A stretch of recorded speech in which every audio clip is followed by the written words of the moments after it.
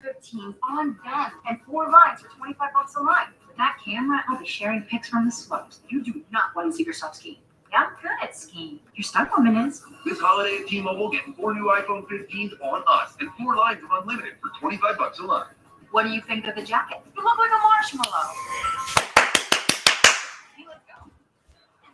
Oh, man.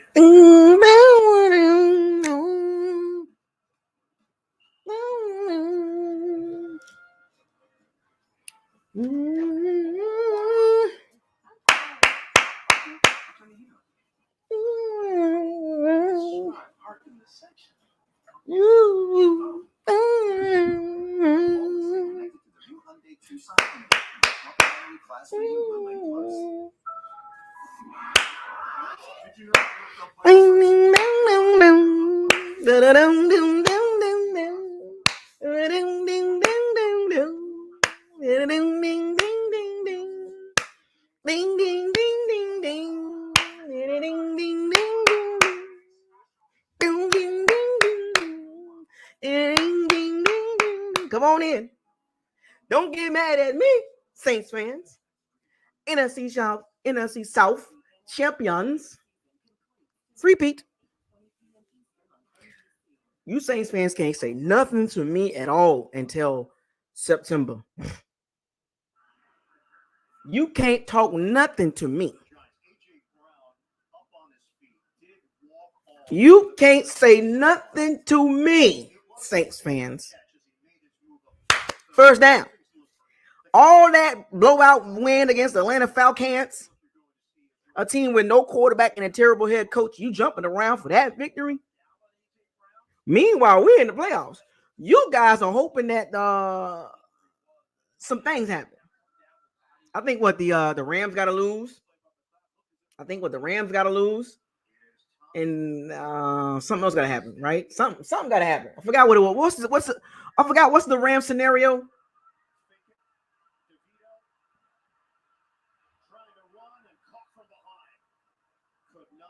What's the Rams scenario? Like how the Saints can get in, the Rams got to lose, and the Seahawks got to lose.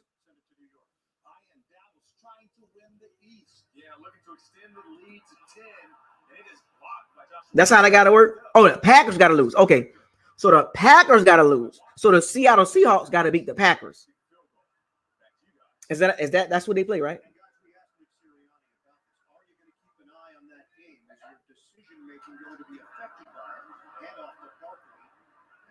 That's how that works. So the Packers lose, they get in. Oh, so the Packers and Seahawks got to lose.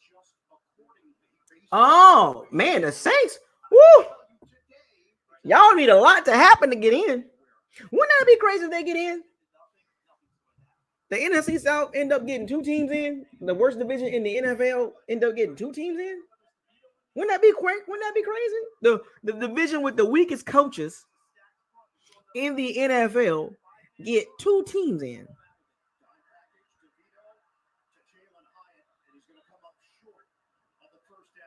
Wouldn't that be weird?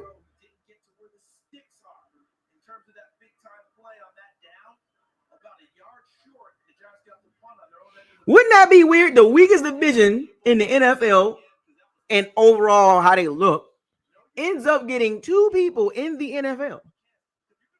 I mean, in the playoffs. How does that happen?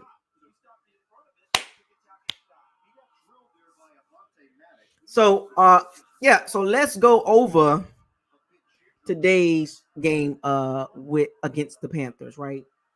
Let's talk about it. I'm watching the Cowboys and the Eagles game right now. The Eagles are losing against the Giants. The Cowboys are winning against the Commanders. AJ Brown is hurt, limping and stuff. So, like I said, I'm gonna say this again. I would rather see the Bucs play the Eagles. It's a lot better matchup. Even though Eagles and Cowboys are not good matchups for the Bucs, I just would like to see the Bucs play the Eagles again.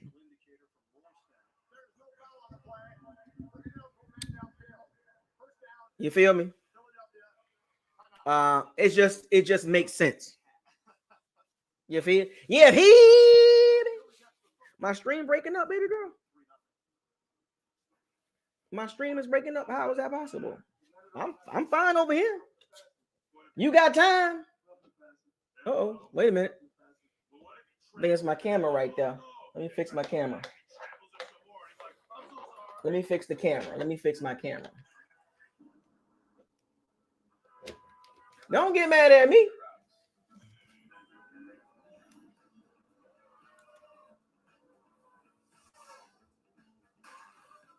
Let me fix my camera.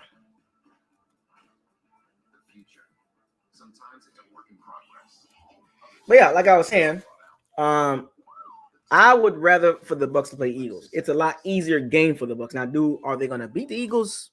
They won't be the favorite, but you get what I'm saying. It's just a more winnable game. Now, for the last 2 weeks, the Bucs have not looked good against opponents that are not good.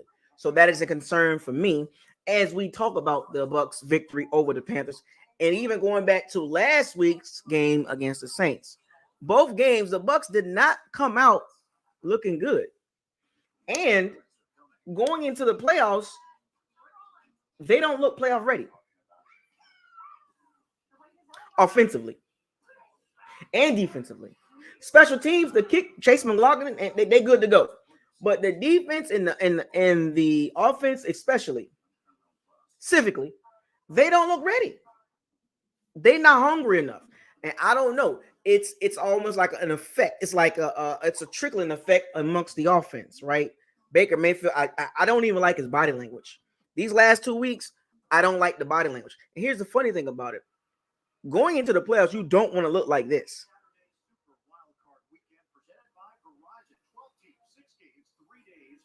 You don't want to look like this going into the playoffs. That's a dangerous way to go into the playoffs.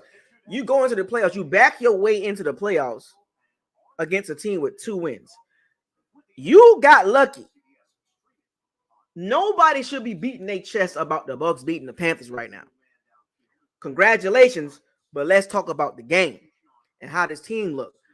You should not be beating your chest. The Bucs beat the Panthers. You're supposed to beat them, but like that? You beat the Panthers looking like that?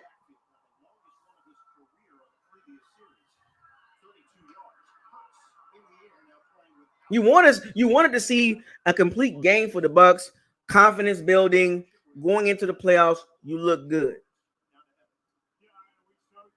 But that's how you go into the playoffs? Looking like that?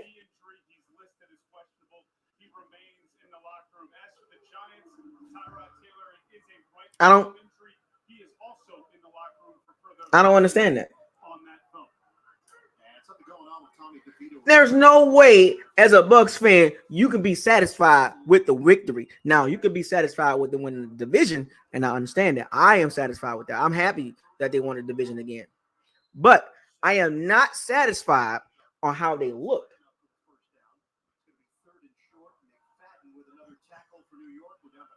And people don't realize this, but you got to understand that this game for the Bucs was perfect. You understand what I'm saying? It was a perfect game to cover up the flaws that we saw plenty of times with the team. And luckily that the Carolina Kitty Cats could not take advantage of how poorly the Bucs played. Let me put this in perspective here. Let me give y'all a bigger picture going into the playoffs. For these last 2 weeks, we went 1-1, and neither game we looked good at all. Today's game kind of wraps up the entire output of the Bucs from the beginning to the end. They started out strong. They ended weak. Had a what WTF in the middle of the season, 1-6.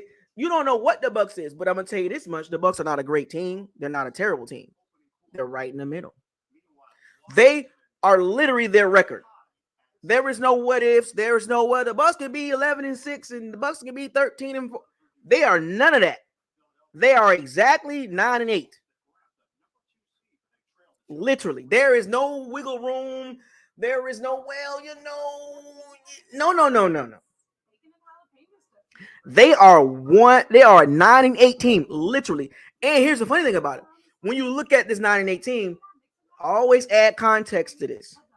The Bucs had a section of the season where they did not look good. And then they had a 4-game winning streak. And then the last 2 games, they go 1-1, but neither game they look good. So be happy the Bucs won the NFC South for the 3rd year in a row. We run the South, SOUF. But the bigger picture, I don't like the way this team looks. I've never been a fan of how the team looked because of the head coach. The number one reason why I do not like the team setup or the ceiling for the team starts with the head coach. I don't like the setup.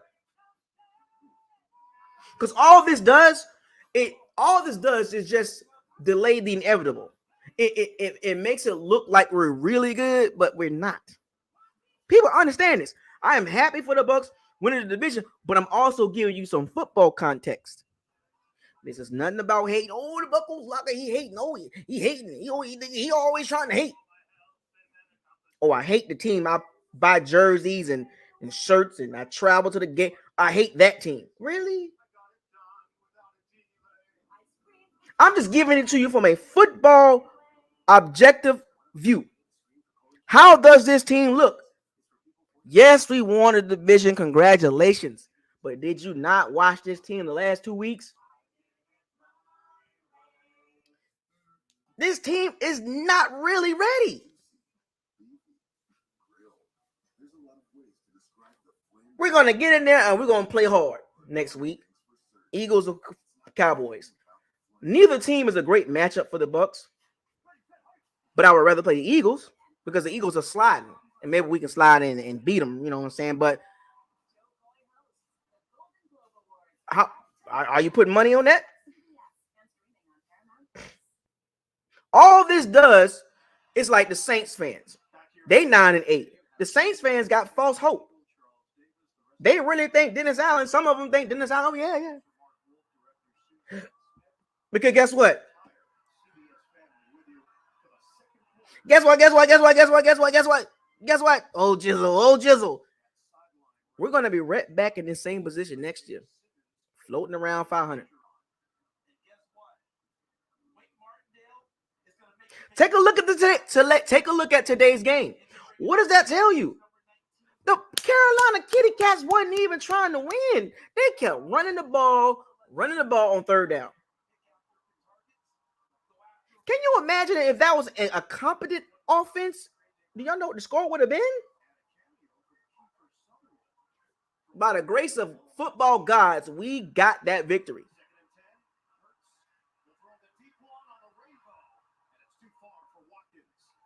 By the grace of the football gods, we ended up with the Panthers at this point of their franchise situation.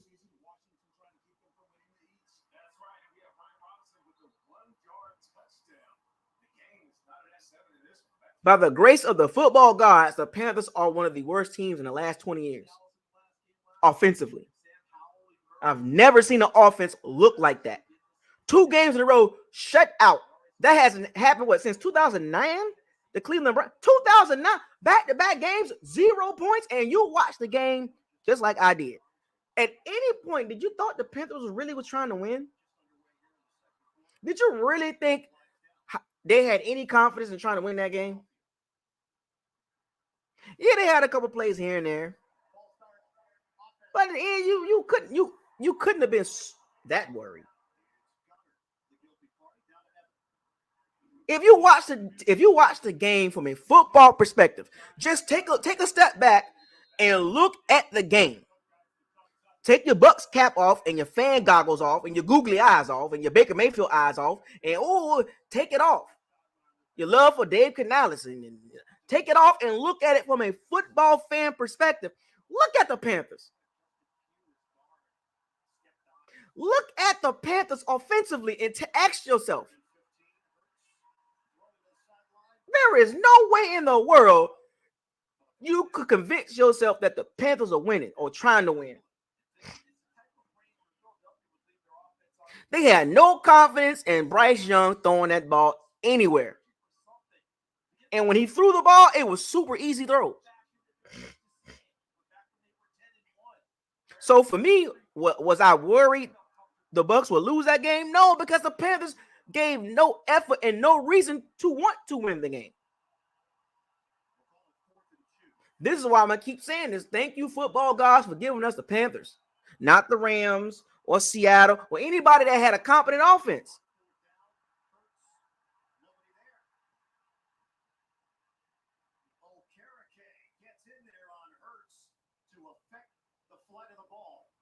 Giants will take over. 3rd and 15. Wink Martindale set pressure at Jalen Hurts. 4th and 2. I'm just saying. Pressure at Jalen Hurts. And O'Kerrick playing at a high level all year long.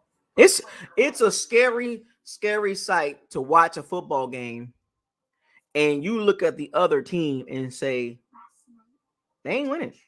Like automatically, like within the first quarter, you was like, they ain't even trying to win.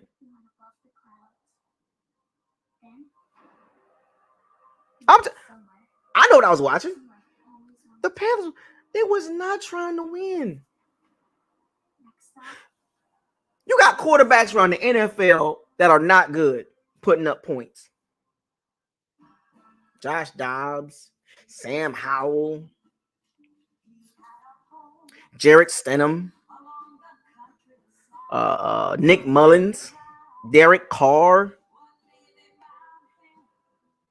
DeVito, Tyrod Taylor, Ryan Tannehill, Trevor Lawrence. They putting up points.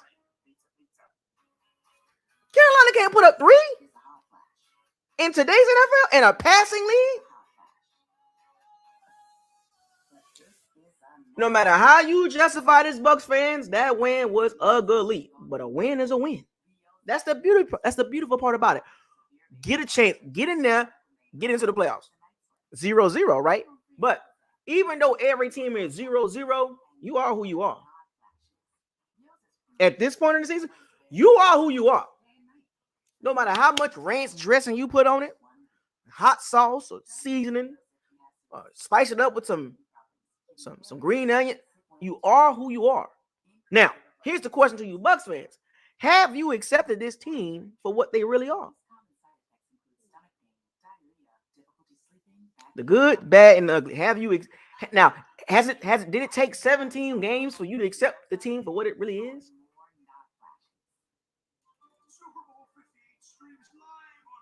Because if you ask me and you ask for my confidence level for the Bucs, it ain't high. The number one reason why it's not high, Todd Bowles. Baker can do what he can do because I already know what Baker is. My problem is with Todd Bowles.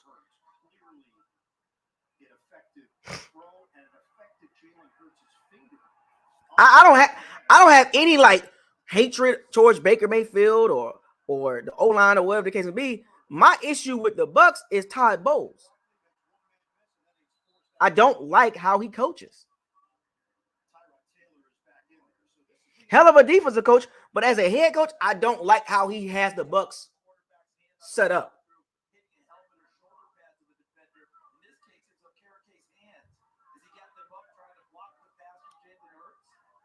And you're going to see when we play teams that are equally or better, we don't look good. Because here's the thing. Anytime we play a team that's evenly matched or better, how do we look? Don't worry, I'll wait.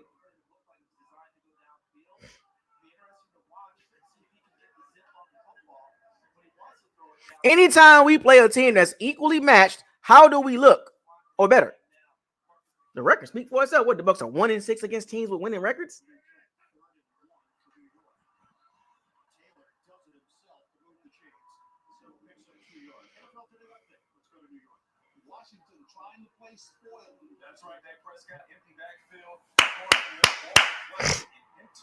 So let me go down these stats here real quick, and I'll open up the locker room in a second.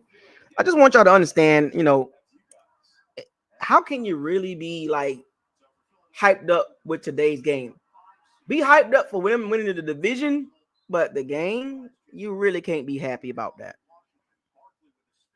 You really can't be happy about that. Because I'm not happy, because I expected better. I expected better from the Bucs this game. This was the game to kind of be like, let's cut loose. Let's get right.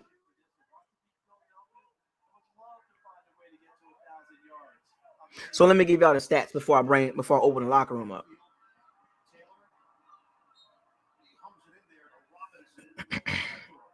Total yards. Tampa Bay Bucs. Carolina Kitty Cats. Bucs with 228 yards to the Carolina Panthers 199. So the difference of 29 yards. A 29-yard difference between the Bucs and the Panthers. A 2-14 team. 2-14 team. A 29-yard difference in total yards. 115 yards passing for the Bucs. Carolina Panthers 68 yards passing. Rushing yards, the Bucs ran the ball for 113. Carolina ran the ball for 131.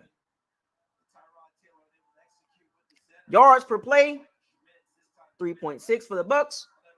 Carolina Panthers 4 yards per play. Neither team offense looked good.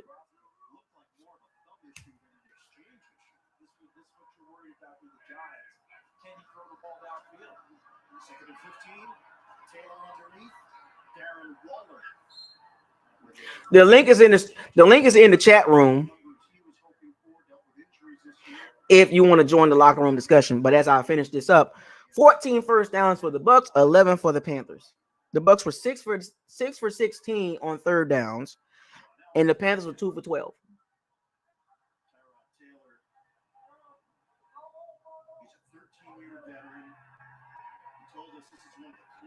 Sacks allowed. Both teams allowed 3 sacks apiece.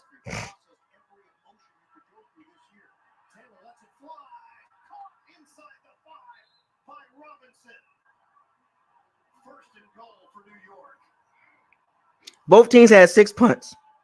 Both teams had 3 penalties. Panthers had 2 fumbles lost.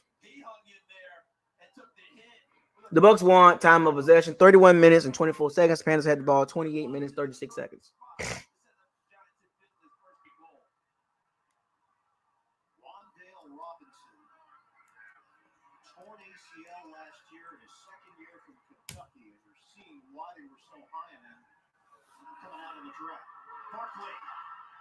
Trucks in for the touchdown.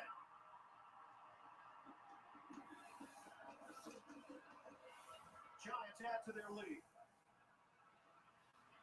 The Giants just scored. The link is in the description. The link is in the chat. If you want to join the locker room conversation, let's have a conversation as we watch the Eagles and the Cowboys play. The Eagles are losing 10-0. The Cowboys are tied with the Commanders 7-7. The Eagles do not look right, folks. They do not look right at all. That's why I want the Bucs to play the Eagles, not the Cowboys. Please, football gods, I do not want to play the Cowboys. That is I'm going to say this again, a terrible matchup for the Bucs. There are certain teams that the Bucs have no chance of beating. Both teams are healthy.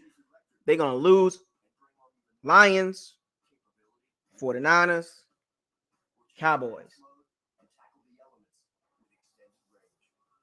The 49ers, the Lions, and Cowboys cannot beat those teams. Those teams are just better. There's nothing we can do about that. The Eagles are a team that we can beat. I think, to be honest, I think the Rams are playing better than the Eagles. We're just talking about NFC. The Rams will give us a problem. The Eagles are less of a threat than the Rams. The Eagles are less of a threat than the Rams. I think the Rams will give us major problems because of the coach and quarterback. Sean McVay is leaps and bounds better than Todd Bowles, so I'm never going to pick Todd Bowles over Sean McVay. Are you kidding me? You think I'm going to go with Baker Mayfield with Matthew Stafford? No. So those 4 teams, I don't like the matchup. But those Eagles, I like that matchup. I like that matchup.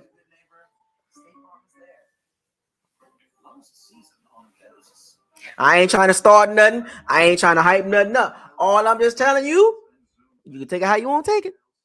I like that matchup in Tampa. I'm going to say it right here.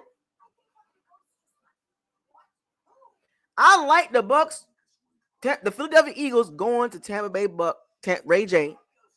I like that for the Bucs.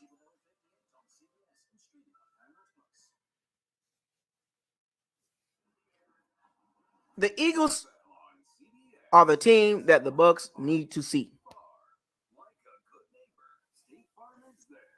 That is the team I want the Bucs to see in the playoffs in Tampa. Any other team, it's an L, like automatic L. Any other team outside of the Eagles in the first round is an automatic L, in my opinion. But the Eagles are 1-4 the last 5 games. If I'm not mistaken, 1-4 the last 5 games. And they're struggling right now. They're down 10-0 to the Giants. And they're injured. Let's check out our next gen stats powered by AWS. Take a look here at the pressure rate of the New York Giants today. 75% blitz rate. And I think as this game goes on, that number is going to go up. Jalen Hurts has three playmakers. A.J. Brown, Devontae Smith. No A.J. Brown, no Devontae Smith, and we actually watching Jalen Hurts. You got to play quarterback, fam.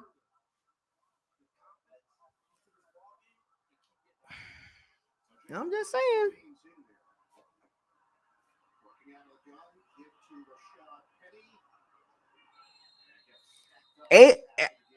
Jalen, that's what I was trying to tell. Is it really Jalen Hurts or is it just the roster?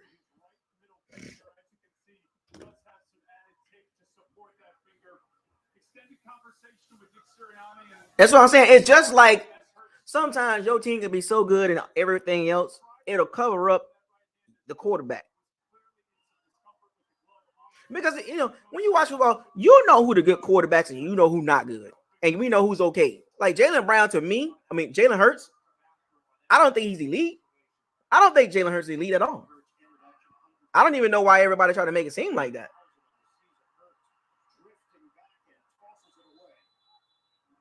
It was the things around him that make him look good. It's just like the Tua situation. It's just like the Bryce Young situation in college. Well, the reason why they look good because they got number talent around them. But then when you ask them to, like, we're gonna want you to win the game and lead the team's victory, can't do it. Jalen Hurts, I don't think he will ever be an elite team, elite quarterback. He will always be okay. He's good. I don't think he will ever be an elite quarterback. Like, I don't think he's gonna make the jump like Lamar Jackson. This is why I like my quarterbacks. Oh, look at this sack. The Giants about to blank the Eagles, bro. The Giants about to shut out the Eagles.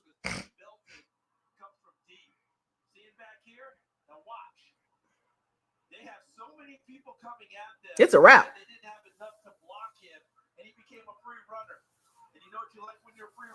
The Eagles are falling apart.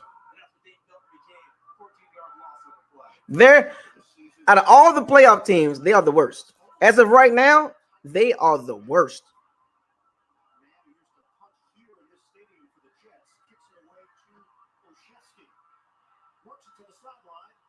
They are the worst playoff team right now. Nothing about the Eagles say they're going to do anything different than what they're doing now. And I don't know what happened in the. It's so crazy when sometimes we can literally watch a team fall apart. I don't know what happened to the Eagles. They have fallen apart. They're not doing anything good. Nick Sirianni looked lost. He don't even know what he's doing. He looked like the team isn't. I don't see anything. Watching this game, I just don't see it. Jalen Hurts gonna have to will this team to win.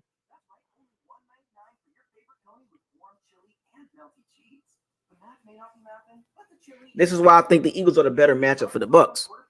That's the only team that I think the Bucs in the playoffs right now that I would be okay with them playing against. The 49ers, the Lions.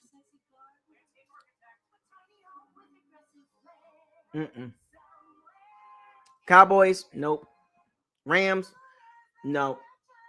Eagles, yeah.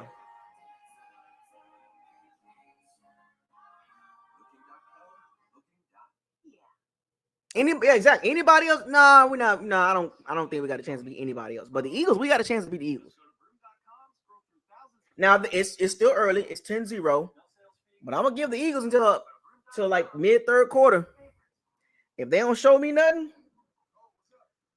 I don't know what to tell you. Because nothing about them looks good right now. They don't even have anything to hold their hat on.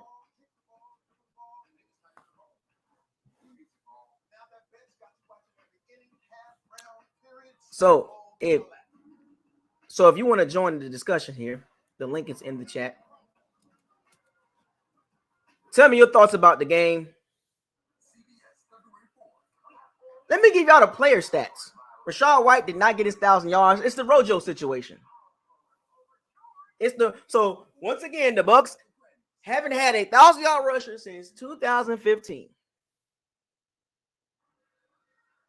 Year 2 for Brian Dable as the head coach of the Giants. Went to the postseason last year. Actually won a round, beat Minnesota that got clipped by Philadelphia in the divisional round. Got a field goal and a touchdown on the board under 8 minutes to go in this first half. Taylor haven't had a 1,000-yard rusher since 2015.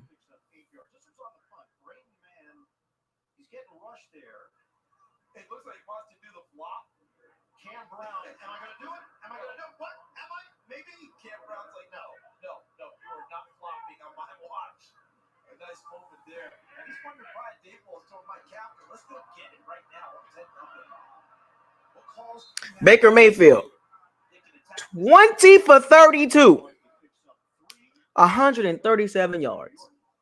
Washington not making it easy on Dallas. You're right about that. Looking to take the lead is Joey Sly, and that is good. The Washington Commanders lead in to 7. Back to you guys.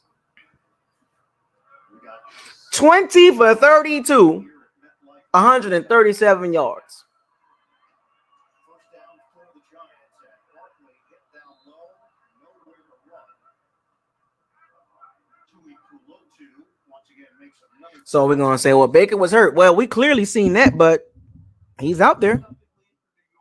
We didn't give nobody else excuses like that. He didn't turn the ball over.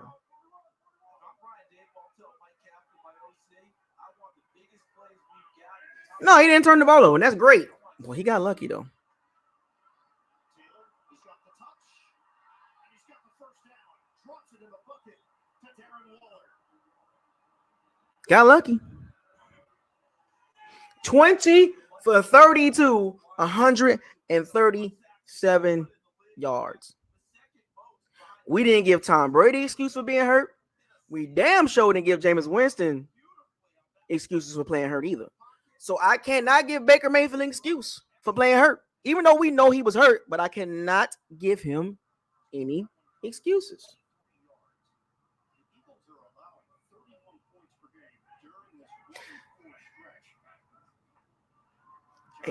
To be honest with you, he shouldn't have been playing.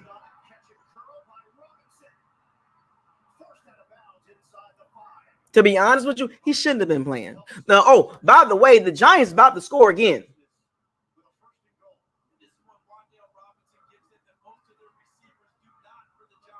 The Giants about to score again.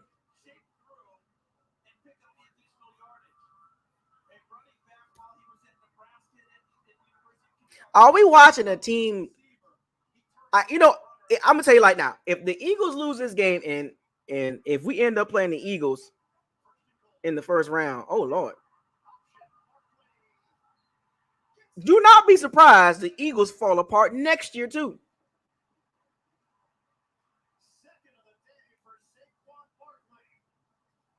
I think the Eagles might not even recover from this. It's getting worse. They're gonna fall apart like even next year. Well, next football season. The way it's going for the Eagles, if they don't get their act together, when I say fall apart, it's gonna be a long time before they win a game. Even next season. They are broken. The Eagles are broken, fam. Jacksonville Jaguars, the Eagles, like might not win another game for a while. And you look at the quarterback.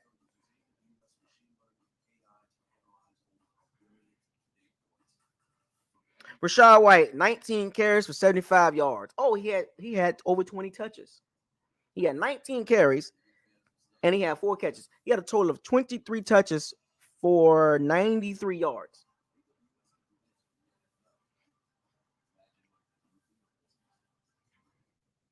Chase Edmonds had a couple good runs, 4 carries for 27 yards.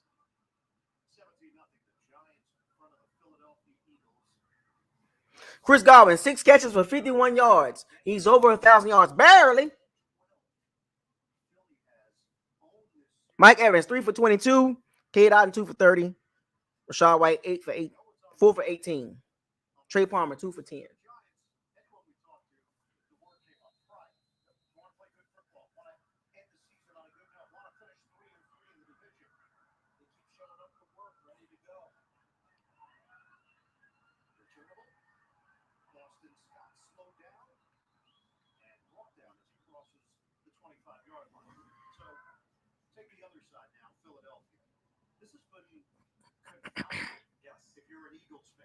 Bryce Young, 11 for 18 for 94 yards. I don't know what they're doing with Bryce Young, fam.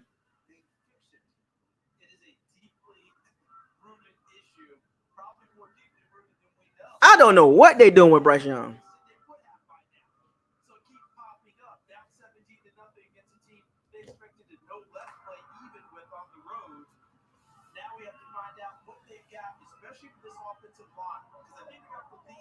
My chat not working? Hold on. What's not working?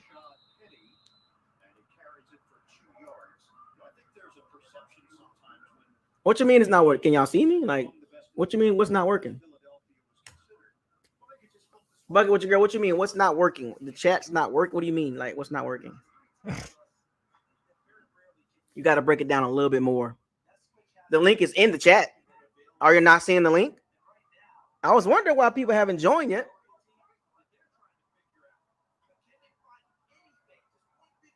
Oh, it's just a blank screen?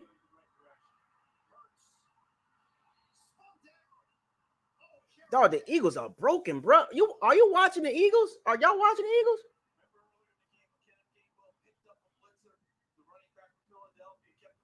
Can Jalen Hurts play quarterback and bring these folks back?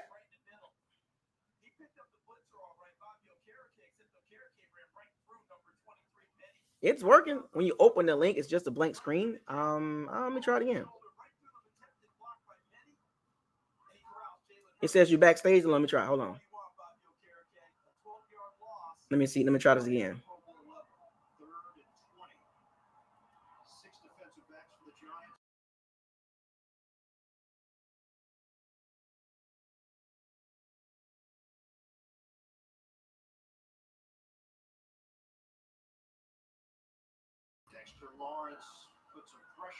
It's working. I mean, can somebody click on the link? Like, hey, besides Bucket with your girl, somebody just click on the link and say, I want to see if somebody pop up because she's saying the Cowboys just scored.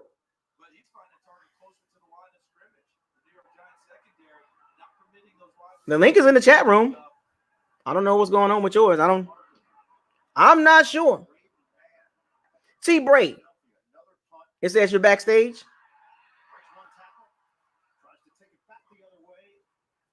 Oh, okay. I don't. I haven't seen anybody coming back. You know what's so crazy? I don't even see anybody. Hold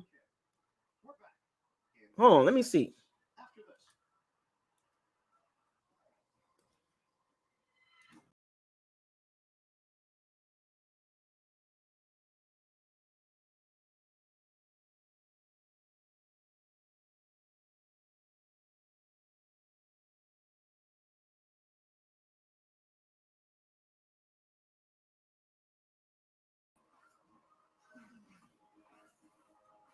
It says you're backstage.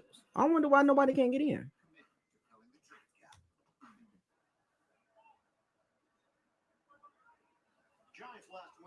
Cause I don't see nobody popping in the backstage. I just refreshed the screen too. Took over as head coach of the Giants. They are completely outplaying the Eagles in this first half. I don't know what's going on. To be honest with you, I can try to start it over.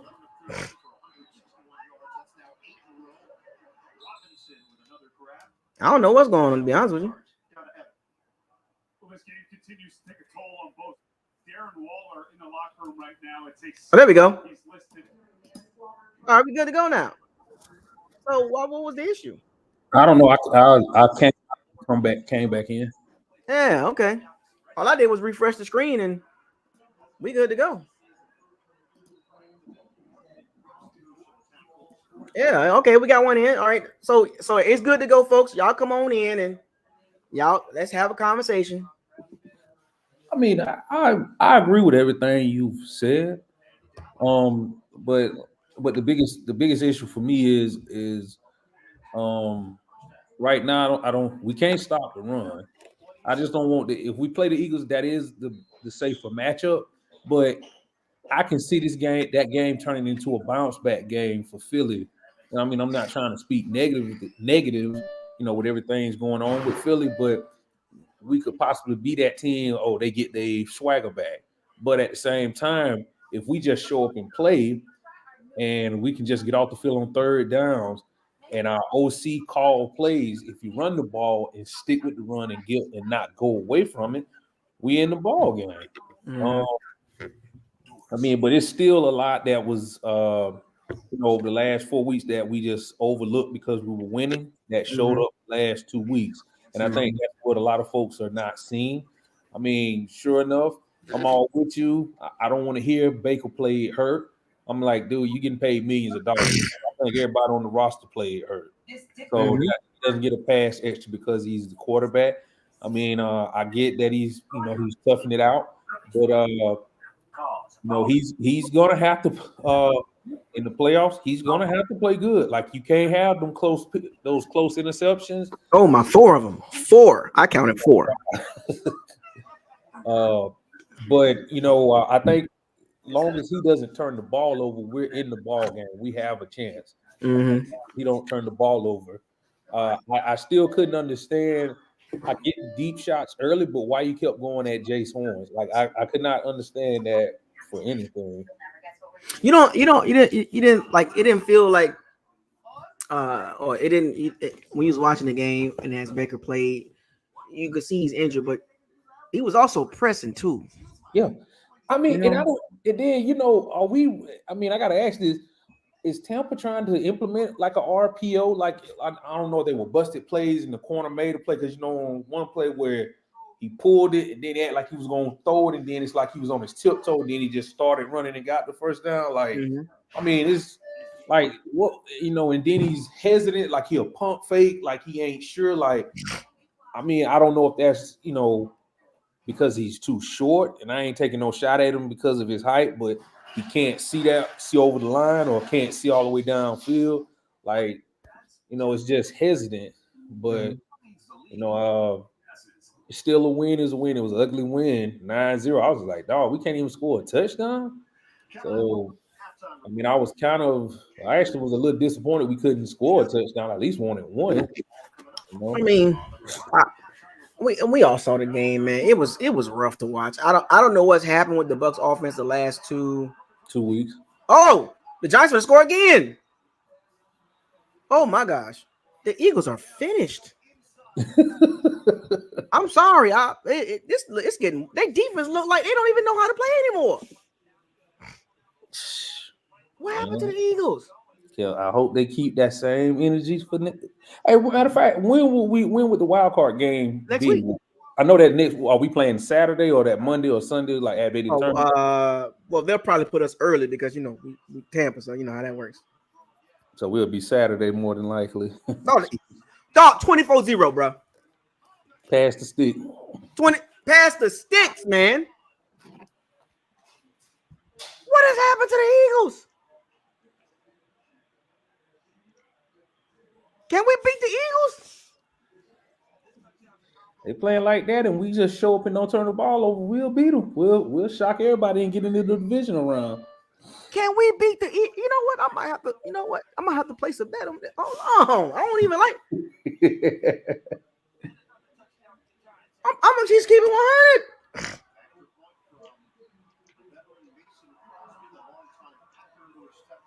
What's going on with the Eagles? What's going on with you? 24-0. The Eagles are like, bro. I think the Eagles gonna zip it up right here. I don't even think they're gonna play anybody else. I mean, like, as far as like they just gonna sit their starters out because what's the point now? Yeah. What's the point now? What's the point of putting your starters out there now? Because you're gonna get people hurt now. Oh gosh, no one can't catch. But let's get back to this Panthers game with the Bucs, man. It was rough to watch from the jump. It was rough, man. I don't know what to say. Bucky, with the girl, I know you was like, it's gonna be a field goal game. They only gonna kick field goals, and you were right, 9-0. Yeah, I could tell by the way the offense came up that it was going to be a field goal team. You called that early in the first half. Yeah, enough did. Yeah, because to me it was like I knew that Baker was going to be limited with his sore ribs, but when I saw how they were attacking the defense, I already knew he can't hit the deep ball because no matter despite what he say, he feels good. It's sore. He couldn't hit nobody deep. He doesn't want to. They don't want to put him in a situation where he's throwing too much to re-aggravate it. So I just called it for what it was. Well, he threw the ball 32 times. Exactly, which I didn't understand either because, I mean, for what it's worth, if he was one brutal hit away from not playing, and even for next week. So I didn't understand Todd Bowles' concept of, okay, I get it, it's a division game, but my quarterback, not only did he take hits, they weren't as big, but he's limping. But I'm going to keep him out there for the rest of the game, even though we're up 6-0. And it was pretty obvious Carolina didn't want to win either. So,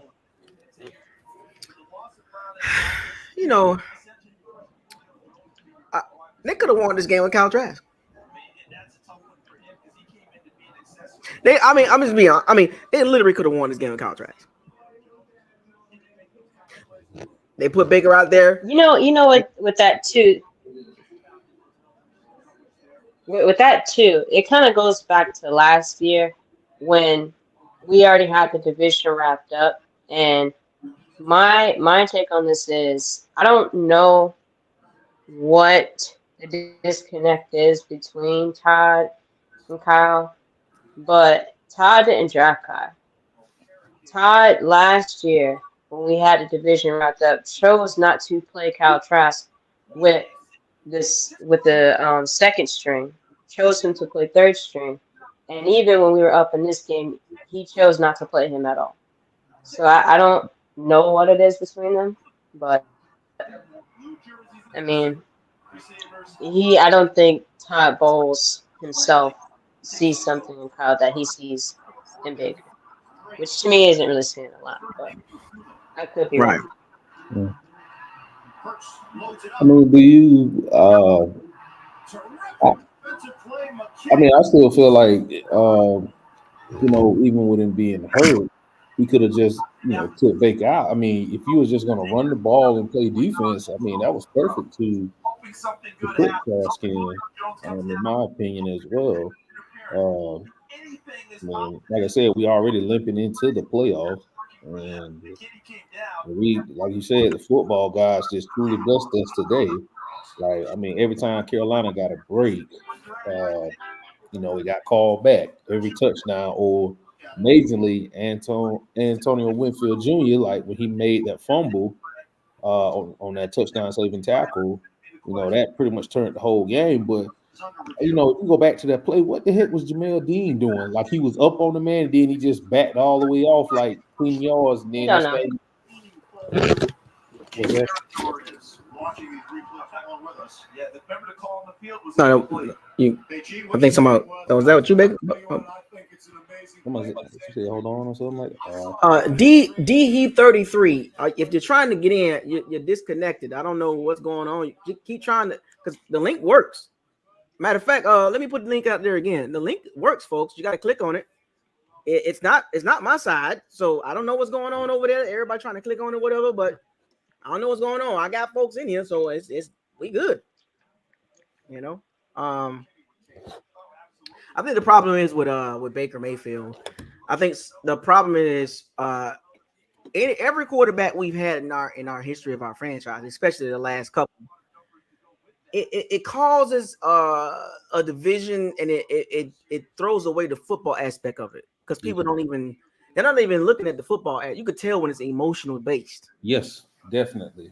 Because it was emotional with Winston, it was emotional with Brady, it's emotional with Baker Mayfield, it was emotional with Ryan Fitzpatrick. It's like very rarely you will get a football, like it'll be emotion first because that's their guy, and then they'll try to talk football, but they'll make sure their guys in the front. I mean, like you said, last year we all saw how a 45-year-old man looked last year. Right. There's nobody out there that can sit there and say that Brady wasn't a problem last year. I don't care what he had going on in his personal life. He didn't play good. And you want to jump to all the other stuff except pointing to the obvious. Like, let's not get it twisted. The line has been bad for a long time. And it's just like you want to pour out more emotions in to everyone else or someone else instead of the main, right. The main major problem. I ain't gonna say it's the main, it's part of all of it is together. I mean, but as far as Baker, he he don't get a pass in this Nobody case. gets a pass. Like, and I saw this too, like people was making comparisons to a 45-year-old Brady to Baker Mayfield. I'm like, what? That's a dumb comparison. I was like, wow. 45-year-old. I mean, so y'all go to. I mean, okay. So if you take the bait, I'm just going off the rip. Say, well, Baker had a winning record. If I decided to, jump into that, but I'm just like, there's no difference. Like, they clearly played the same. It's the exact same. Like it's the exact same team, but this year they're +1. That ain't no flex. Bro, and I had them going 6-11. They +3 on me. Well, Baker better than a 45-year-old Tom Brady. What? Yeah. Like what? What are we doing? Like seriously? If we reaching like that? I mean, they want to you got. I mean, are you still gonna call out them folks that still be wearing Gronk and Brady jerseys? Are you gonna call them out? I just find it weird when I hear people do that, and they was putting Patrick Mahomes numbers up and all these other quarterbacks numbers up. I'm like, it's a clear conversation around the NFL. The year of the quarterback has been down. Yeah. And this is what we're doing. We really trying to convince ourselves that it just rubs me the wrong way. Like you're not even talking about football anymore. You just because that's your guy. I mean, in my honest opinion, I feel like every quarterback that's been successful has been surrounded with pieces. So, right, all in all, every quarterback has to have pieces to be successful. Whether they're a no-name receiver or a big-name receiver, there's something that's going to complement them on that side by side. Like whether it's a running game, great wide receiver play, and a defense or something. Like, I mean, that's I mean, I get you can say, what. I mean, I've always said this.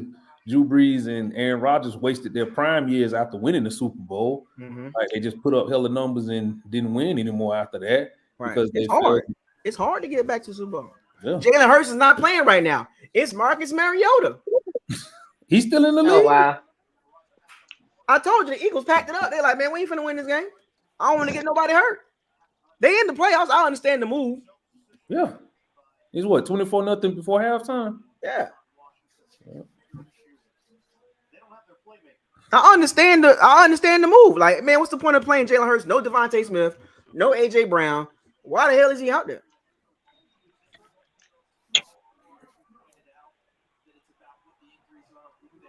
I mean, they got half of the players sitting out. They got injuries everywhere. Interception. Mariota comes in, throws the interception. Bruh. The Eagles are not even gonna score. That's that. Bruh. I've never seen that like this. I've never seen anything like this. I mean, the Eagles are literally just they basically folded it up. They say, you know, we ain't playing nobody. We ain't playing our starters no more. So yeah, and I understand they already in the playoffs, so you don't want to risk any injury. I get it. You know what I'm saying? It's just weird to see that team just fall apart like that. Oh, Eagles intercept the red back. My goodness. Weird. No, it's crazy how this game works. And here's the thing about the playoffs. You don't want to go into the playoffs banged up and playing like crap. That's a bad combination. And the Eagles and the Bucs, they both are banged up and they both playing like crap going into the playoffs. So that's the perfect matchup. It's just like last year. Yep. Stumbling, injury, all nicked up, banged up, and no confidence in that team. That's ugly, man. What do you think about the Bucs, man? I mean, like today's game. Man, that was disgusting. You ain't hear me in the chat room? Bro, it was disgusting, man. And for people to be happy and just be like, hey, we want, man, no. I would be a lot happier if they would have came in and just like motorboated them or something. You know, at least that's I would have liked to have seen the Bucs put up about like 28 points. At least, you know, just give you something to look forward to in the playoff. I am no more confident next week than I was the last 2 weeks. I'm expecting to see more of the same. Nothing gives me any indication that we're gonna look good. I mean, I won $50 off my cousin. He said we were gonna win it. I told him we were gonna win it, brother. He said, I told him though. I didn't even. I really don't. I feel like I'm stealing money from you right now, man. I don't even feel good taking this 50. Cowboys just scored 21-10. So looks like it's gonna be the Eagles coming to Tampa. As of right now. Even though if they looking bad, they don't look. Man, we were playing the worst team in the league, and we look the exact same as they did. We look like the second worst team in the league. We look like the second worst team in the league. Did we get down to the competition, or are we really that's the second worst team? That's how we looked. I mean, playing down the competition. I mean, yeah, I guess you could say that because it's the Panthers, but if we would have been playing Atlanta or New Orleans today, we would have lost. Yeah, we got embarrassed. We would have lost. That's why I thank God. I think the football gods the schedule makers made that perfect. If that would have been anybody else, I think we would have lost. We would have lost. There's no question. And then Todd just be looking over there, just smiling. I'm like, what is you smiling for, man? You hear what Todd Bowles said at halftime about the Baker after halftime? Man, that further lets me know. Todd cannot evaluate offensive talent. He's okay with average, and I don't understand that.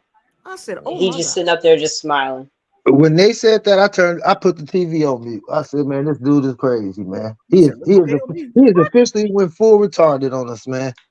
Never go. Never go full retarded. He went full retarded on us at halftime of the most important game of the season. Never go full retarded. That was Dante. I said, what? I said, what do you mean he looked good? He looked awful. Dante Mason, $20 super chat. Ugly win. I'll take it. Been a Bucs fan since '93. This is a good feeling. LFG bomb. No, it ain't. He must not understand. Man, that did not feel good. We really just tripped over our own feet across the finish line. That's what it looked like to me. Yeah, that's pretty much what it looked like. They did nothing special. Nothing special. They went off of field goals. They were out there going through the most. At one point, though, they got to the point where they were like, "Hey, we might be able to get these guys." If Joe Tryon didn't get that sack, that fumble, caused that fumble, I think they thought they were going to beat us. And they were like, "Hey, they don't want it either." That's how they was looking like, "Hey, I don't think they want it either." Remember, they missed the field goal too. And they still was confident. They got two of that.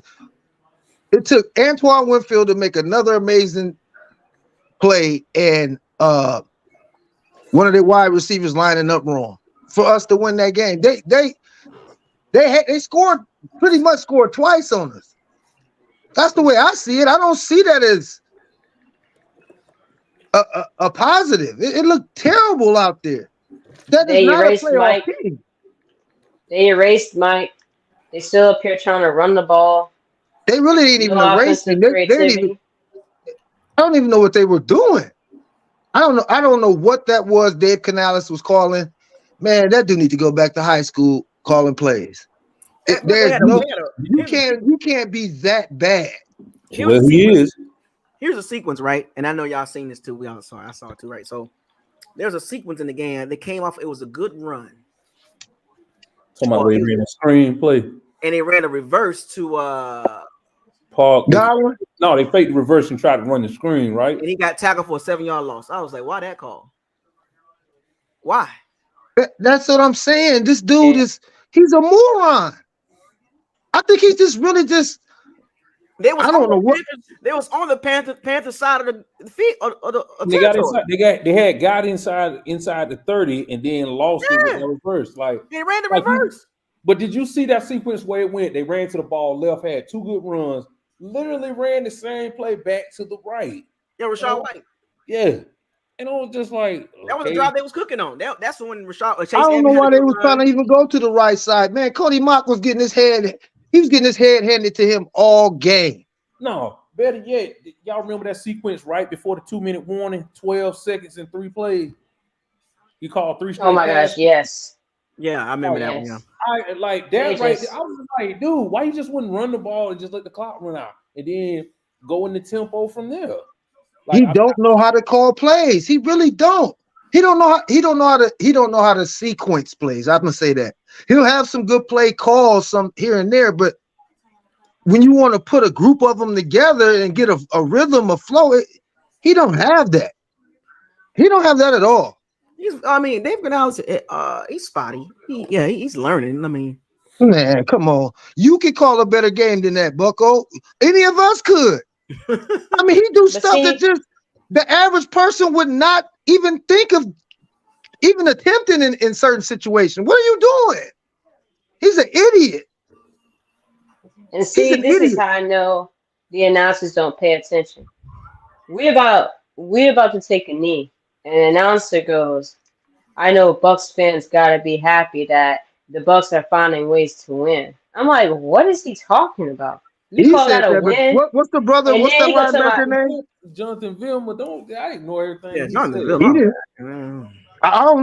He was keeping it real though. He said a couple things. At the end of that game, he was like, "They need to tighten it up. That is not playoff football." Yeah, because I'm like, Baker did a good job of protecting the football. I'm like, I don't know what game y'all was watching, but And it come to playoffs time, them people gonna catch. It ain't gonna be no, oh, I dropped the pass. Hey, the Oh, media I got the dropped this, media I got their dropped that. favorite.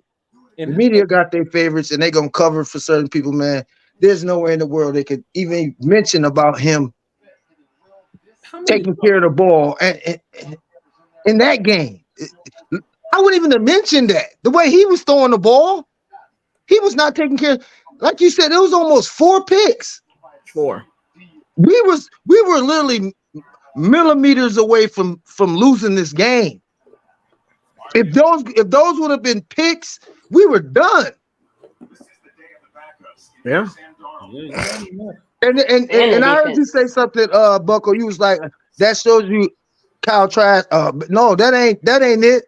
What it is Bose is so stubborn. He just refused to take that man out the game. He clearly didn't need to be in that game. It was terrible, man. Exactly.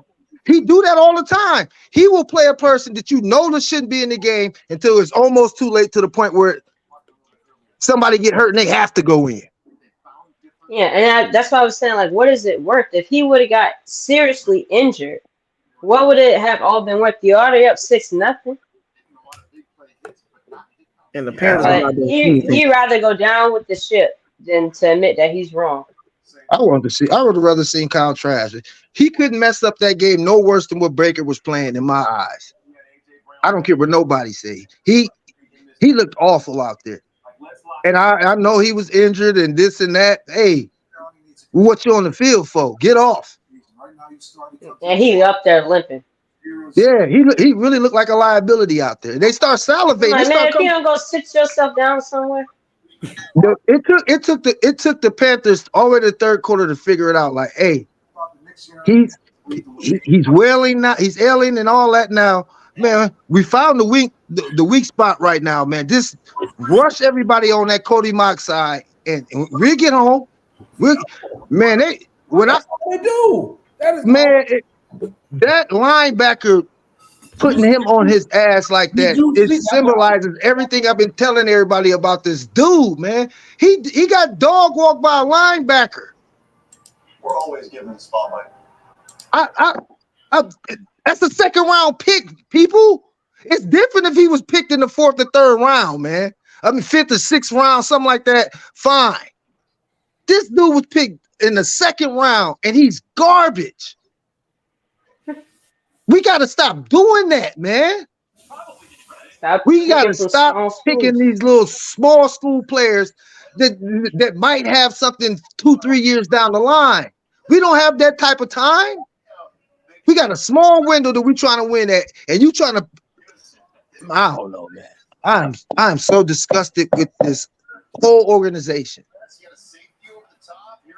And then half of the fans tick me off because they don't want more. They think we straight.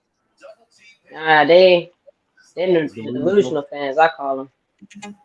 They are okay with being mediocre. That's it. As long as we get a title, it's like we turned into the Saints. Remember, Saints was always so happy. Oh, we won a division, and go into the playoffs and lose. That's what we are. That's what they are now. They're happy with that.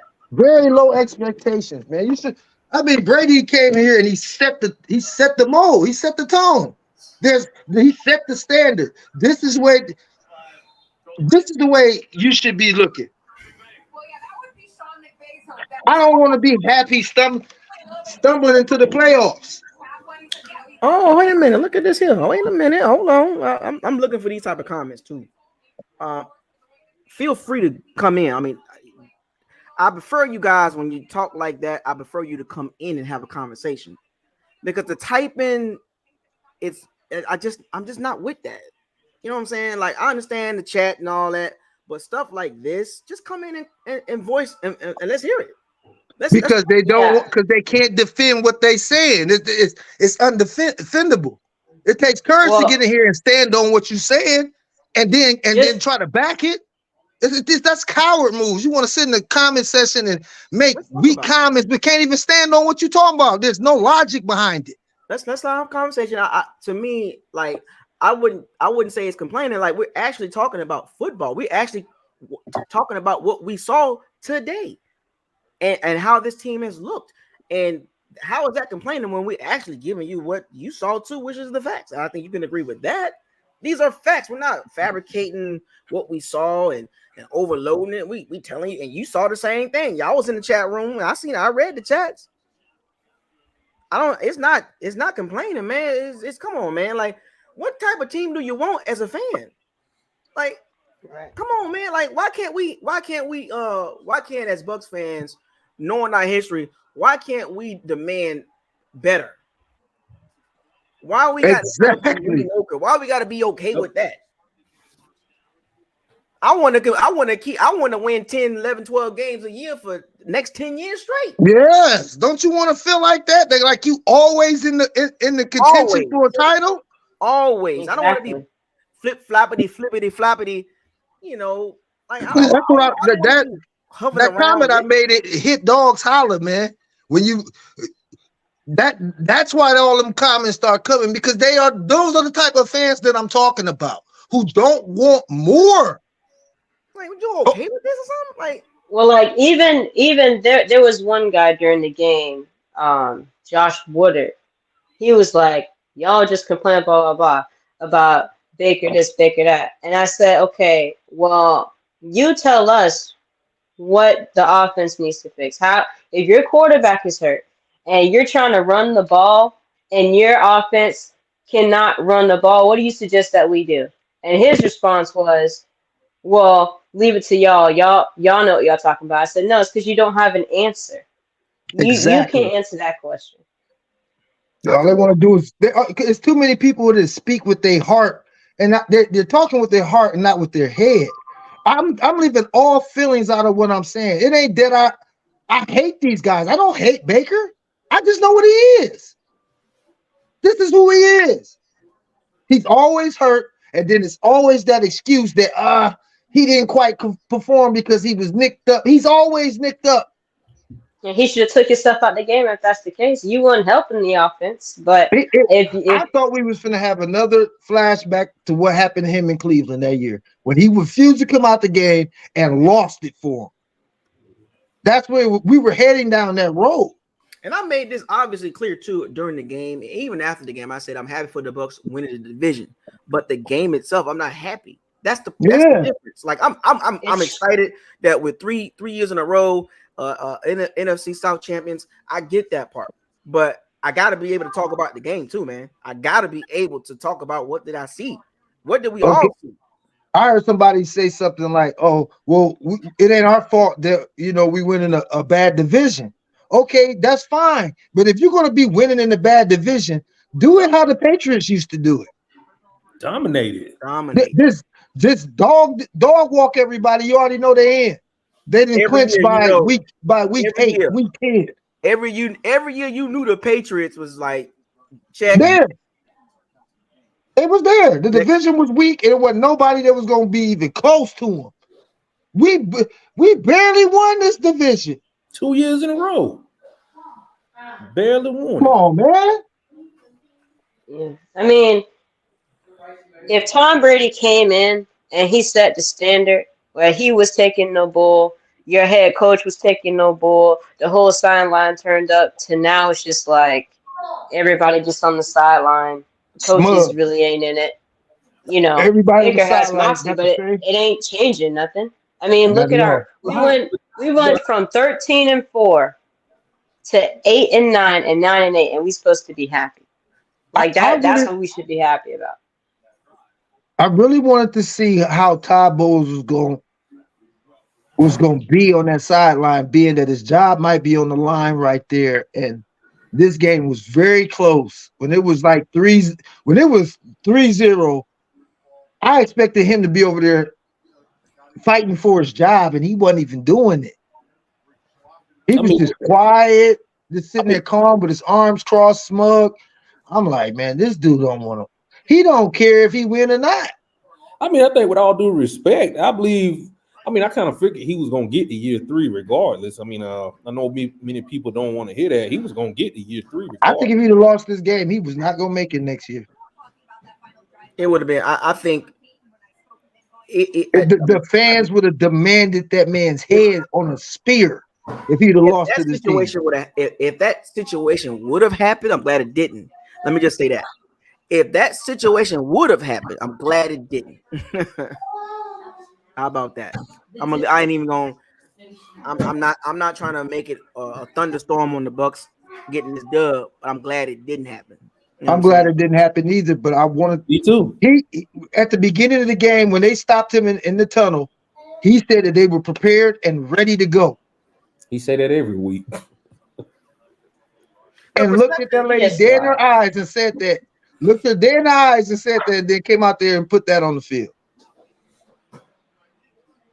I'm sorry, man. I Because what defended happens Gold for is a while, man, but I can't no more, man. I don't want that type of coach, man. I what don't happens want is no boring ass coach. as the Bucs fans, it's pretty clear, right? Our history is not great, right? So we all understand that part. So us winning, it is new for a lot of us, right? So these last 3 years, NFC South champions, right? 2 out of the last 3 years winning records, right? Got a Super Bowl in 2020. So yeah, of course, I get it. You know what I'm saying? And once you get a taste of winning as a fan base, especially if you had a history of a losing franchise, which the Bucs have been a losing franchise. So once you're winning, you want to keep the trajectory the right way because it's like, well, now we're on the right track. Let's get better. Let's keep that going. If we don't get better, even as a fan base, and we got to be able to call that out. Like, wait a minute, why are we pretty much the same team as? Well, are we really getting better? You know what I'm saying? You got to be able to ask those questions as fans. Because we paying our money to see our team play, and we support our team all day, but we got to be able to question what is this franchise doing? I'm You know what I'm saying, saying? man, these jerseys and stuff ain't cheap. Right. I don't want to be paying for stuff and then getting that type of product on the field. Right. That's That's just why it's not enough. the only jersey I ever bought was a Mike Evans jersey. That's the only one I ever bought. So we got to be careful as fans. Look, everything's not going to be perfect. No franchise is perfect. We get it. But sometimes there's going to be some games. It's like, come on, man. Like today's game. Like, come on, man. Like, it shouldn't have been like this, man. Like, At all, man. we a playoff team. We going into the playoffs looking like this, man. Like, come on, man. Like, come on, man. Let's be real. You want to see better. There's Yes, nothing wrong with that. There's nothing wrong with that. I want the least see us looking like we did against Green Bay. Right. So now I can. But I did warn y'all though about the Panthers defense. I did warn y'all about their defense. But really, it wasn't even that though. But he was playing right into their hands. Dave Canales is, man. I be trying so hard not to call that man something that'll get us banned, man. This dude he don't get it. I don't think he gets it. I mean, he had 18 weeks, man, and he's still making crazy head scratching calls at particular times, and you just be like, why? Dude, why did you do that? I shouldn't be having the same way the team should be fine-tuning around this time of year, so should the coaching staff. Man, the coaching staff sucks. Period. Ain't no up, ain't no down. Todd Bowles ain't it. Never will be it. He's a defensive coordinator. That's what he needs to stick to. That's Yeah, what he man. best at. He just needs to stick to that. He ain't meant to lead. He's not a leader. I don't care what the people, the players, and we got these overpaid trash players. I mean, overpaid trash, and they go for Jamel Dean, they go for Carlton Davis, they go for a lot of them because they can't Don't stop, they can't cover a cold. man. You watch the boys, and they just get smoked. As far as that money situation goes, those two corners and Shaq Barrett, Oh man, who is Shaq those Barrett? three contracts Anybody know something where got to change over. that boy ain't been there since when? Man, 29. I didn't even know he on the team anymore. He should have left with JPP. I mean, We gotta get corners with some hands. like I was watching this game, man. I was looking at Shaq Barrett, man. I was like, why is he even out there, man? Like seriously, like what's the point now? That boy out there because the name on his jersey. I know he said he dedicated this season to his daughter and all that, but I think that was just his farewell tour. Farewell tour, man. It's a wash with Man, him. even before this season, he was It, garbage. even before the injury, he wasn't doing nothing. He Nope. got He paid for only had one like season. 3 sacks before he tore his Achilles. He got Like, paid. we gotta get the Shaq 2019. Barrett. We gotta get the Shaq Barrett 2019 Shaq Barrett next week. We need the 2019 Shaq Barrett. Don't hold your breath. Hey, I mean, but Not hold your all due breath. respect, he didn't show up against anybody over 500 in 2019. you put a wish list on that. I mean, he I'm got just saying that's the Shaq Barrett we need next week. We need that one that's just getting back there, 19 and 20 sacks. You know what I'm saying? We need to get Nope. back there. Nope. Nope. You know what? Nope. Right now, I would rather see Joe Tryon back in on the other side. But at least he's fast and flying. Shaq just be out there. He'll run right into the old lineman and just be jumping around like, hey, let me get around you. Get me. Well, the reason On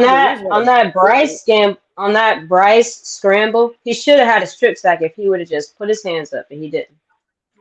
Well, it was a reason why the Broncos said no, thank you, we're not paying you.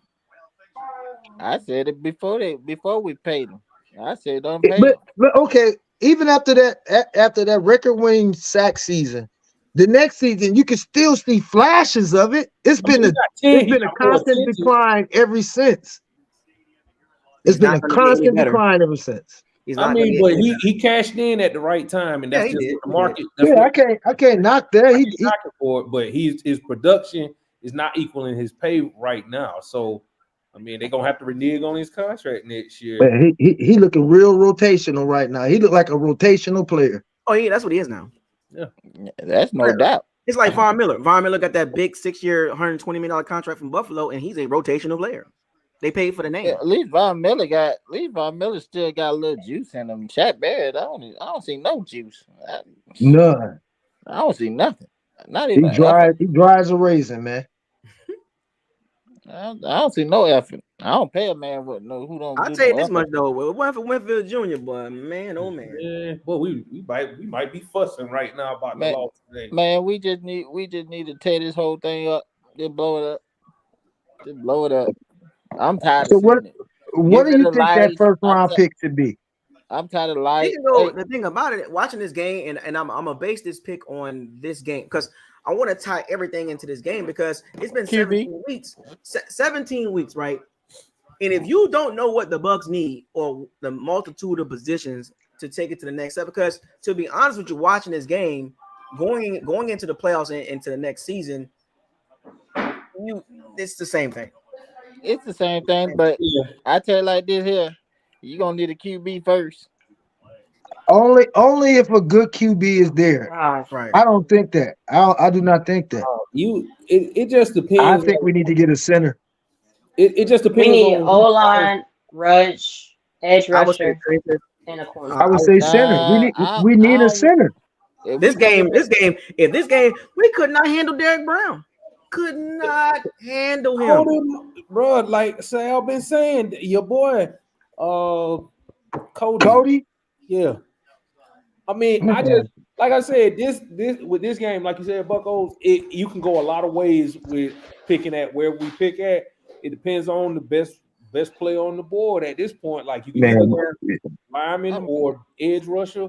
Or I say center. We got to get somebody that can at least help them two bum guards out. If we coming back with the same regime, I don't want Jason Light going to Howard College finding a center. No, I'm good.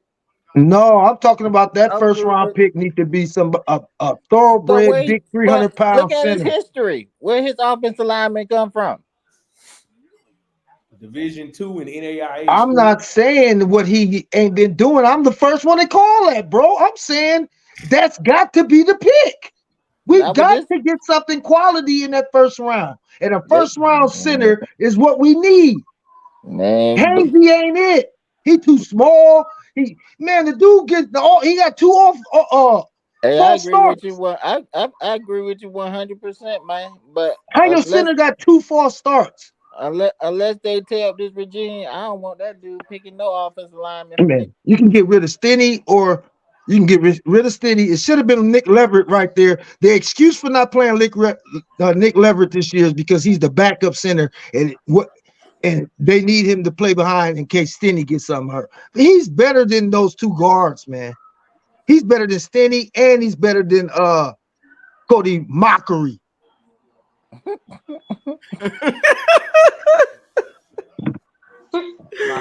You ain't got to do a man like that. Man, he garbage. I don't care. I'm gonna be on his neck forever. He's a second round pick. The man's a rookie. You know, A second round pick. I seen many second round, first rounds O linemen come in and do good. But I've never seen schools. Bro, I don't care. I've never seen a linebacker motorboat an O lineman like that. Man, from what schools? That's what tell you to tell. That's why he getting mowed over. He ain't used to that type of contact. Stop drafting them. Draft somebody from a big school. What I've been saying since last year, bro. SEC Big Ten.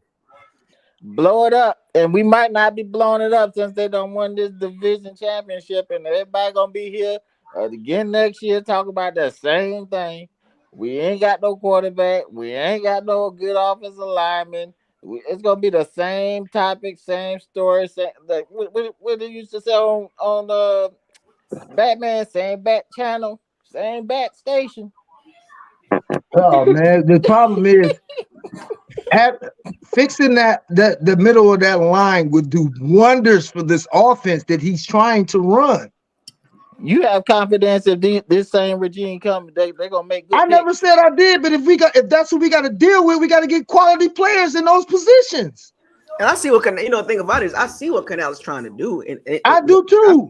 I get it, you know what I'm saying, but he don't have, in my opinion, the horses. I don't think he has the guys that we want. That if we want to see the full Canales like whole situation, we're not going to see it until we address the obvious. You know what I'm saying? Like it's because I see what he's doing. Like, you know, sometimes like it was all a learning curve for all of us watching Canales call plays. Let's be honest, right? So because we always trying to get a bead of what is he trying to establish. So at the beginning of the season, let's just take it back a little bit.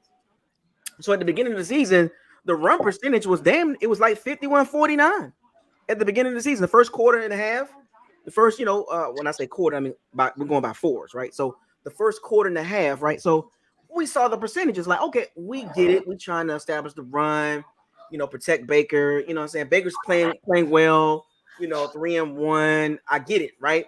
And then we hit that stretch, that 1-6 stretch.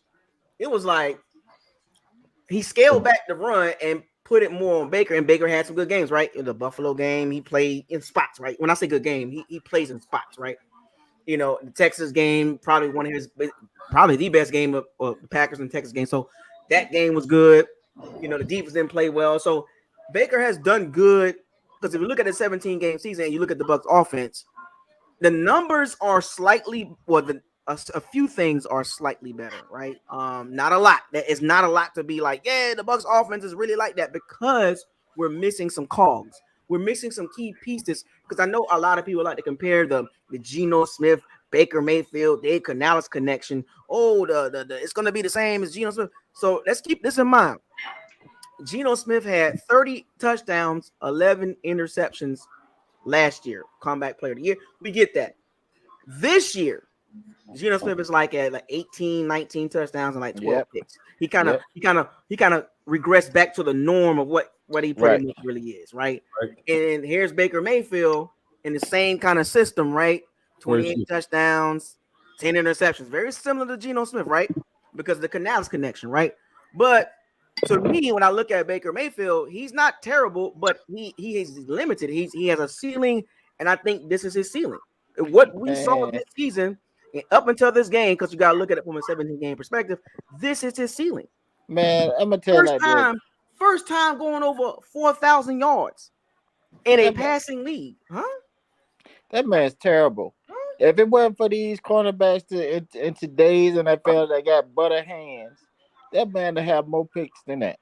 And on top of that, the best Baker Mayfield we're going to get is a top 5, top 10 O-line with a top 10 run game. That is the best version of Baker Mayfield, in my opinion. When he was with Cleveland, when he had Chubb and Kareem Hunt and that 3 Pro Bowl O-linemen, Baker Yep. Mayfield was comfortable, and then he tried to play through injuries. We know how that story works. So the best version of Baker Mayfield, I'm gonna stay on this, is a top 10 run game, O-line and run game. That is the best version of Baker Mayfield. That is the best version of Canales' offense, in Right. my opinion. I got a question for you. So, at what point, as an offensive coordinator, do you realize I don't have the personnel to run these plays? Well, they say you just got to play with what you got, and Okay, but don't you have to go back to the drawing board and innovate a little bit? Be like, okay, well, they can't really, they're terrible at this, so Well, let me Canales was try doing to. that. He was doing What? that with the misdirection and the Right. trickery plays. And Okay, all that. but it started working, right? So why are you going back to what you were doing that was failing? Well,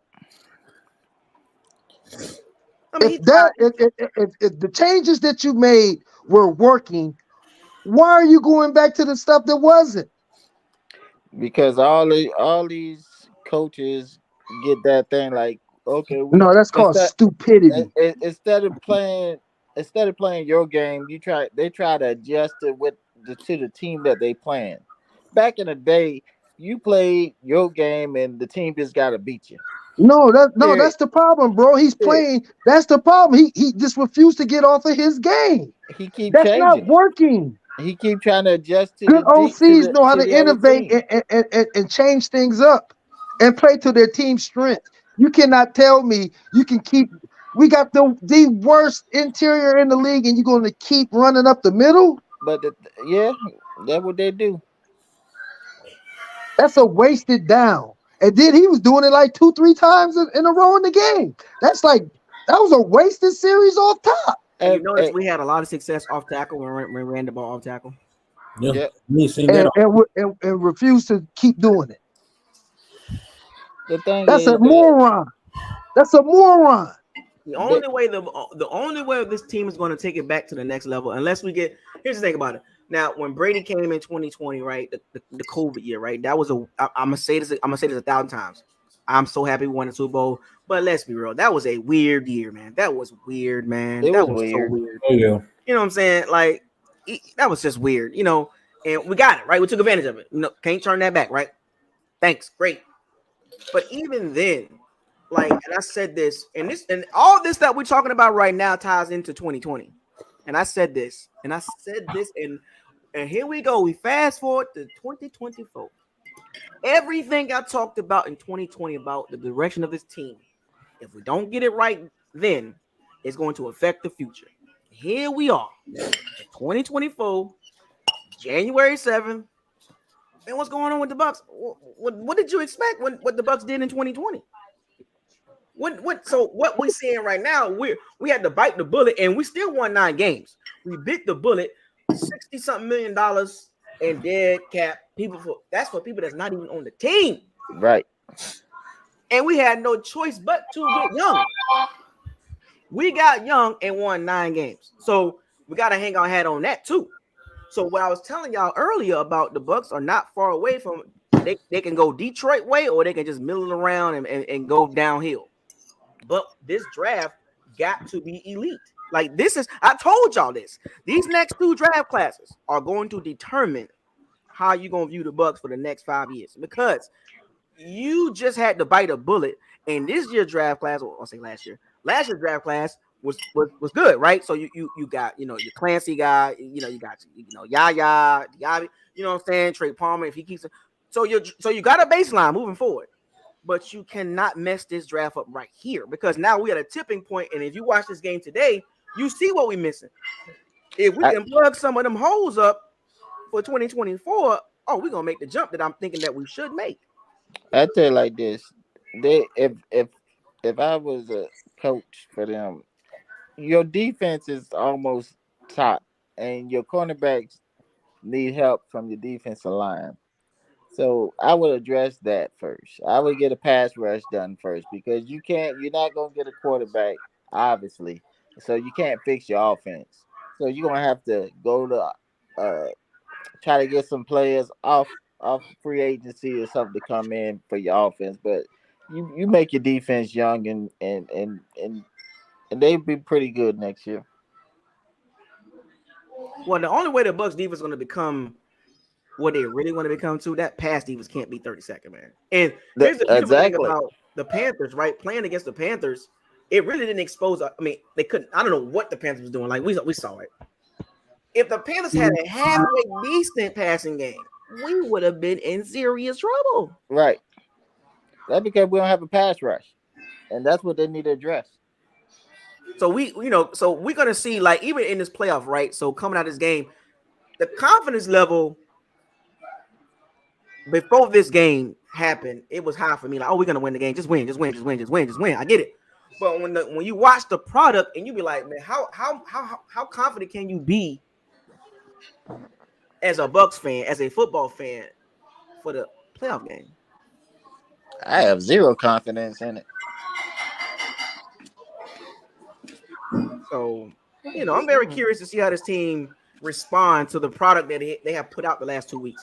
Because the product these last 2 weeks against divisional opponents was terrible. Terrible. Horrible. So Especially 13 against a points team last like- week. 13 points last week and 9 points this week. 22 points, 11 points per game. Woo. That's anemic. what you've been averaging. Tabo was on the verge of. If he would have finished up these last 2 weeks like he did the prior 2 weeks, rolling into the playoffs at 10-7, he could have been mentioned for Coach of the Year. Could have been. Or arguably, in there. But to finish the way he did, that's just how fragile this is right now. He could either be Coach of the Year or on his way out the door. Like you say, Baker is what he is. Ty Bowles is what he is. I keep telling people that. I don't know why. I don't know what they see in him. I don't get it. You're not going to get any better than what you get now. Like 8, 9, 9, and 8. It's right. That's where we at. Right. That's where we at. Yep. And he's happy with that. You can see it. Like, he makes no adjustments to his coaching style. It seemed like he was okay with that 6-0 lead. He was. It was no scene. He was. I mean,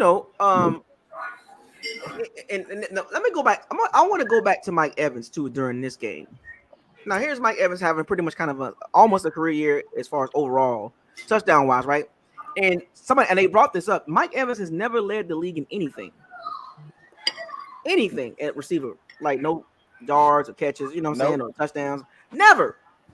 I'm like, how is that? How as good as Mike Evans been playing? How the heck does that happen? So going into this game, you're like, well, oh, by the way, Cowboys just scored 35-10, so we pretty much going to play the Eagles. So anyway, poor commander, Sam Howell. He's one of those quarterbacks. Baker Mayfield, Sam Howell, Gardner Minshew, they're the same to me.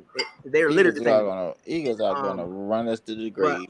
But so Mike Evans, the ball thrown to him by Baker, it was not a great throw. But when I saw the replay, and I'm like, did he drop that? He dropped it. He dropped it and hit his hand. That boy, I'm gonna tell you like this. I love Mike to death, but when he faced a good corner or elite corner, that boy is like the ghost, and I see that a lot.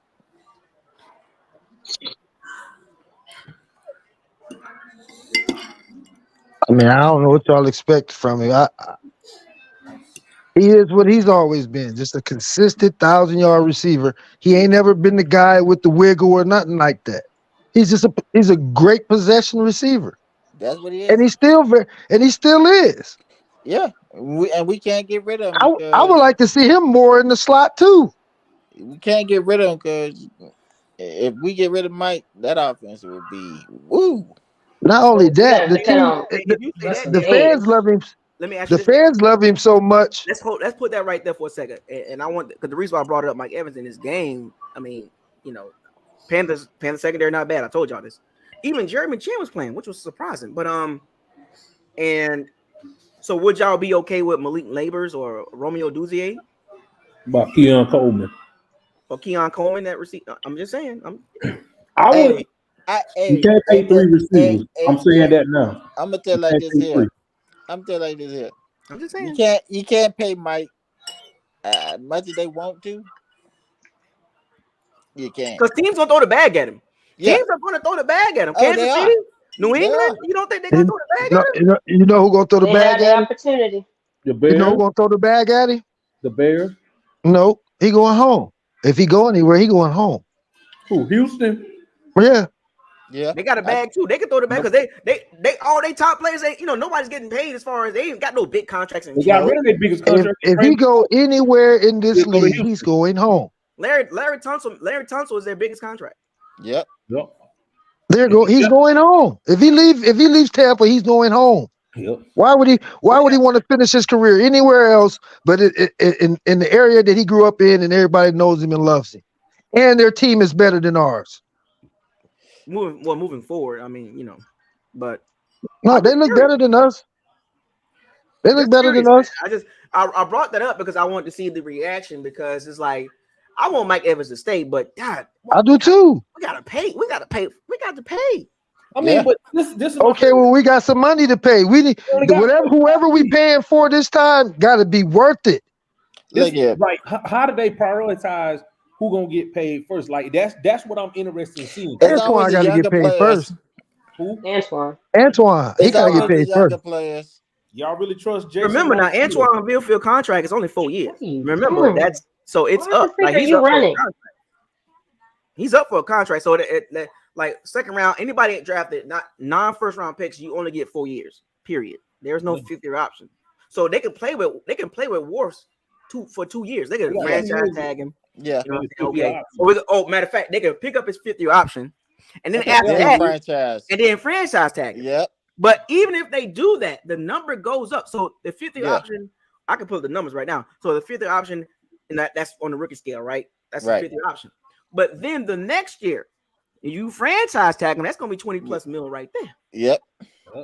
And at some point, you got to give him extension. That's going to be $27 million. Correct. So either way, you're going to pay for Tristan Lawrence. You want to do it now or you want to do it later when you get more expensive? You want to do it now. I said that. But, oh, wow. You could franchise. Man, you better pay that man now. Get it now before that amount go up. Yeah, him and Antoine definitely got to get paid. You got to It's pay him- both of them. You got to pay both of them. And you ain't got no choice. That's Nope. your cornerstone. I don't care about not to say it like that, but anybody else outside of Winfield and with Tristan Wirfs, they're not the priority. They're all expendable. They're all expendable. You know what? Outside of the rookie, you take away the rookie draft class in 2023. Oh, they don't count. I'm just They talking don't about people that can easily get the hell Everybody out of here. Everybody's on the table except Winfield and Wirfs. Everybody can go. In my eyes, I don't care about any of them. I don't care about. There's nobody on this team that outside of Levante David and Mike Evans. All them other vets, they can go. All of them. They tradable, they expendable. Like for real, because we got a core: Yaya, Clancy, Wirfs, Winfield Jr. You keep Evans if you try to keep him right. You keep Evans right. Right. And Levante David. That's your six guys. You got veteran guys and you got the young guys, right? Everybody else, I hate to say it like this, but Bye. I want to see both of them corners go. I want to see us draft a corner. I want to see us draft an edge rusher. I want to see us draft a center. And the thing about That's what I want. When you watch the team, like outside of the players I just named, if they're not playing, it's not like we losing a ton. That's what I'm saying. They're all just. You can even try to keep Godwin for $20 million, right? But it's not like a detriment of. I just don't think they know how to use Godwin. If we don't have Cade Otton, we're gonna drop. You know what I'm saying? Like we can. What we missing there? We ain't missing nothing there. I keep Cade because he's serviceable. The other ones, nah. Stinny, Mock, Hainsey. Hainsey will be a better guard. Ryan Neal. Oh yeah, keep Rashad White too. You keep Rashad White because he's a good third down back. I still think he's a good third down back. He's still on the contract though, right? Yeah, he's still on the contract. That's what I'm saying. I'm not including anyone that's really under contract. I'm talking about anybody that's up for that's able to leave can leave. Or tradable. Yeah. I get it now. Yeah. So anybody that's tradable, I wouldn't be mad. I wouldn't be like, oh, don't trade him. If you trade Chris Godwin, I wouldn't be like bitter. I wouldn't be like, oh, what the hell? I would definitely try to trade one of them corners. But the cornerbacks, if they let them go, I would not shed a tear. I would shed a tear at all. Let me ask you something. If let's just say they just cut them, how much are we under the? I know we still owe quite a bit for Dean. How much we on that Carlton Davis deal? I did talk about this last week. I kind of went over the dead cap hits, the June 1st, post June 1st, pre June 1st. And John Spivak, Mike Greenberg, Jason Light, our front office, capologists, assistant GM, however they want to do it. But there's a way out of the Shaq Barrett, Carlton Davis, Jamel Dean. They'll probably do Jamel Dean one more year, but Carlton Davis, Shaq Barrett, they can roll out of that. You know what I'm saying? They can roll out of both of those contracts by post June 1st. Yeah. I wonder how much money that would free up, because that means we cooking with Crisco. Then we got a lot of money to play with. Well, and I said this, and let me be careful when you say a lot of money, because the reason why I say it's not what you think it is. No.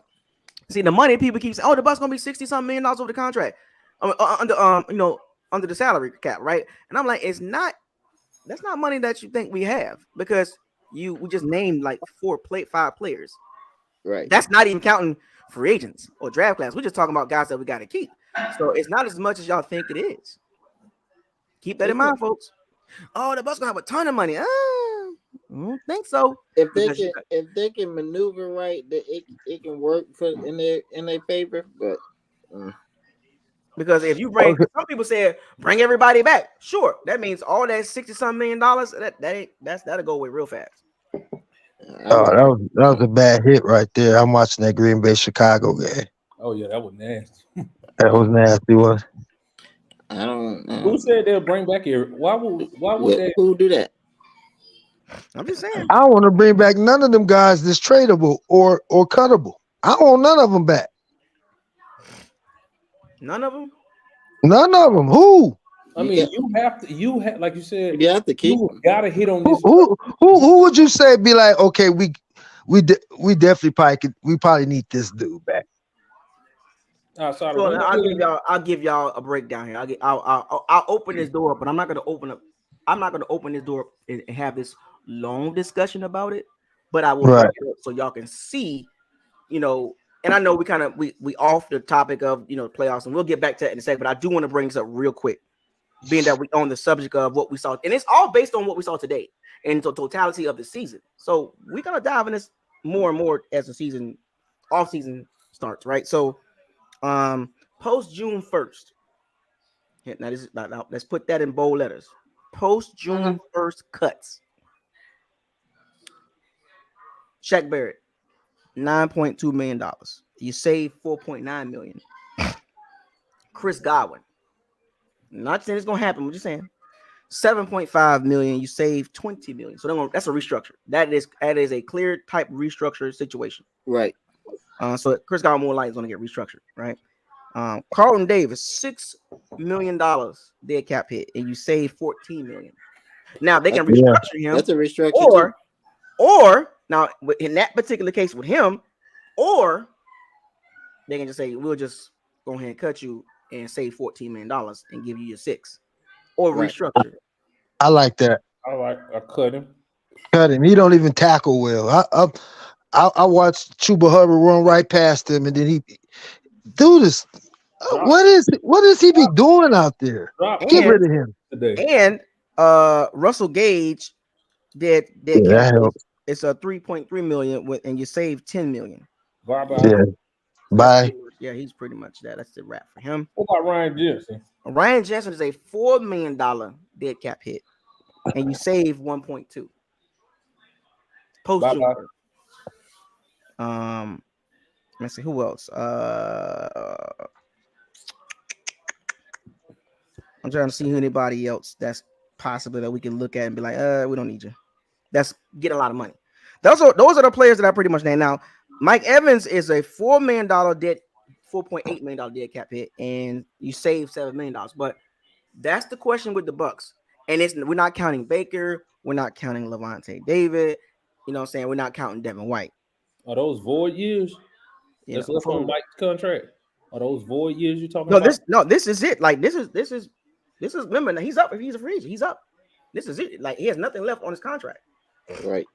So void. I thought they said they gave him an extension that had some void years on it though. Unless you'll just take the void hits. Like Let me look more detail. Vita Okay. Vea is up for restructure too, by the way. Definitely structure him. his deal too. So yeah, so he has Mike Evans this year, $12 million, dead money. He has no money after this, Okay. so he needs a contract. Yep. So, but he does have some money lingering in 2025 and 2026 void years. $7 million and $2 million. So, Bucs, watching this game, it's the holes, man. They got to fill some holes up, man. They got to fill some holes up in order to reach the level they want to go. So what holes do you think we need to fill up first? What's the priority? Always stick with the trenches. Yeah. You got to go That's all I'm saying. interior O-line and edge rusher. Yeah, I bring up the quarterback situation. I bring up Oduzier and Malik Neighbors and Keon Coleman and Brian Thomas Jr. I watch college football, so I know about all these guys, right? So, but I'm gonna have to go back to the D-line O-line. I'm just stuck on that, man. I don't like the Bucs O-line D-line. I just don't like it as a whole. I like some individuals. I like Clancy. I like Yaya Diaby. I like those two. Everybody else, I don't care for. As far as pass rusher, now interior Vita, that money. I'm not a big fan of that, but I'm okay. I can deal with that.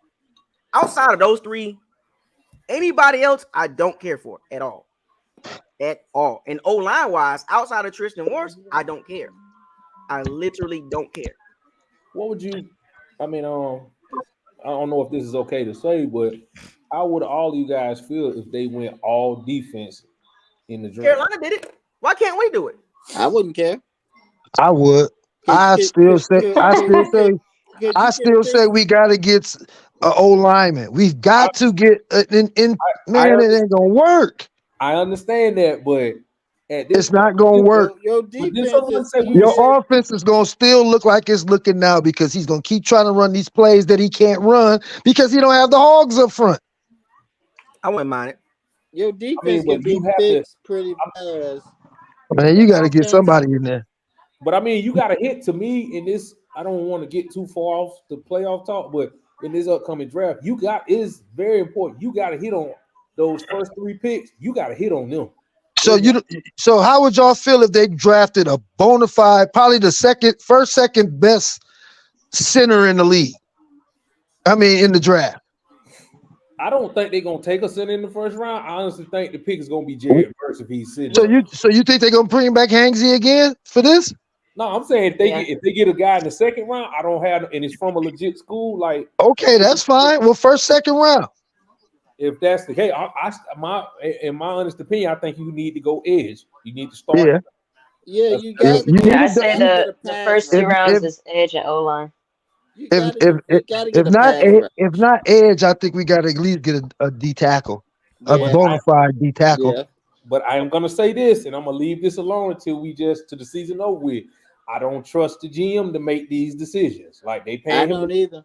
I don't either. I'm seeing him miss on how many draft classes? 2 many. We know. Man, Cody Mock is a second round pick. I mean, I ain't gonna never let that go. Never. What I ain't gonna let go is that second round kicker. I ain't gonna never let that go. Say what? The kicker he picked in the second round. Yeah. Let's not talk about that. Roberto Aguayo. No, well, you know what? I'll say this. I'm not defending him, but I'll say this. I read up on the thing. They said they tried to change his kicking style. Why it didn't work. I don't care. You don't move up in the second round to pick no kicker. That's what I'm talking about. My cousin said, you know that my cousin sent me a text every day for about a month. Oh, believe me, I get it too, man. And said you guys took a kicker in the second round. I watched LOL. I watched him. He was money. So I got it, but I was just like, dude, he would have been sitting there in the third But I was thinking, okay, well, he is In the money. third, he probably would have been there in the fourth. Nobody drafts a kicker in the second round. Not the The third. Raiders did it though. Sebastian Janikowski. Sebastian Janikowski, that dude had a foot on him. That dude could kick 60 yards in his foot. You can't. That's the only exception. That dude could kick. But you gotta, and you also gotta think, what did the Raiders have that year? They had John Gruden. No, I'm talking about as far as their roster. They had all the veterans. They went to the AFC title game that year. Yeah, they wasn't bad. They needed a kicker.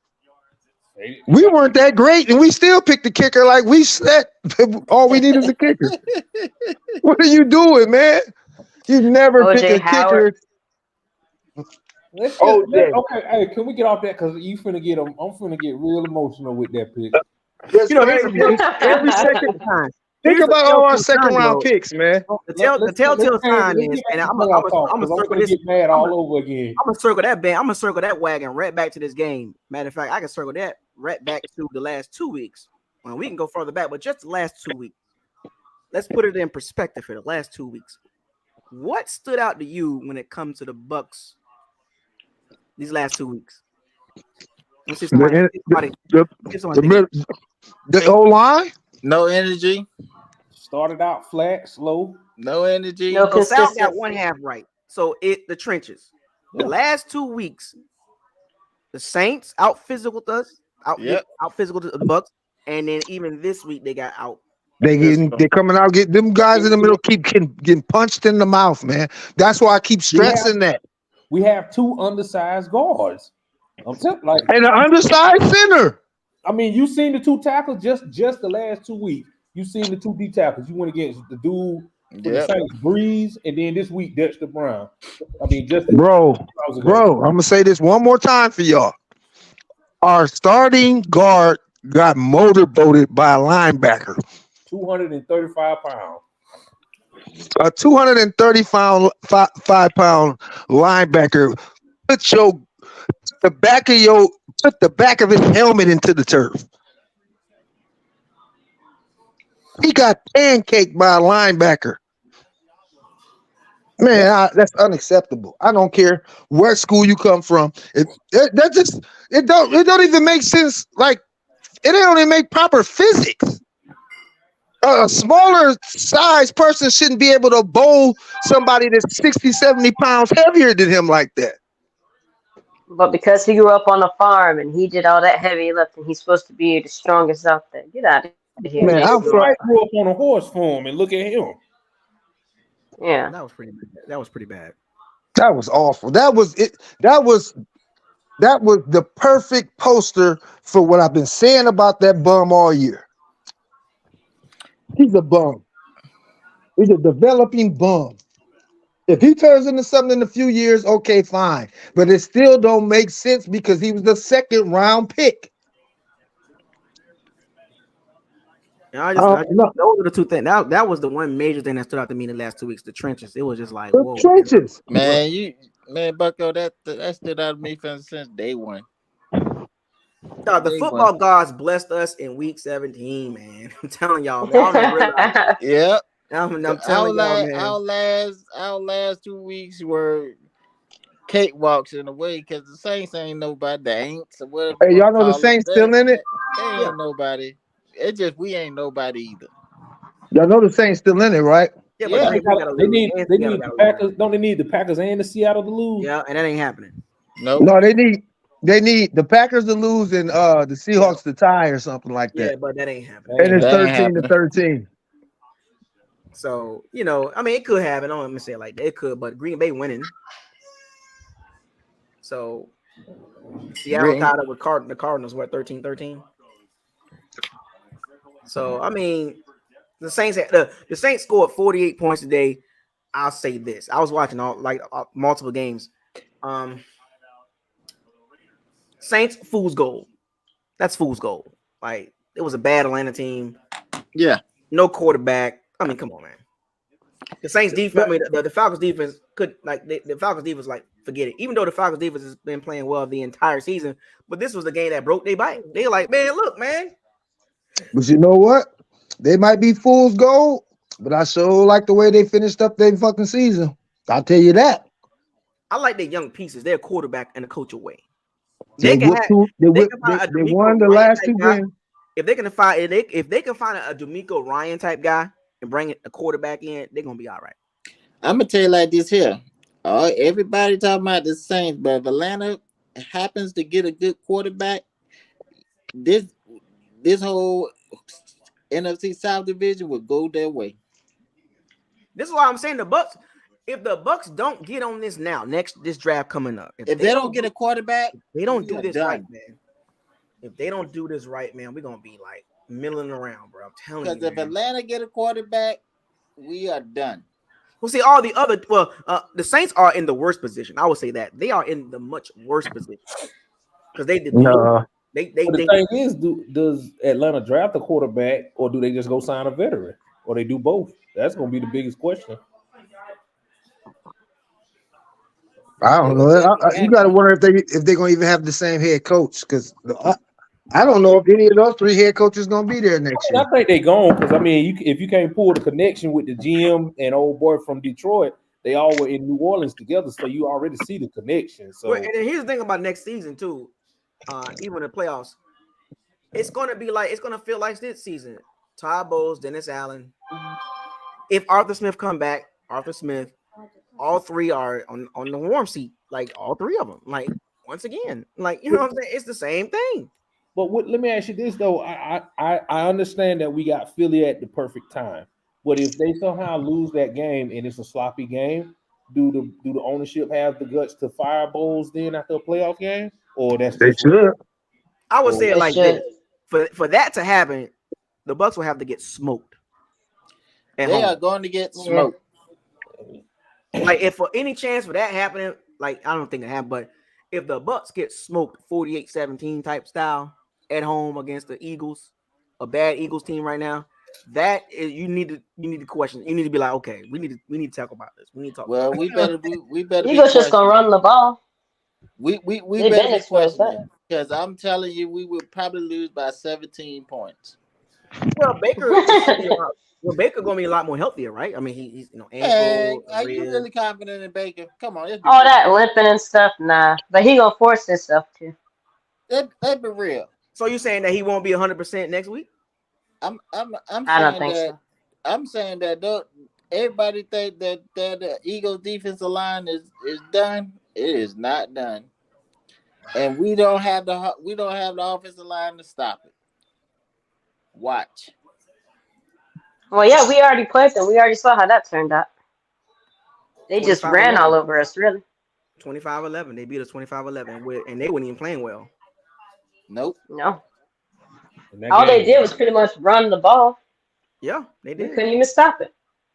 And they weren't even doing that crazy either. Like that was even funnier. Like the Eagles didn't do nothing dramatically, like super, like crazy. No, they just bullied us. Y'all can't handle us up front. They kept it basic, and they and we can handle y'all up front. Yeah, that's what they did. That interior O line.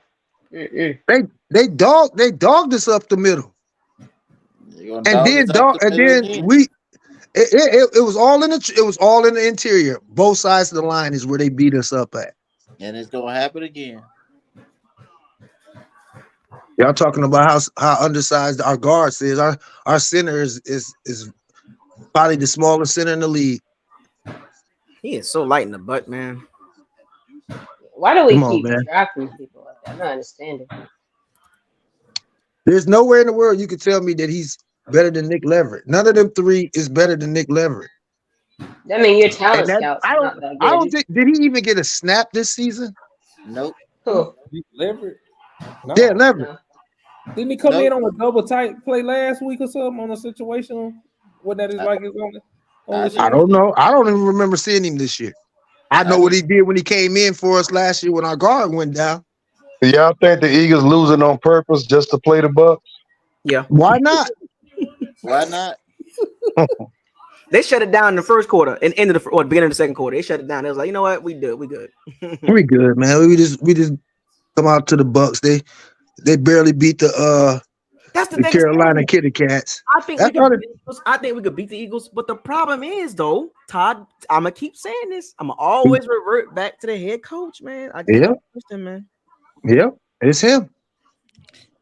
Let me tell you, He can't get out his own We're way. He's not scared. saying it's depressing. we can't beat the Eagles because we can't control the line of scrimmage on either side of the ball. And wouldn't that be crazy? The Eagles for all of a sudden to get their mojo back against Tampa. Like, I've been, man, Bro, you don't ain't move know. it. We are the mojo game. We are the team that everybody, all the good teams want to play to get Yep. back on their good foot. I've been saying that for 2 weeks. Yep. Don't be And shocked. they're gonna It's a take all possibility. that frustration out on us too. But let me ask y'all something. I heard y'all were talking about the draft earlier.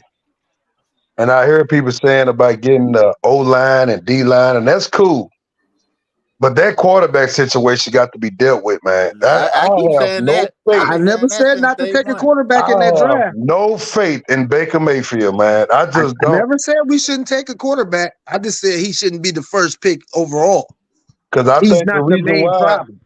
I think the reason why that the running game is not working is because they stacking the box. They making Baker Mayfield beat us. Beat them. That's what they doing, man. They making Baker Mayfield try to win the game. Let me And the ask you dude, something, bro. Do you think that this running game would be better if Ryan Jensen, a healthy Ryan Jensen, was in there? I think so. Yeah, Oh, you think we'll get more yards? You think we'll get a few more yards on them inside runs? we might I get a think few. so, but at the same time, Okay, man, that's Rashawn White all got to I'm learn to saying. bounce on the outside though.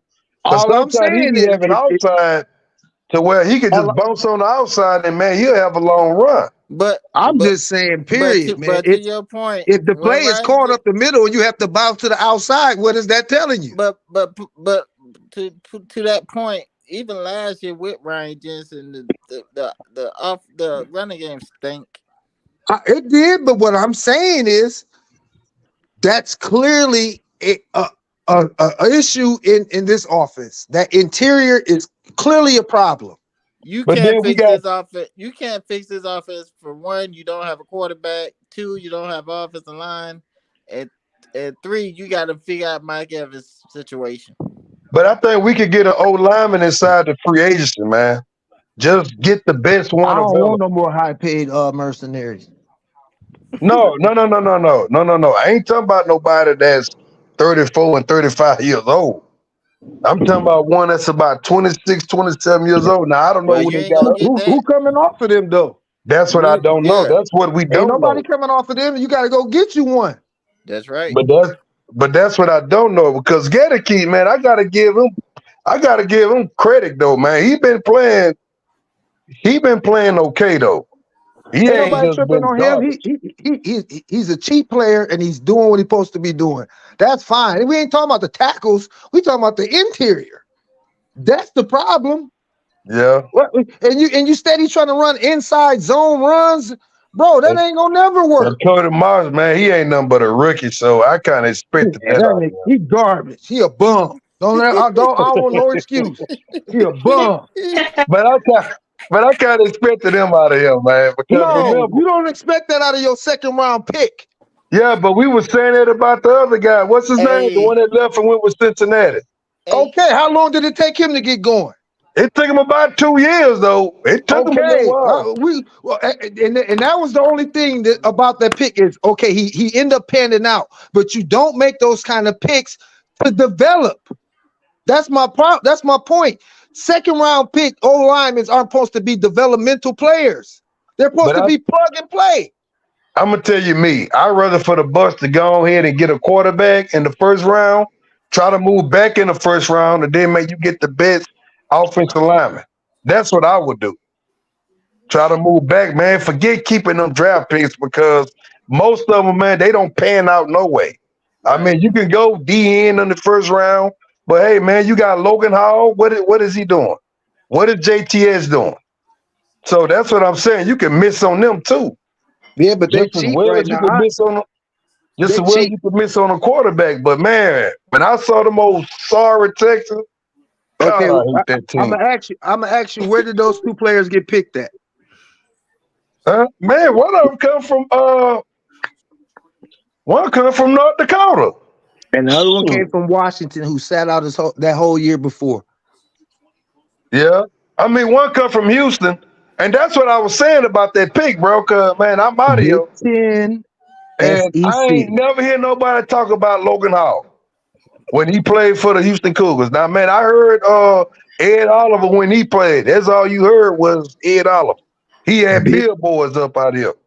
Big But 10 Logan Hall, SEC. shoot, I ain't hear nothing about him.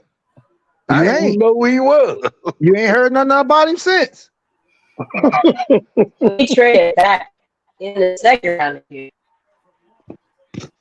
Man. Big 10 SEC. I don't want no more players from these. I don't care where you come from. If you ain't Big 10 SEC, I don't want you on the team right now. They're the Wait a type of minute players now, we need. Antoine Winfield, he from Houston. He from right out the outskirts. Yeah, but he played in Big 10. Yeah, he did. Is there anything that y'all liked about the Panthers game? Yeah. Nothing. The kicker, he messed up the first kick, but after that, he was booming. Both of the kickers, we got some kickers. That's one We thing got us a about us good now. kicker, though. I tell you We ain't that. got to We worry got a about good moving up kicker. to the second round to get one of them, huh? Idiots, man. There ain't nothing to be even excited about that game. It really not, man. And I can't stand to hear these Bucs fans. I done got called a hater on every Bucs podcast on this thing, man. I hear that all the time, man. But Man, I just be these like, people man, are why do y'all delusional, man. love mediocrity, man?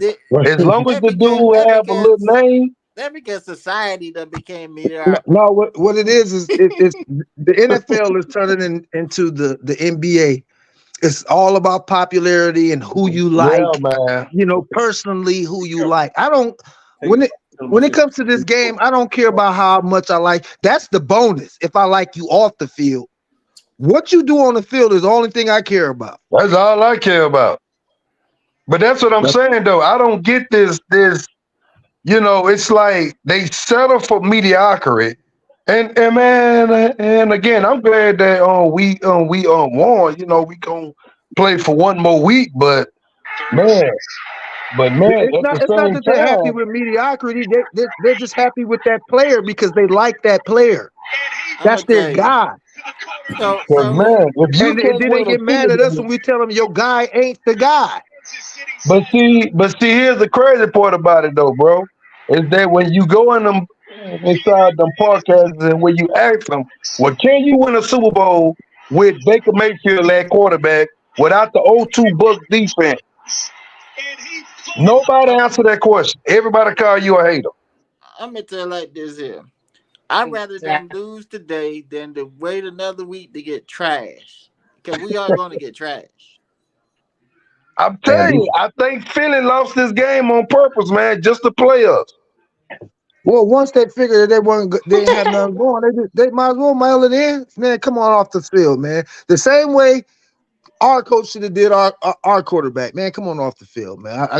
I'm gonna need you next week, man. Exactly. Right. I can't have you out there about to get killed. Cody Mock was over there giving it up like a streetwalker. Bro, he is not good. You know what I was done with Baker Mayfield, man, is when he went to the Panthers. And I was like, man, Panthers might do something with that dude. They didn't do nothing with it. Then when he went to the Rams, it's the same thing. And then this past training camp, man, Kyle Trask was better than Baker Mayfield. And I don't care about neither one. But I know I used to play around a lot. But Kyle Trask was better than Baker Mayfield, bro. When you think about the training camp. But I knew something was wrong. Because when Baker had 7 picks to Kyle Trask 1, Baker Mayfield up there talking about I'm ready for them to just go ahead and name an up starter. I knew he was. Where was Kyle Trask picked? Kyle Trask don't got the moxie, so where was he picked? They can't sell him. Where was he picked? He was in the second round. Hey man, I don't know what it is about this GM, but he don't get second round right. They can't Kyle Trask don't have the moxie. They can't put him on TV channels and everything. That's why. But Yeah, but I listen, think it's I can't about the see. this is the I don't thing know opportunity. about it, nobody though. in the second round that we didn't. I don't know nobody in the second round in the past 5 to 6 years that we didn't pick that has been good. But I look, don't know nobody in the I said first this round. before. Let me I see. Let said me this think before. about it. If you No, look at it though, this is the way I see it, right? Bruce Arians picked him. Todd Bowles didn't. Last year, Right. we already won the division. Pick He'd two. rather Blaine Gabbert play than Kyle Trask play, right? Uh, Your quarterback hurts this game after he just had sore ribs. Now he limping. You play him too. But back to what you're saying about training camp. This is what I don't understand about all these super Baker Mayfield fans. Soon as we sign Baker Mayfield, we're going to the Super Bowl. There it is. There that. Okay. Then they tell me, well, it wasn't even really a competition, but he was sucking in practice. And then they was talking about, you talking about practice? Okay, well, if you go back to the preseason, he played one game. His first series, they went 3 and out. Then they scored, and that was enough for him to win the quarterback competition? Stop it. but Man, Baker is I a got. I name. got. Who the I'm hell gonna just said say it, we played man. the Super Carl Bowl Trask this ain't get a fair try. He didn't get a fair try. He didn't. He never stood a chance. Who the nah, hell said we were he winning the got Super pulled in the Bowl with wrong Baker Mayfield? situation. I'm talking about the delusional Baker Mayfield. This is what I'm telling you. All when we first signed Baker, that's what they were saying. Oh, we're going back to the playoffs. We're gonna win the Super Bowl. And I'm just looking like, where the heck is y'all getting this from? And then the argument was when I said, dude, he's not gonna be that guy. They're talking about, but he won a playoff game one time. One 5 years time, ago. and then the same thing you could say about Devin White, you could say about Baker Mayfield. When he was talking about he wanted to get 100 million, they was jumping all on Devin. You haven't done this, you haven't done that. What have you done for us lately? What has Baker Mayfield done lately? Before he came to the Bucs, he was garbage. I said it. But I that's said it what last week. He was Why are we garbage. holding everybody else to such high standards, but when it comes to our quarterback, it's not the same. man. That's the Pewter report. That's that lock on Bucks. That's all That's of them, man. I all don't of know. them. I That's mean, They was everybody. the man. They hold everybody to such high standards and where they was drafted, how much they make, blah blah blah. But when it comes to the quarterback play, you don't hear that smoke. but Look, man, but I had peeped it. I peeped it. Pewter Report did it. Especially the most. I don't know what it was, but it was just weird how they was just so in love with him. Man, The way they treated Kyle Trask like he had no chance. You would think that they came home from vacation and Kyle Trask was sitting on the couch with their wife watching their kids play or something. Like that's how much dislike they have yeah, for but him, and I when just you was never hearing the understood it. reports, yeah, but when you was hearing the reports, Kyle Trask was smashing on Baker Mayfield, man. Thank And I'm you. And just then they being want to talk honest with you. about I'm about practice. letting the best man play. I don't care what college that they went to. I don't care where they come from. I don't care about none of that crap. I really don't. It's just Baker Mayfield. You're not winning a Super Bowl with him. you're Why not keep winning him nothing around? with him.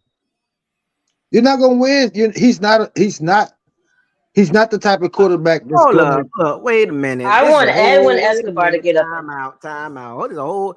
Brent, I get it, bro. You don't like Baker, bro, but your emotions is so tied into this, man. It literally, Mm-mm. I can hear it. I've been hearing this for the last several weeks, man. Your emotions is tied into this, bro. I get it. I'm not a big Baker Mayfield fan. I understand your frustration. Your guy is not starting. I get it. No, no, no, no, No, no, no, no, no. no. Let me No, finish. Let me finish. Let me finish. no, Let no. me Go finish. ahead. I'm gonna finish this because you've been doing this for several weeks.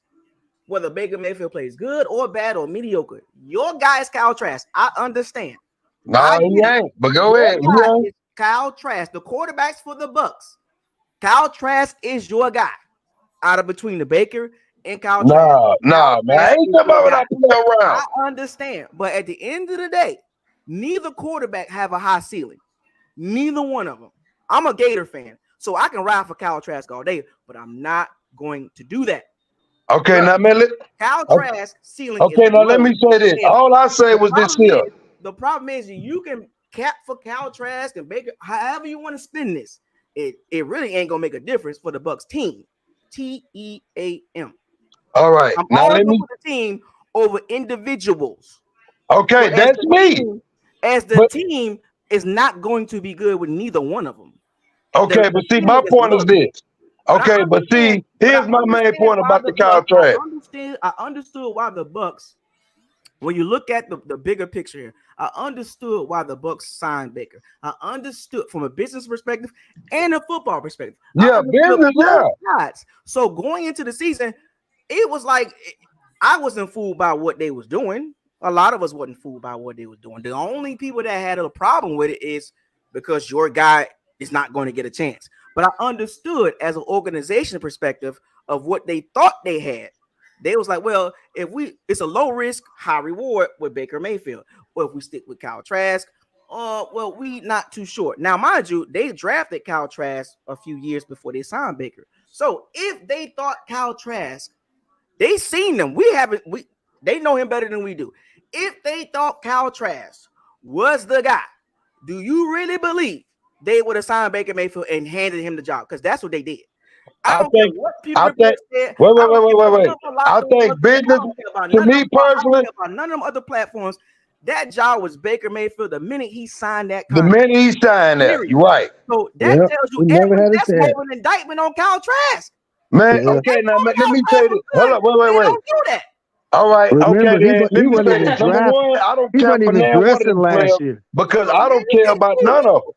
I don't care about none of them. The only thing I said was, to me, you drafted him in the second round. It makes a whole lot more sense.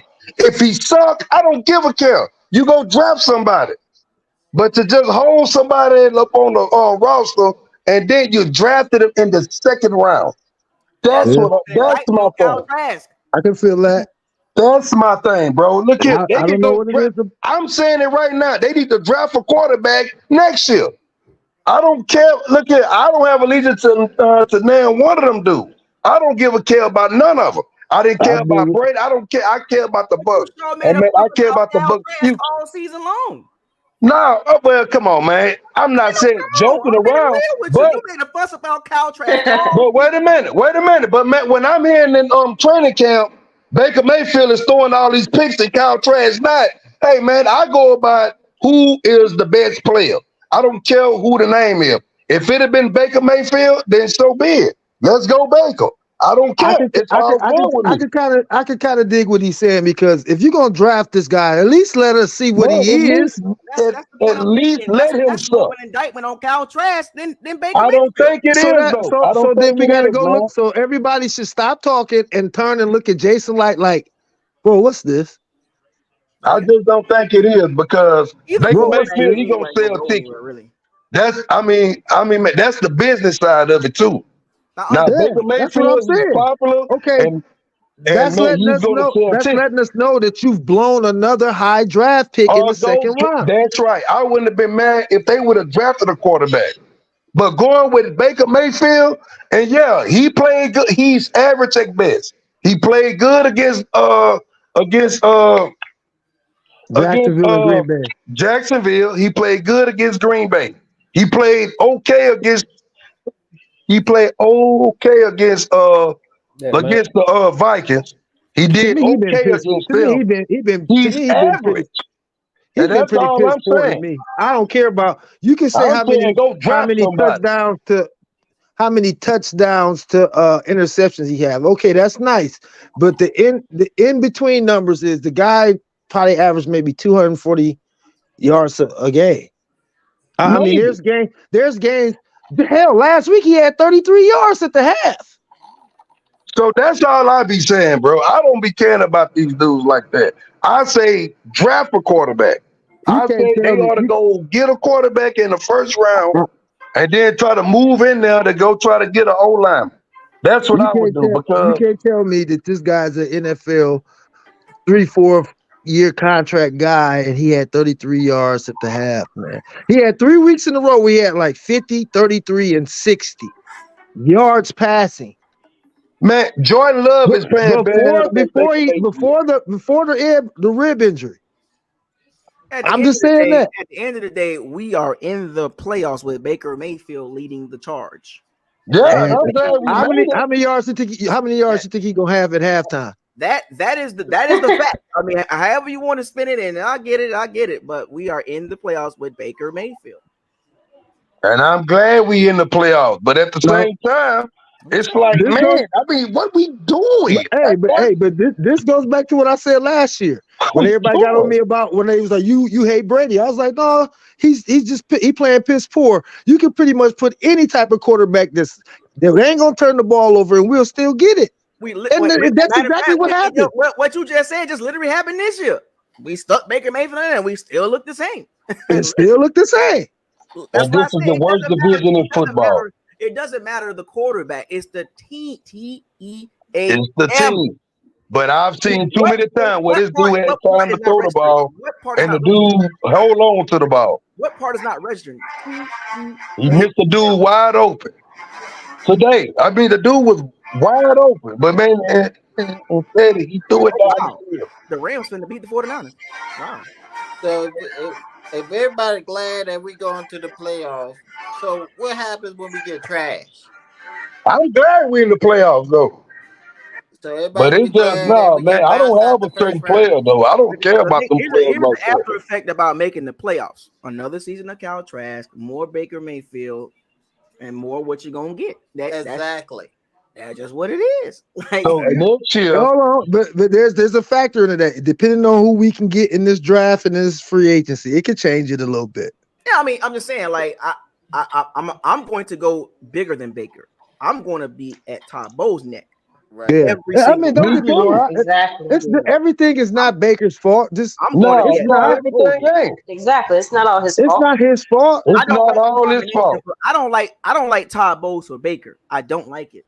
Exactly. I don't Me like too. it. I don't like Baker with Canales. You know, I don't like it. Like, I don't like that combination. That combination has a low ceiling. Very low ceiling. This is the best we're gonna get with Todd Bowles. I'm just saying, if That's you're what it is. When I look at the a real Texans, type of big Buccaneer fan, You said he was watching that Texans game yesterday, huh? oh, shoot, nah. Man, I hate the Texans.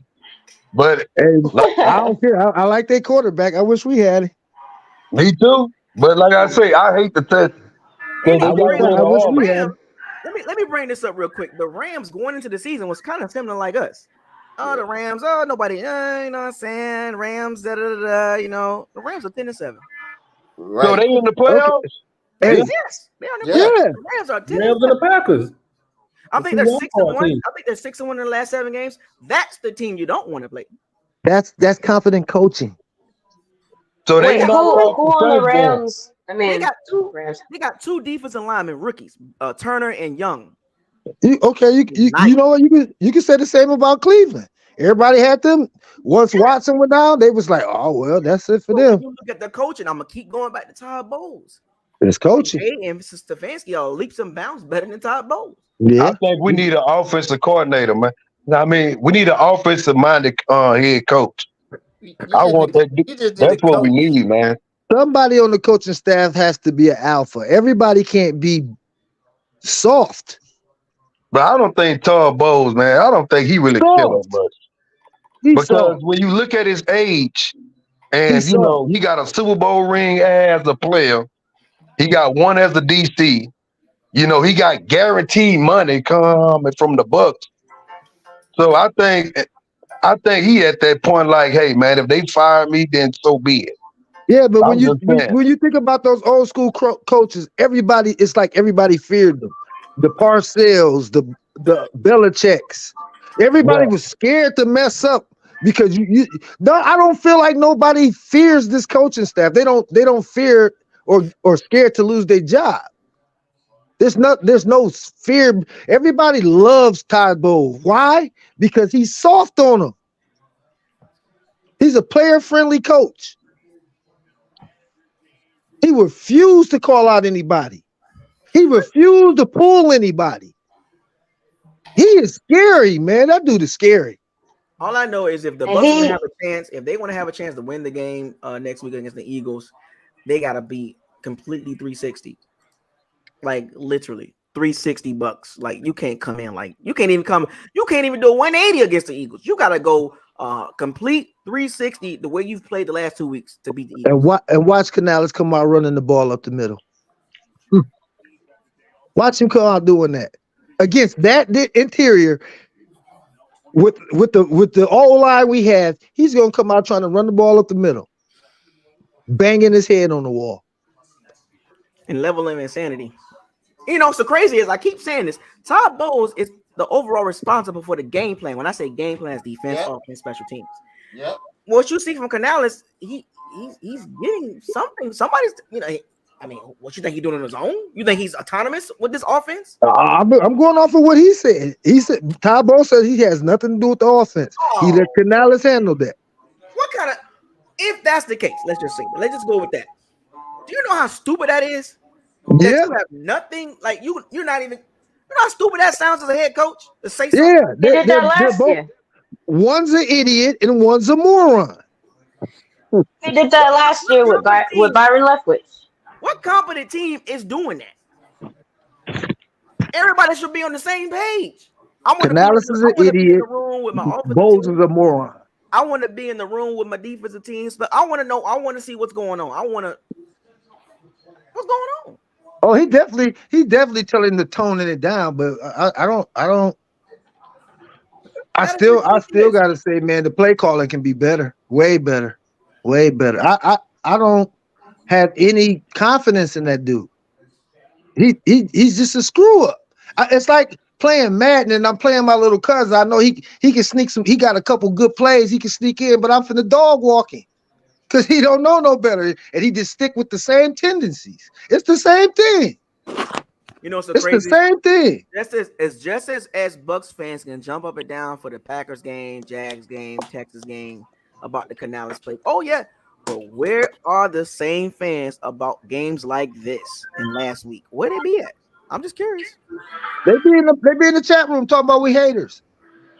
But you jumped up and down for the Jags game, the Packers game, the Texans game. You're jumping up and down for those games. They finally were right for once. But the minute we have a game like this, it's you're pointing the fingers now. You know. They've been doing that. The problem is we don't have enough of those games like we did against Jackson. It's too up and down. It's no consistency. All them games with fools go. The Packers are still young. Jaguars are still young. So they gonna make mistakes. But don't they look more competent than we do? Oh yeah, but I'm just saying we won those games. I just want to see competence. I just want to see that was just smart football. I don't see that. That's coaching. You don't see the play in the play calling or on the field. It's just poor coaching all around. All around. The Chiefs just won with Blaine Gabbert at quarterback starting.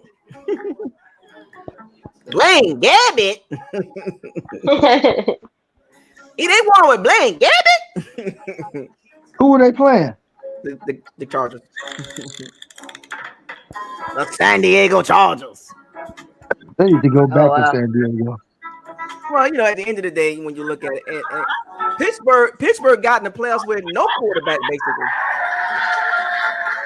I mean, they Mason Rudolph and Kenny Pickett and who was the other guy they played? Competent coaching. That's what I want. Even when the Steelers are bad, they're still in playoff contentions, and you still consider them a contender. A negative point differential, and they still get in the playoffs. Man. I want that. Don't y'all want that? Don't fans in the chat, don't y'all want something like that? Still exactly. And still, even if you've been outscored the whole season, you still get in. That's coaching. That's Mike Tomlin. First year, D'Amico Ryans 10-7 with a rookie quarterback and a rookie OC. And made the playoffs and won the division. Shane Steichen with Gardner Minshew for most of the season. 9-8. First year coach with Gardner Minshew. You talking about the Colts? Yeah, I'm just talking about coaching. Yeah. I mean, you got competent coaches. Don't y'all want that? That's why I'm on Canales' head so much, because Man, I don't man, care if it's your first. I'm not giving you no breaks. Not all for that. I can understand a few mess ups and hiccups, but dude, you've been a sourpuss all year. all y'all that was so happy about them getting in the playoffs, expect this conversation next year. We can't. I would say this about the game next week. We're playing the Eagles, by the way. The Eagles are coming in town, beat up, and no confidence. Right. So let's give a I little don't insight know. on that. A little insight on that. The Bucs gotta come out and they gotta want the they gotta want this, man. They gotta want this, man. Like, seriously, man. Like, I'm gonna support my team. They gotta want this, man. Like, Baker get healthy, ankle, ribs, whatever else you got going on. But yeah, man, it's just can I we don't. I saw the Saints and the Falcons playing like they wanted it today. I didn't see us playing like we wanted it. just get the game and just win? Like a solid win, none of no fluky stuff. Like a clean game. We can't expect the Eagles to play like the Panthers and the Saints. No. No, we're dog food. We're dog food for whoever we play, because every other team that they made it to the playoffs look like they want to be there. Yeah, I would say. Yeah, I mean, if you look at the team, the Bucs and the Eagles are the two worst going into the playoffs right now. And ironically, they play this week. Oh, the Packers won. The Packers won. So the and the Chiefs and the Saints are not Seahawks won. So the Saints ain't getting in. good. Okay, but even though that the Eagles are fumbling, or they ain't been looking good either, do you have more faith in their coaching staff to turn it around?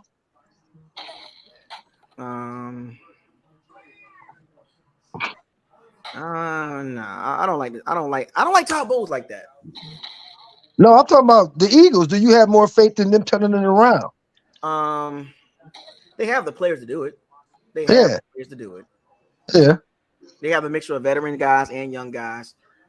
They can. It's like a switch with them, but I don't know what's going on. Like deep down, like something's not right in that locker room, right? And somebody get into it. But if you had to look at both teams, well, the Bucs are playing better. If that kind of makes sense, I don't know. But the Eagles, if you go back the last 6 games, the Bucs are playing a lot better. If you just 4-2 the last 6 games. So the Bucs are a weird team to me, man, and the Eagles are weird. They're just weird, man. Like both of those teams are weird. Like I don't know whoever be the most hungriest first quarter going to decide the game. I'm gonna say it like that. I'm sorry. I'm listening to you, and I'm just kind of like watching the highlights. Man, I want a better quarterback, man. If the Bucs come out in the first quarter, if the Bucs come out and be like, we not laying down, because the last few weeks, the Bucs come out like they just forgot how to play. Like, do y'all realize y'all in the playoffs, right? Or y'all realize y'all playing for the playoffs, or y'all realize this is the NFL. Why are the first half so bad? That preparation by the coaches. The coaching. It's coaching. No adjustments. I'm just sitting here looking at all the highlights, and I'm looking at how competent all these teams look. I'm like, man, because when our quarterback dropped back, it looks so erratic, and he's fidgeting, he's double clutching. These guys are sitting back here, calm, collected, making accurate throws. I want that. I don't care. Hell, go get Joe Flacco next year.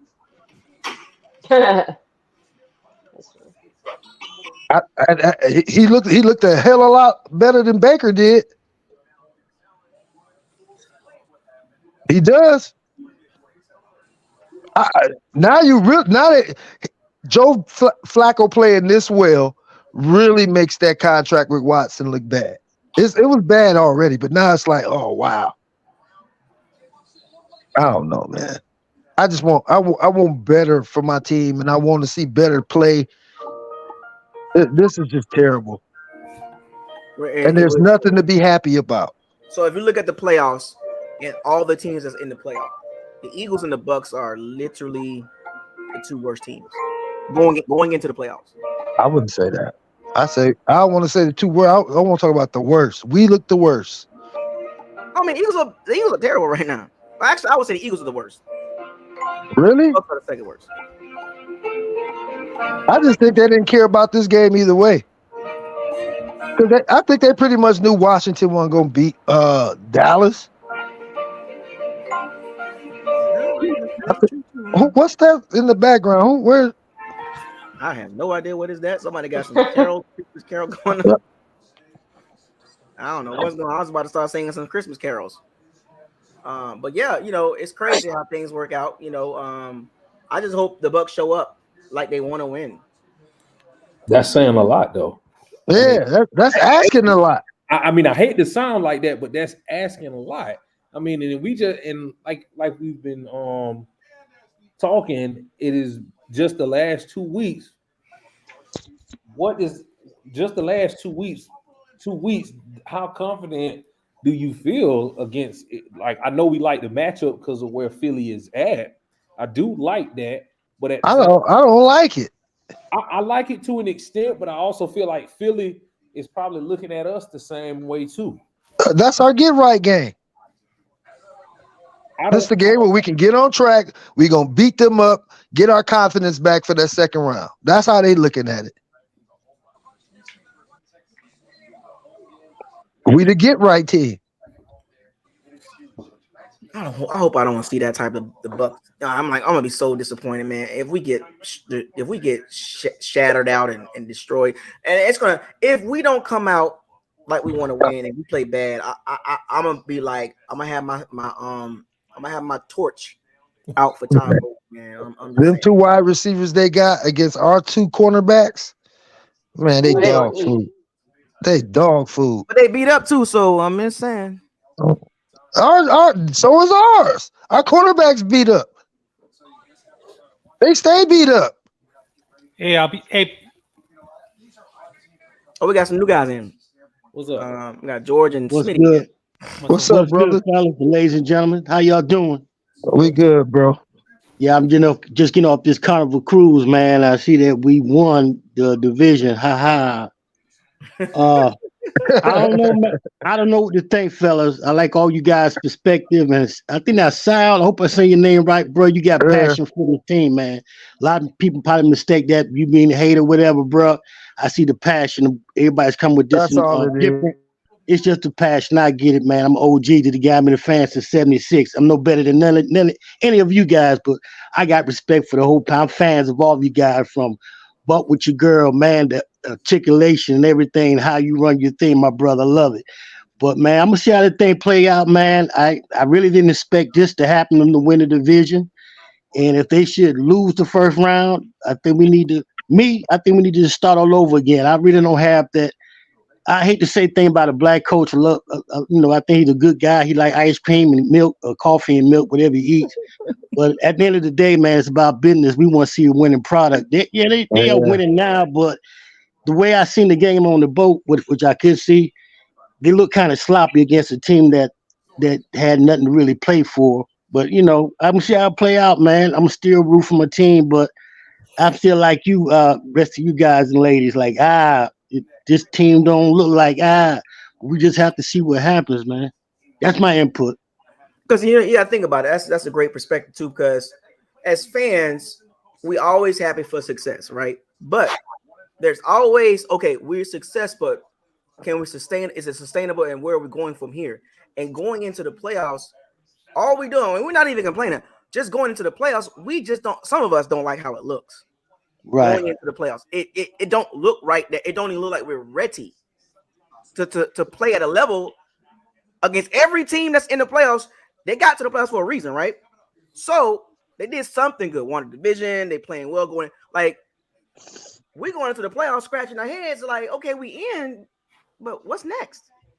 Like, the confidence level for me, for the Bucs, is on a scale of 1 to 10, going into the playoffs, not the game, but going into the playoffs, I don't have a lot of confidence. You know what I'm saying? Like the last 2 weeks, I'm like, do we have the worst record as far as teams in the playoffs? Nope, we tied with Green Bay 9-8. Yeah, 9-8 Green Bay. Oh, okay. But hey, Can I Green Bay, the team that we beat, Green Bay.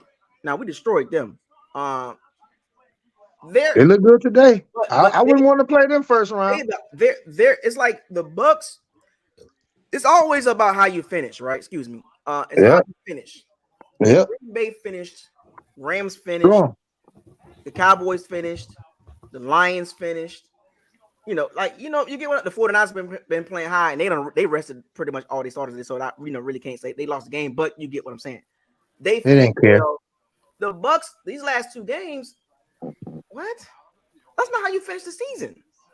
I mean, it's like last week, all your confidence just left in this team. Like, if we could have got to that 5-win mark, 5 in a row, you're like, okay, you know what?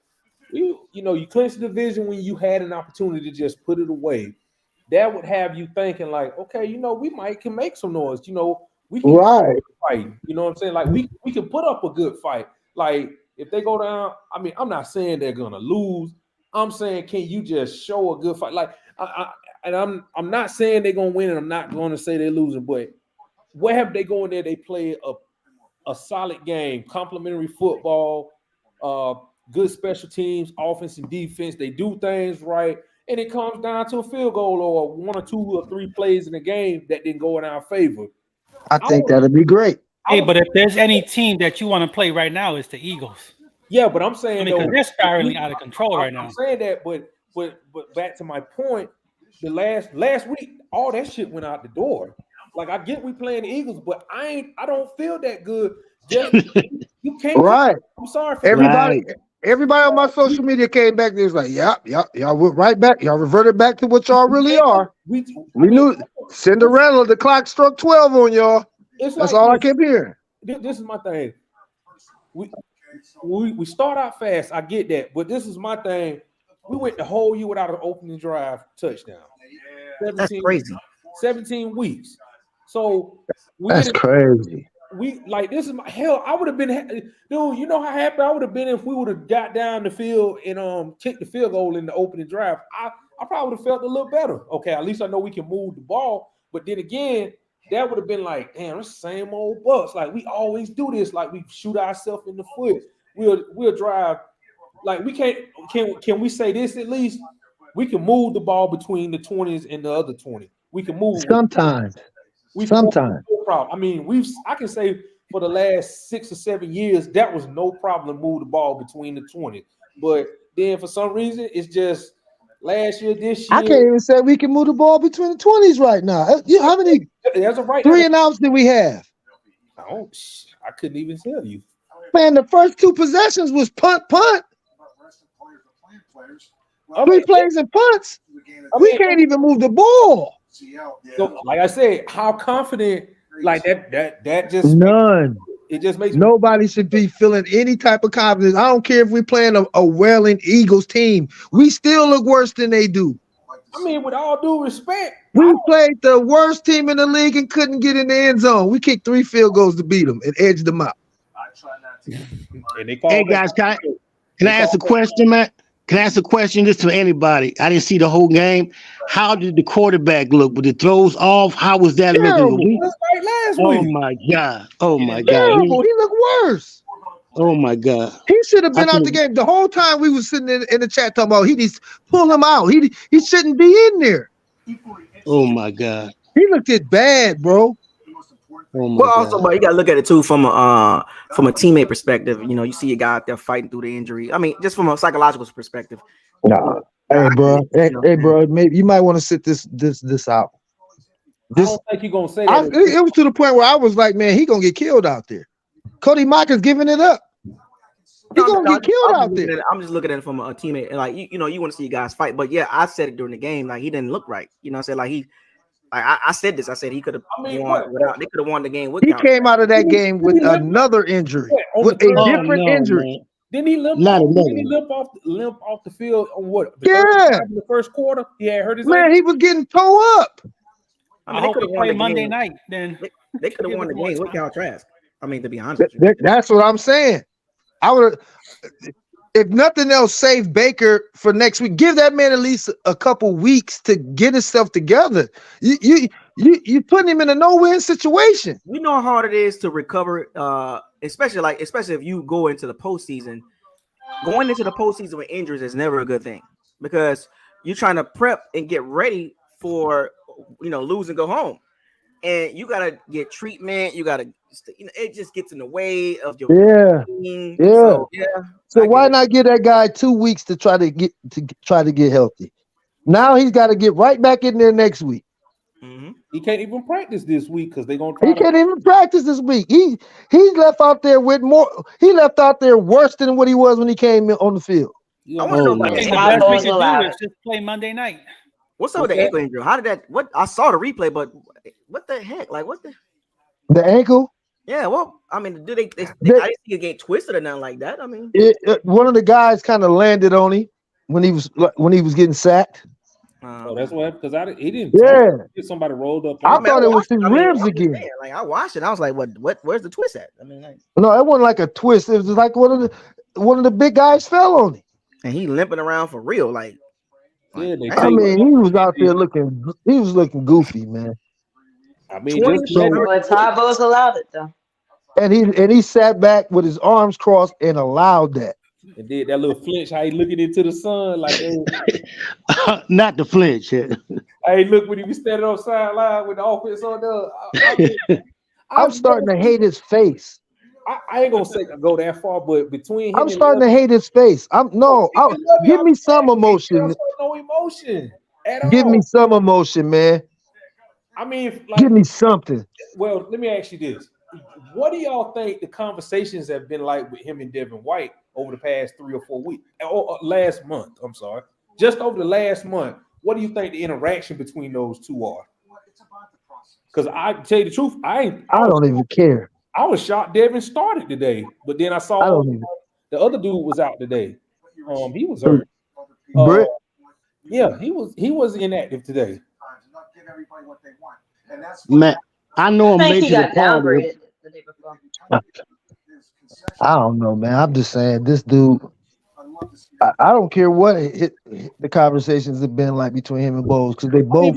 I'm saying that from an emotional, like, dang, you ain't gonna get in his tail for like, dude. No, that's his guy. When has he ever gotten into it? When has he ever gotten into Devin White's tail about anything? I mean, he pulled him. I mean, I would say that he pulled him and benched him. I mean, at the end of the game when he should have benched him probably in the first quarter. It was he that benched bad. him in the fourth. I mean, with all due respect, he should have benched him a day. He saw how he was just shooting the gap for no reason on the run. Flying in, getting knocked off by running back. Trying to hit in the air. That's what the fuck he was doing. I mean, that's what he was doing. It was a couple times where he was flying in and the running back would just bump him and just knock him out. He flying in uncontrolled with no control. But look how he started next week. What's that? What was that, man? So yeah, wild card weekend. The Bucs at the Eagles at the Bucs, Rams at the Lions. Matthew Stafford heading to the crib. That might be an upset. I like that game. I like that game. That might be an upset. I'm gonna take the Rams in that one. I'm gonna take the Rams. Yeah, that's what I said. That might be an upset. It'll be a hell of a game. Sam Laporta got a hyperextended knee, so that's a huge loss for the Lions. I could easily see the Rams win. And I think Stafford gonna be on. He gonna be on one too. He gonna be on. Oh yeah. He gonna be. It's really ridiculous. It's a story situation. Both quarterbacks flip teams, and here they are meeting again in the playoffs. So crazy. Stafford about to show Detroit, like, yeah, y'all got Jared Goff, but I'm still way better than that dude. Exactly. Hold on, Rams beating Detroit. Come on, man. What? Yeah, Packers and Cowboys. I'm gonna take the Cowboys in that one. What do you mean about why you say that about the Detroit and the Rams? The Rams is good, man. He said the Rams is good, but Detroit got that offense, so. It's gonna be a different month in the playoffs. So do the Rams. The Rams ain't soft on offense. The Rams been playing real 5-1. Yeah. The Rams been on fire. What are you talking about? They rookie receiver about to break. Did he break those 2 records today? He broke it. Okay, that's what I'm saying. It ain't like they just garbage. Man, them guys is good. And the difference of that game is Matthew Stafford and Jared Goff. That's the difference. That's hold on. the deciding factor. No, would you say Gable was better? Would you say he's better than the Rams? I can't think of his name right now. When it comes to games like this with the Rams and Lions and the backstories and all that, you go to the biggest one. Goff, the quarterback, Stafford. That's where you got to look at. Dan Campbell's done a hell of a job. Sean McVay has done a hell of a job. Yeah. But you think they're gonna be out? Who you think is gonna be the outwit the other? If I'm putting my money on the quarterback, if it's a quarterback-driven league, and you have to, I'm putting my money on Stafford. Mm-hmm. I'm putting my money on Stafford. I'm sorry. I'm putting my money right there. Win or lose, that's what I'm gonna put my money at. If I was a betting man. Now, I'm not a betting man, but I'm just saying, just looking at the teams, they both playing well. They both are good. Coaches are good. Staff are good. You know what I'm saying? Goff playing.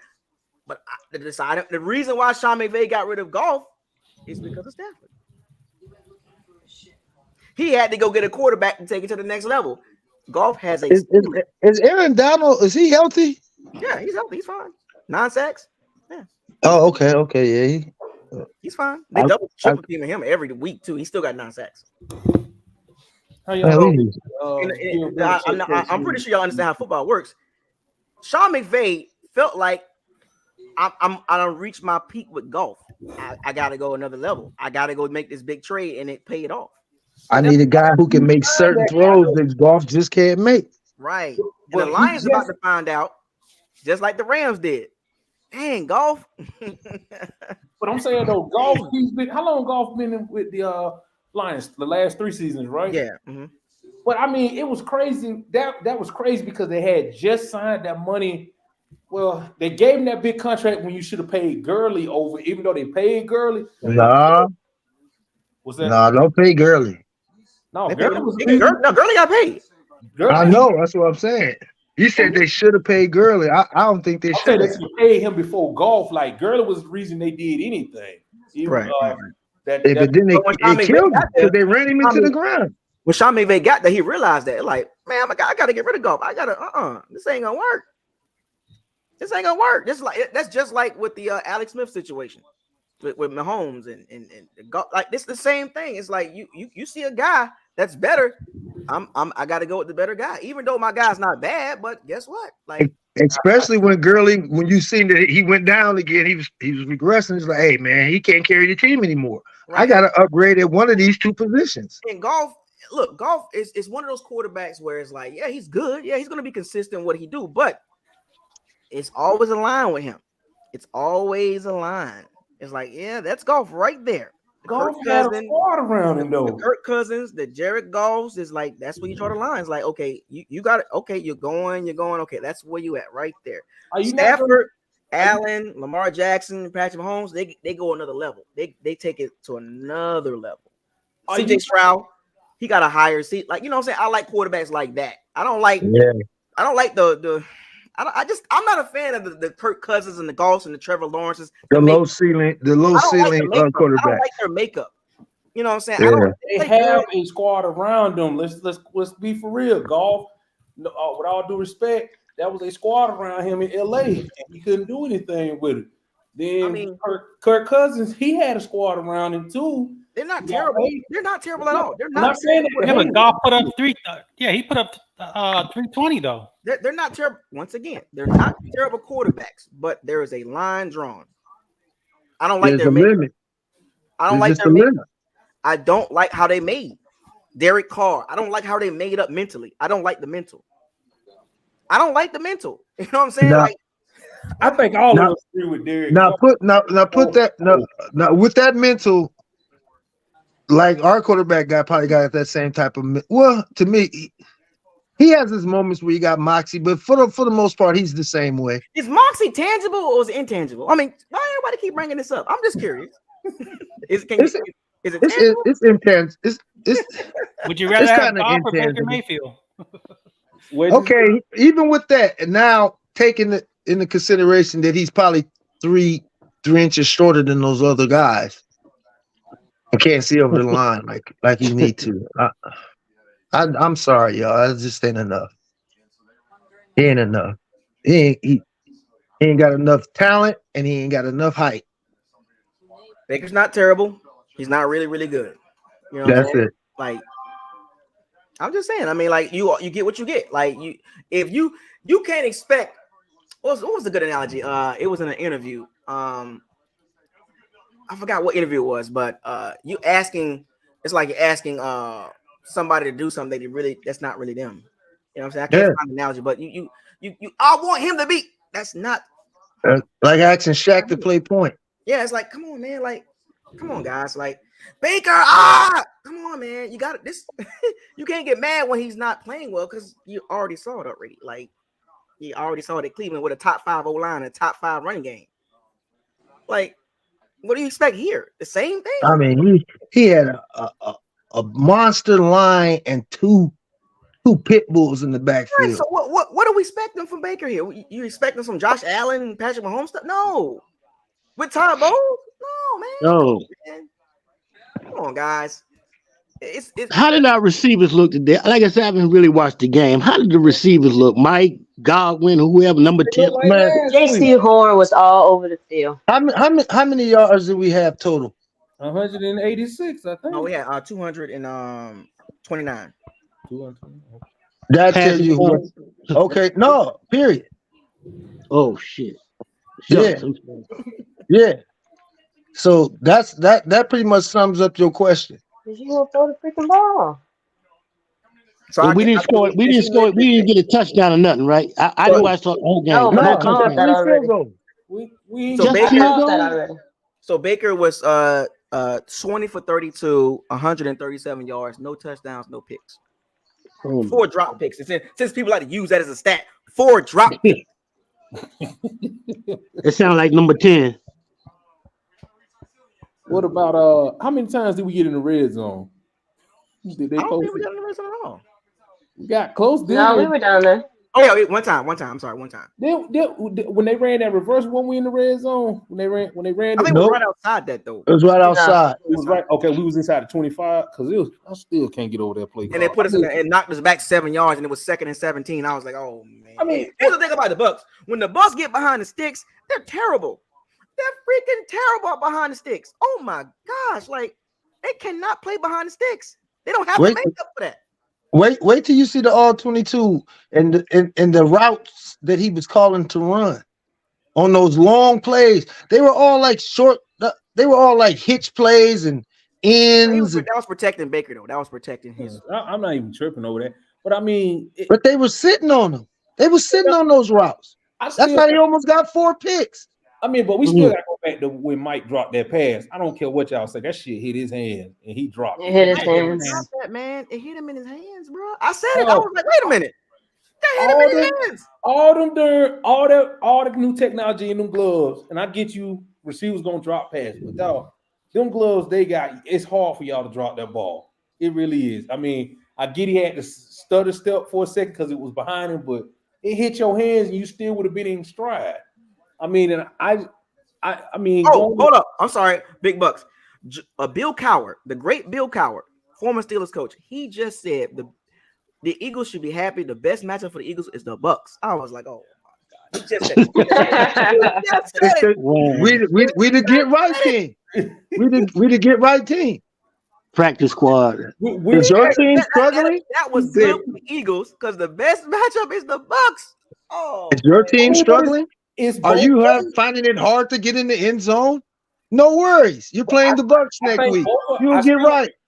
I still believe both teams are looking at each other the same way. Like, okay, this is our get right. Can't be Big Bucks. Can't be. We can't be looking at the Eagles like, oh man. I mean, that's how I would look. I mean, like I said, we knew this a few weeks ago. If we got to play the Eagles, that'll be the better matchup. The way they were, starting to decline. It's the better matchup because we ain't gonna get dog walked as bad. Yeah, but hold on, we played them pretty good. It'll look better losing.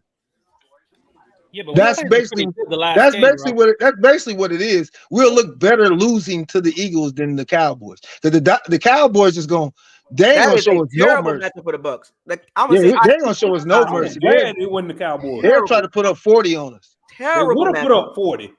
I'm So saying here- they would try to. The Eagles ain't. The Eagles gonna take their foot off the gas. They'll go up like 28 to 3 or the 10 and be cool. So y'all think we playing Saturday or Sunday? I think we're playing Monday. Saturday. So here's the Saturday schedule. Now it's not officially out yet, but I'll give y'all the to be announced schedule. Saturday at 3:30, Saturday at 7:15, Sunday at 12, Sunday at 3:30, Sunday at 7:15. What slot you think they're gonna put us at? 12. Sunday at 12. Hold on, we're playing Monday, right? Hell no. We not no prime time Yeah, slot. there's a Monday game too. Yes, there is a Monday game. Tom Brady not on the Yeah, we ain't getting it. He's not Tom Brady. Man, what you thinking?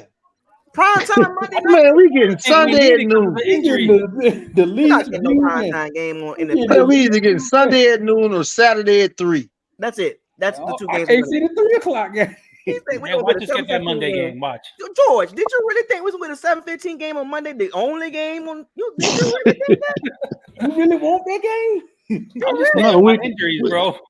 Did you really think that they was gonna put the Bucs on prime time Monday at 7:15? The only game on the TV? But we're divisional champions. We did that last year, and what happened? We got killed. Man, they're gonna put us at 3:30 or 12 o'clock. Pick one. Man, got killed. I was there. I was live at the Cowboys Stadium. And the reason why it's not just on the football field, just from a business perspective, you don't put the Bucs on prime time 7:15 playoff game. You don't do that. That is asinine. That is an asinine business decision by NFL if they was to put the Bucs and the Eagles Monday night 7:15. That is asinine. Nobody want to see that prime Monday time. night. Nobody want to see that prime time. Nobody. Do you see the storylines that's better than the Eagles and Bucs? The Lions and Rams. That is a story that you want to put on prime time. Not the Bucs and the Eagles. What you got to talk about with them two teams to playing each other? Zero. I think the They both stadium's gonna gonna look look like a Christmas tree again. Yeah, it's gonna be a lot of Eagles fans there. Oh my It's gonna God. be a lot of green. Fly, Eagles, fly. Eagles Oh my, fly, I can man. already see it. Half of the stadium gonna be green. It's gonna be Christmas tree looking again. Man, I wish the Bucs would just do better. Good God. I don't like this mediocre floating around in the middle, man. Like I want to see us excel to the 49ers. next The level. upper echelon. Upper echelon, not this middling around and oh well, look at us beating our chest because we backed in. I'm like, man, no. That team tough to beat. 1-6 against teams over 500. Like, I don't want to see that. Yeah, but Mike Evans almost caught that touchdown. He said almost. It would have been closer. It would have been a closer game. Bro, we the worst team in the playoffs. Eagles are. Yeah. The Eagles are. The Eagles are the worst. Eagles bad. Man, how can you say that? They When won they 4 don't, of the they- last 5 games. They not playing I'm well. saying, okay, but their record is better. And last time we saw them on the field, they dog walked us. They are not the worst team. We are clearly the worst team going into the playoffs. We struggle to beat the worst team going to into get the there. playoffs. So we gonna going into the playoffs. So we gonna. Bro, we struggled against the worst team in the league to get in the playoffs. So let me ask y'all Hold on, this. who did the Eagles lose to? They lost to the freaking Giants. Yeah. So, Okay, but the Giants are clearly better than the Carolina Panthers. Let me ask you this though. So we gonna ignore we won 5 out of the last 6 to end the season. Yeah. We gonna None of that matters now that you just came out and wet the bed the last 2 weeks. You stumbled into the playoffs. It's different if those roles. I just wanted your reaction, man. I just wanted to hear what you had to say on that because I was looking forward to like. I mean, come okay, on, man. That does carry That a don't little make weight. no sense. You got to put it in the context. Now, if those games that we lost and the games we won were flipped, it'd be a little different. But you just lost the last 2 games and the last game to the worst team in the league, man. You barely beat them, man. You barely beat the worst team in the. Let me see. Green Bay finished the season. You couldn't even get in the end zone on them. man, we're playing Monday night. Watch. So the Green Bay. Do you realize how many points teams put up against Carolina in the second half? Tons of it. About 26. It's like 90. I think the dude like before today it was like 96 to I think like 13 or Oh my something. goodness, the Packers in the last 8 games are 6-2. Jesus Christ. Them boys, and I know we beat them, but I'm just saying 6-2. We don't want to see nobody in the playoffs. Yeah, but Packers gonna get smoked. By who? The Cowboys. The Bucs Oh, are well, 5-1 last 6 games. I bet it'll look more competitive than the game we watched today. I bet you that. I'll tell you what, tonight's game is gonna be good. That is the game That's that gonna you be want a to see. fire game right there. Who's playing tonight? Season. Bills and the Bills and the Dolphins. That's Oh yeah, Oh, wow. Is that that's for the big Bills? potential. That's That's for the division too. That's what. yeah, that's big. That's a Don't big the time Bills game. need to win? Yeah. Yeah, Well, the no, the Bills Bills are need to in. win. They're in. It's just a seeding. If they beat Miami, they go to number 2. If they lose to Miami, they go to I think 6. Yeah, 6, something If like that. Miami loses, they Y'all go to see how KC. ugly that is with Miami? They went from potentially being a number 1 all year to potentially being a wild card 6 seed. That's Is that crazy. not crazy? If Miami loses, they go to KC. That would be a Monday night game. Yeah, that's gonna be your. You just spoke it into existence. You just answered your question. That's gonna be your prime time game if that happens. And I think Buffalo is one of the most dangerous teams getting ready to go into the playoffs. They've been playing good ball the last month or so. Hey, If the everybody. Dolphins win, I'm sitting here listening to how excited y'all are about those games and those matchups. He talk about the Bucs. Why am I not hearing that about the game next week? Our game. I mean, That there's no excitement. I just sat here and listened to y'all for about 30 seconds. Woo! You see that? If they win this, woo! When did you say that about the Bucs? Must be You trying two to tell me sides. this team is a good team? We're not the worst team going into the playoffs. You have no confidence in this team. You have no enthusiasm about this team. We're going to go in there we're going to go out there and wet. I don't know for what primetime games at home, we do not show up. I hope it be during the day so we can get it out the way and be all right. You gotta hurt corner. No, every game is really prime time. Everybody tuned in. Yeah, everybody, because you're gonna have that slot to yourself. You know what I'm saying? Yeah, so everybody's tuned in. The big games, we just don't show up, and especially at home, we just come out and crap the bed every time. I have no confidence in this. I do not see the Bucs putting up 17 points at home in the playoff game next week. The scary part about this game is, it's only win or lose, but the after effect of a win or a loss in this game can be it's going to be night and day, folks. I'm telling you, watch. If we lose, I'm not saying we're going to lose, if we lose this game, it's going to be nighttime. It's going to be dark. It's going to be like bowls, what the heck, and we lose to a struggling Eagles team, and we lose convincingly. It's going to get dark. And Real on the dark. flip side, if we beat the Eagles, strap on your seatbelts. You got a bumpy ride on the way, buddy. I see the Eagles getting back right next week. I don't know about that. I don't know. I do. I can't. When did we look good against any winning team? Well, I mean, that's true. I'm just saying, when did we look good against a team that? Hey, bro, call me crazy. We can hang that Jacksonville game up right now. Because I don't think they made the playoffs, did they? I'm gonna say this: you take away them two. If Baker don't turn the ball over, look at the 49ers game. That's about the best you're gonna get against a team above 500, and that's when they were just playing with us. They knew what was going to happen. Nobody thought we was going to win that game. We were shocked that we were even in the game in the first half. I will admit that, but he don't turn the ball over. You cannot tell me that's barely a 1%. Man, they're going to come out, run the ball, punch us in the mouth, and just stump us and get physical on us, and we're going to crawl up in the ball up like little babies like we always do. Every time we get punched in the mouth, we start crying for mama. We don't ever respond. It's either we come out and jump on the team, or they jump on us and we give it up. We never took a punch in the face and then be like, okay, they took that punch and here they came roaring back. When have we done that all year? I'll wait. All Philly gonna try to do if they passing game, they don't need that. They're just gonna try to run up the middle on us like they did last time. They're gonna bully us up front. Bully us.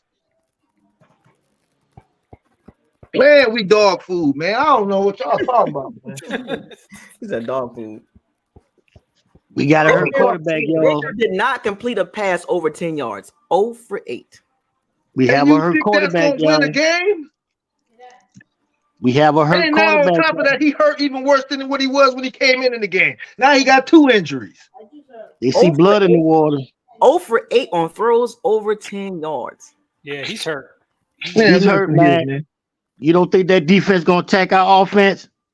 We barely can run it. We got a hurt quarterback. They in there celebrating that they playing us. Hey, They better shoot him up with some. They about to shoot him up with some drugs in his ribs or something, cause they coming. Like Deion Sanders said, we coming. They coming. Okay, what about the other they injuries? They gonna shoot him in the ankle too. They gonna just dope him all the way up, huh? That defense is coming. It's blood in the water, y'all. And they better have protection for him. They know he's hurt. And if he play like y'all said he played, don't smell blood in the water. Actually, really, we could beat Philly if we play the opposite way that Dave Canales wants to play. Their secondary is trash as ours is, but we ain't gonna take advantage of it because he gonna keep trying to run the ball. This fool is gonna keep trying to run the ball. I gotta keep all large objects away from me next week so I don't throw nothing at my TV. Also, Dave Canales has decreased the running plays as the season progressed. It was at 49% at the beginning. Now it's down like 40, 41. So he's made the adjustment like, okay, we can't run the ball 50% of the time. So he's down to about 40. Okay, man, what he's not even going downfield. All we're gonna do is sit there and play into Philly's hand. And they're gonna sit on routes because he's gonna run these little curl routes and these little quick hitch routes, and they're gonna run the same defense that the Panthers ran. Yeah, it's gonna be the same thing. Can we dink and dunk it all the way down? It's gonna be even worse because now we ain't just got to worry about one guy disrupting the D line. It's gonna be about 3 of them. They got waves of them coming in on us. They got 2 waves. Man, come on, man. He's got to release that ball quick. That's what he was doing this game. He was releasing they got a tidal wave and a tsunami. Not a tsunami. They was doing it in this game. It was 1-2. 1-2. It was funny because they started. It was like third quarter. They was like, Cody Mott, we got to line up over him. That's the guy. That's the Huckleberry guys. Let's just go. Whatever we gonna do, or any kind of pressure we gonna do, get up on, do it on his guy because this guy stay on the ground. Now, this dude be literally falling over his own feet. Even man. when Baker had time, he did not look comfortable when he even had time. Clean pocket. So what's it gonna look like when he got wolves jumping at him all next week from all angles? So here's the Bucs. Here's the Bucs. As I watch the game and then look at the season, as they, even though they've been playing well, I'm just a fan. But correct me if I'm wrong. If I'm seeing this, if I'm not seeing it right, or if I'm missing something, please help me when I say this. Because I can't see everything. Some of y'all see some things different. So the Bucs, when they run their offense, here's their routes, and I might be wrong. Chris Godwin cross, jet sweep. Chris Godwin kind of like a I guess this skinny pros. This play been working, or it's been working. That little skinny post works. It's like that little skinny post to Godwin or Otten, and Evans deep ball, a Trey Palmer deep ball, and maybe a. We don't even use that enough. I guess you could say a skinny post corner to Chris Godwin. You know that little post corner they do it to Evans too, but he missed it. That's it. And a drop off to Rashad White. Is that? Am I missing anything else? Did they even do that today? I don't even think they passed to him very much today. They just did enough to get him 1,000 yards. No, they didn't. He was 10 yards short. He finished with 1,000. Yeah. No, he didn't. No, he didn't. He got 1,000. He got 1,000. He got 1,000. Barely. How many yards he have total? 51. He needed 85. You talking about White? Yeah. Oh yeah, White. No, he didn't get 1,000. No, he didn't get. No, he had to get 85. He was 10. I was talking And they about could have got it for him. They just took a knee at the end. They should have let the guy run. At least try to get it, man. I mean, I guess Let him get his if style. you want to give that a more victory, hoorah! Oh, but did I miss anything when it comes to the Bucs passing offense? Like, did I miss anything? Little out route No. you can always run, or that little corner route. It's like you ever notice, like on third down, like clinching. Yeah, I know it. I've noticed certain things. The Bucs got some habits, and as a fan, I can see it. Like they got some habits where like it's too predictable. It's like you all gonna keep running that every week. Like you're not even gonna try to scheme a little bit different. You know what I'm saying? Like, That reverse. I'm tired of that, man. When I'm has tired of that little jet that sweep. reverse I'm worked? tired of that little jet sweep. That ain't working. we got a That ain't getting Cowboys no fan. yards. We got a Cowboys fan in the chat. The old Wiley Molly Mall coming here. I don't know what he coming here for. I don't know what he trying to do. I get it. We don't want to play y'all. I get it. Y'all in. So what's the issue here? Why are you in here? No, I just want to say the Eagles defense is ranked dead last the last month or two. So throwing the ball, attacking them across the middle is actually their weakness. They have no cover linebackers. So if you throw the ball in the center of the field, you're going to kill Baker them. don't like to do. That's the one thing Baker don't like to do. Is a weakness, bro. Our interior O line is going to be our downfall. Yeah, that's bad at ball. That's bad at balls territory too. All day. That's where Baker can't throw the ball to. As a matter of fact, when you go back and watch this game, look at all his throws to the outside, far wide, I'm gonna go back. I'm gonna chart Baker's throws this game outside the hash or in between the guards. I'm gonna chart this. I want to see something here. I'm very curious. He don't throw inside very often, man. Yeah, but it's always a little out or a little hitch or something to the outside the hash. I'm glad you brought that up, Molly Mo. Eagles weak in the middle, no cover linebackers. No. And then if you throw deep, they don't have like EJ Ricks. They only deep cover just went down today. So Rick, 39. So he the only one that can cover the deep ball. Slade can't cover the deep ball no more. Bradbury's too slow to cover the deep ball. So if you attack him deep down the field, lately. He's been in the slot lately. Yeah, he can't cover the deep ball. Oh, who is that talking right now? Molly Moore. Saying they can't cover the deep ball. Molly Moore. Molly Moore. Let me watch this. Hey, how many Bakers? What was his stats for over 10 yards? 0 for 8. Okay. Yeah, I haven't watched y'all. We played exactly. You come in bumping gums and telling us what we can do against the team, and we can't do it. Bro, we can't throw downfield. Baker was struggling to even get the ball downfield today. He was 0 for 8 for anything over 10 yards. I got to go back and chart those throws. Dang. I'm going to chart them. Matter of fact, I can use next gen stats. I just do that. But I like to chart them myself. I like to kind of look at I just want to come up here. The one area that you said they're weak in, we can't capitalize on because that's our weakness. Our quarterback can't get the ball there.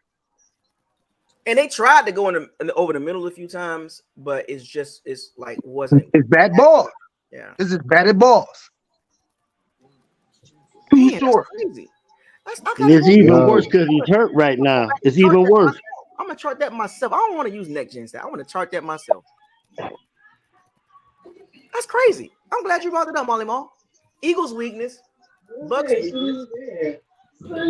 So what is the Bucs? So what is the advantages that the Bucs do have over the None. We have no advantage against this team. But you say South, none. None. I don't know though. Maul pointed out the only spot that we could attack them, and we can't do it. We don't ever try it. We rarely try it. Will Mark 813. Shout out to Will Mark 813. Great comment. Baker more hurt than we think, in my opinion. The play over there, he just missed all day. I think he's really hurt. I think he got broken. He is hurt. Clearly, it was his pride. 100% hurt. That ain't nothing that we ain't been saying. We kept saying they should have took him out. The coaches knew that. He clearly was hurting. He went into the game. He left the game hurt worse than what he was when he came in. Now he got 2 injuries. And he got till Saturday or Sunday to heal up. To heal up and go get him, champ. Go get him, Tiger. Which means he probably gonna miss like what 2 days of practice. Yeah, because he's not Not playing. throwing. Not gonna. Well, Monday's an off day, right? For them, kind of like Todd Bowles All style. he gonna do is walk through. Well, it depends on what day they play for. This is interesting. So we don't have. So if And you they probably gonna play him the full game on Saturday too. if you match them up and you go down the list, we don't have any check boxes. No. That's left what side I've of the been line. saying. Kicker? It's not that I'm so down on this team. I'm looking at it realistically. Where do we tip the scales at against them? Even with the way they playing. The kicker, We we need got to take advantage one. there, right? The kicking game, right? You know, Right, we got Yeah, we can kick. we got advantage there, and we can get them takeaways. right. We got an advantage. We somewhere. ain't been. That's the thing. We barely been getting. How long did it take us to get a takeaway this game? I mean, but they coming in though, so we can use that. We had one, and then last week we didn't have any. I think to me, and it's just early, and as I go, I'm gonna go back. And here's the thing about the end of the season. Now we're in the playoffs. I get to watch more film, so now I got to go back to that Eagles game. I'm gonna go back. I'm going to watch the All 22 again, just to kind of see some things that I could talk about during the week leading up to this game, because the Eagles not playing well, and yes, the Bucs are kind of like treading water, basically, going back in. And then with the Bucko, Jalen Hurts with that treading water. Treading water. I mean, the Bucs, the way the Bucs been playing the last 2 weeks is Man, not. come on. I remember we used to have to take the 8th grade swim test, and you have to tread water for like 15 minutes, just so you wouldn't have to take swimming in high school and stuff. And he reminds me of this guy I know that got about 5 minutes in the tread, and then it started sinking. They had to grab that big long hook and snatch him out the water. That's about as good as treading we look. We look like we on the verge of sinking. Here's the telltale sign. The Bucs in the first quarter. That's going to tell you exactly what's going to happen. Because now I got the beat of the team now. When they start slow in the 8 losses, that's one of the reasons why I got 8 losses. Because for whatever reason, in the first quarter or 2, or sometimes 3, they don't do anything. Absolutely Mike had nothing. Mike had that big drop in the first quarter again downfield. He dropped that ball. Yeah. Word. Okay. What's up? How many yards was that? I mean, it was a pretty deep play. I mean, I know let's say about 40 yards, right? Yeah. 30, 40. Okay, so add that 30 and 40 on top of the 33. That's how many yards we would have had at the half. I don't want to hear that, man. There's no pro football quarterbacks who should be having 50 yards at the half. And the problem with that, though, is the problem with having stats like that in the first quarter, 2 or 3, and in the end, 270 yards, 300. Like, come on. Empty calories. Like, man, like you put a context there, and then when they say that, and I know this is about some of the Bucs fans when it comes to Baker, they will do that and not add any context behind it. It's like what? Shake and bake. I don't like you said. I don't know if we need to. I don't want to jump ahead to the draft, but the way that right side of the offensive line looked today. The last three games he had 33, 50 something, and 60 yards at the half. Well, you really can't be surprised by that. I mean, like I said, I've never really seen that before. I've never really seen that before out of a pro quarterback. Bro, our first round pick might have to be an offensive lineman, yo. It gotta be somebody got to protect up front. Yeah. No opening drive TDs in 17 weeks. No, that's because the moment we get close, they just start bullying us up front. Yeah. And then pressure up in Baker's face. I mean, they were getting pushed back into Baker, who already limping around, who can't move. Yeah. Man, come on, man. I don't care what you say. We got to get an O-line. No opening I feel that. The entire season? Yeah. That is wild. That's nasty work. That's nasty work. And that's the thing. That's the thing that really has me on edge about the Eagles game. Even though the Eagles being reeling or whatever, it's like that our offensive line, bro. Because they still got a good defensive line at the end of the day. You know what I'm saying? And the way that right side looked today, bro, I don't know. Son. Cody Mark was just getting ragtagged around, hazy. I mean, them boys, man, it's like, yo, what's going Hey, on over there, man? it's nasty work. Like he said, it's nasty work. So how many timeouts Bo take today? Yo, He man, said what? How many timeouts did he use today? Did he save all 3 in the first half? No, he actually used them. He used 2 of them. I know for sure. Well, he can save them for next game, right? I mean, Man, that man got a whole bag of them next to his nightstand. I don't know what he collected them like gold, like a leprechaun or something. What's wrong with that man, dude?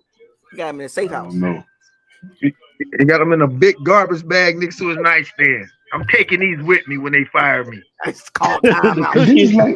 And with Rashad White, son, like, why doesn't Rashad White, when it comes to running the ball, not catching the ball in the backfield, it's almost like he always runs the ball up the offensive lineman's back.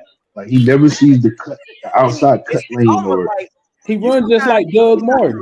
He's not. It's inside zoning. He's trying to. What's supposed to happen is the old lineman supposed to get some push forward, and it's not happening. He's not. So here's my thing about Rashad White running the ball. He's not creative on his own.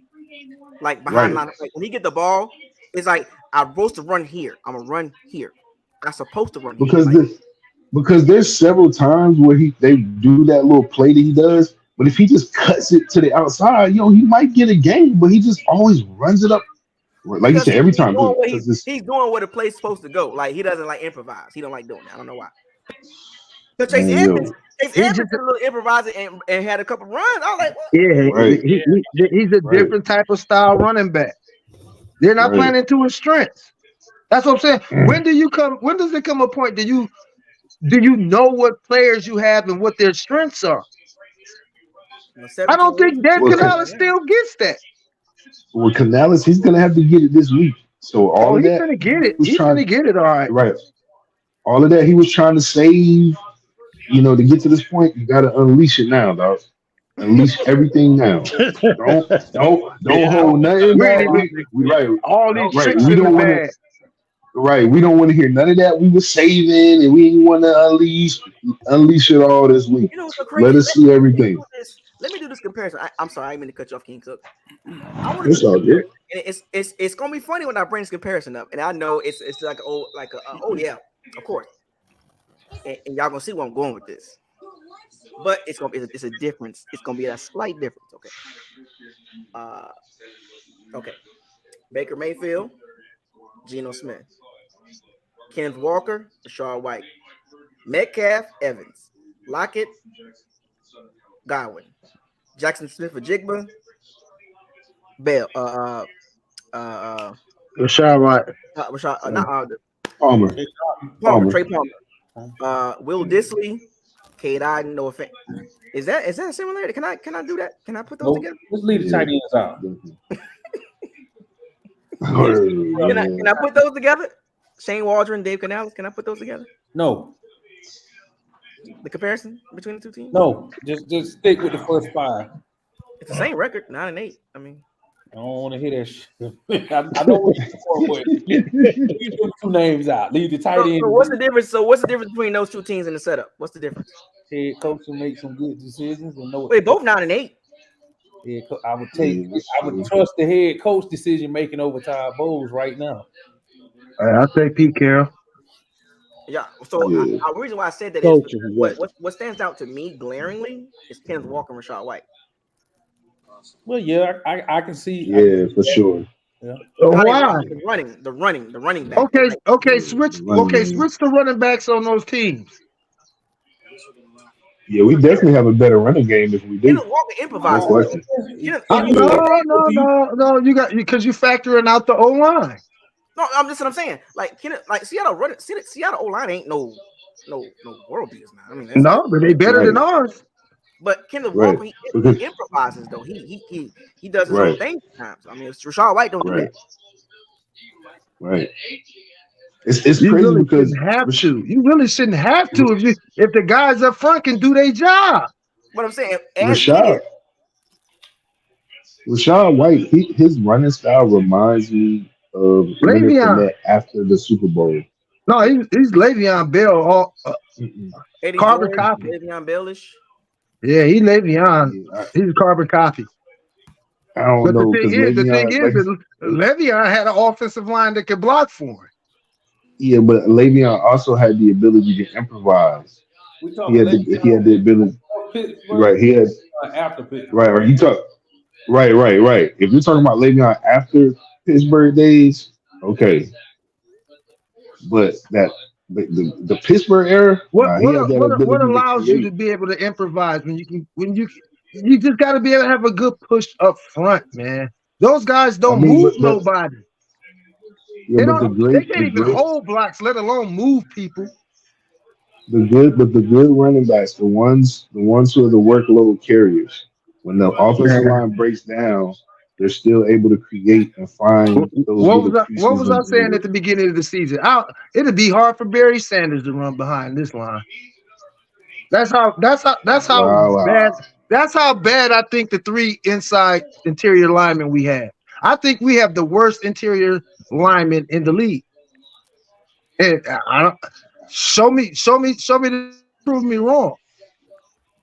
So that right side Only was person that getting can man. fight with us for that is Carolina.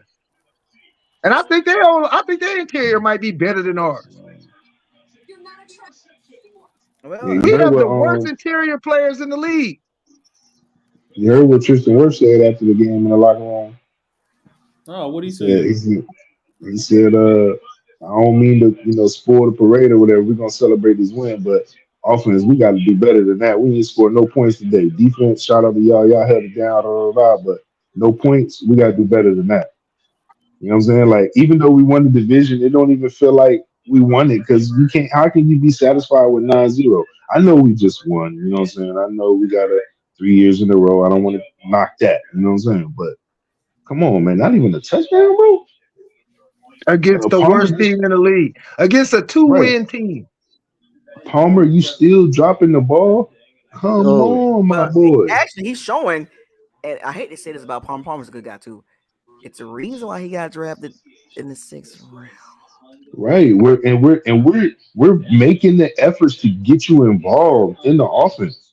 Right. Do you Big think he's plays. trying to do too much? Because he doesn't get he really don't get a lot. He's certain They games they fed him. never been on the same page the whole season to me. Like him and Baker. Yeah. Yeah. But you got to think Word. he's coming from a school where he was the man. He always Right. got the ball. So now it's like Right. whenever he gets the ball, he's got to try to do something extra. They just don't dial up plays right on this team. Well, Canales gonna have to. The Bucs It's gotta terrible, man. The first He quarter, bad. man, the Bucs got to come out ready to blaze. I'm talking about. I want to see them come out blazing. I want to see a 14-0 type situation. Hell, run a flea flicker the first play of the game. You see what the Texans did, right? I mean, like you said, Stroud went deep. First play of the game. Nico's calling. I mean, just run that just to throw them off guard. I mean, I don't. Now the thing is, that's going to require protection. But I mean, who would run that deep route? Would it be Evans or Goff? Because they ain't speedsters like Palmer is. I mean, you run Palmer and Evans out on the wide. Run them wide. One of them gonna get open. We got to come out. Either Palmer with the speed or Mike with his height. I don't think you don't even see that. That's what I'm saying. Even play, you just don't even see them even try to back the defense up off of them. That's why I said, like, going into this game, the Bucs been playing better than the Eagles. I know it ain't saying a ton, but I'm just saying the Eagles ain't playing good, man. And then especially with hurting his finger today. I mean, we gotta take advantage of that too. That's what I'm saying, man. Like the Bucs could, the little engine that could, they can. You're right. We can. This is definitely a winnable game. We supposed to do that today. We supposed to do that last week. But the problem is the Eagles is not the Panthers. That's right. the problem. Yeah. Okay. Are the Eagles the Saints? We talking about how I heard you say several times they fools go how garbage they are. Are they? No. What did we do against them the first half? They're not the Saints. Okay, well, that's what I'm saying. If they can't do it against these weak teams, I don't expect them to do it against Philly, who is just playing weak, but they obviously better than what they're playing. The AJ teams Brown. we did it against are teams that just Right, aren't good. AJ Brown, he gonna be coming to the game. Yo, it's some angles we can take some advantage of now. Let's not We just can, dump but on our team like will we? you know what I'm Do saying? you think they have the balls That's enough to try right. it? That's the question. That's the $1,000,000 question. Do Will they we have the step balls up? enough to go for it?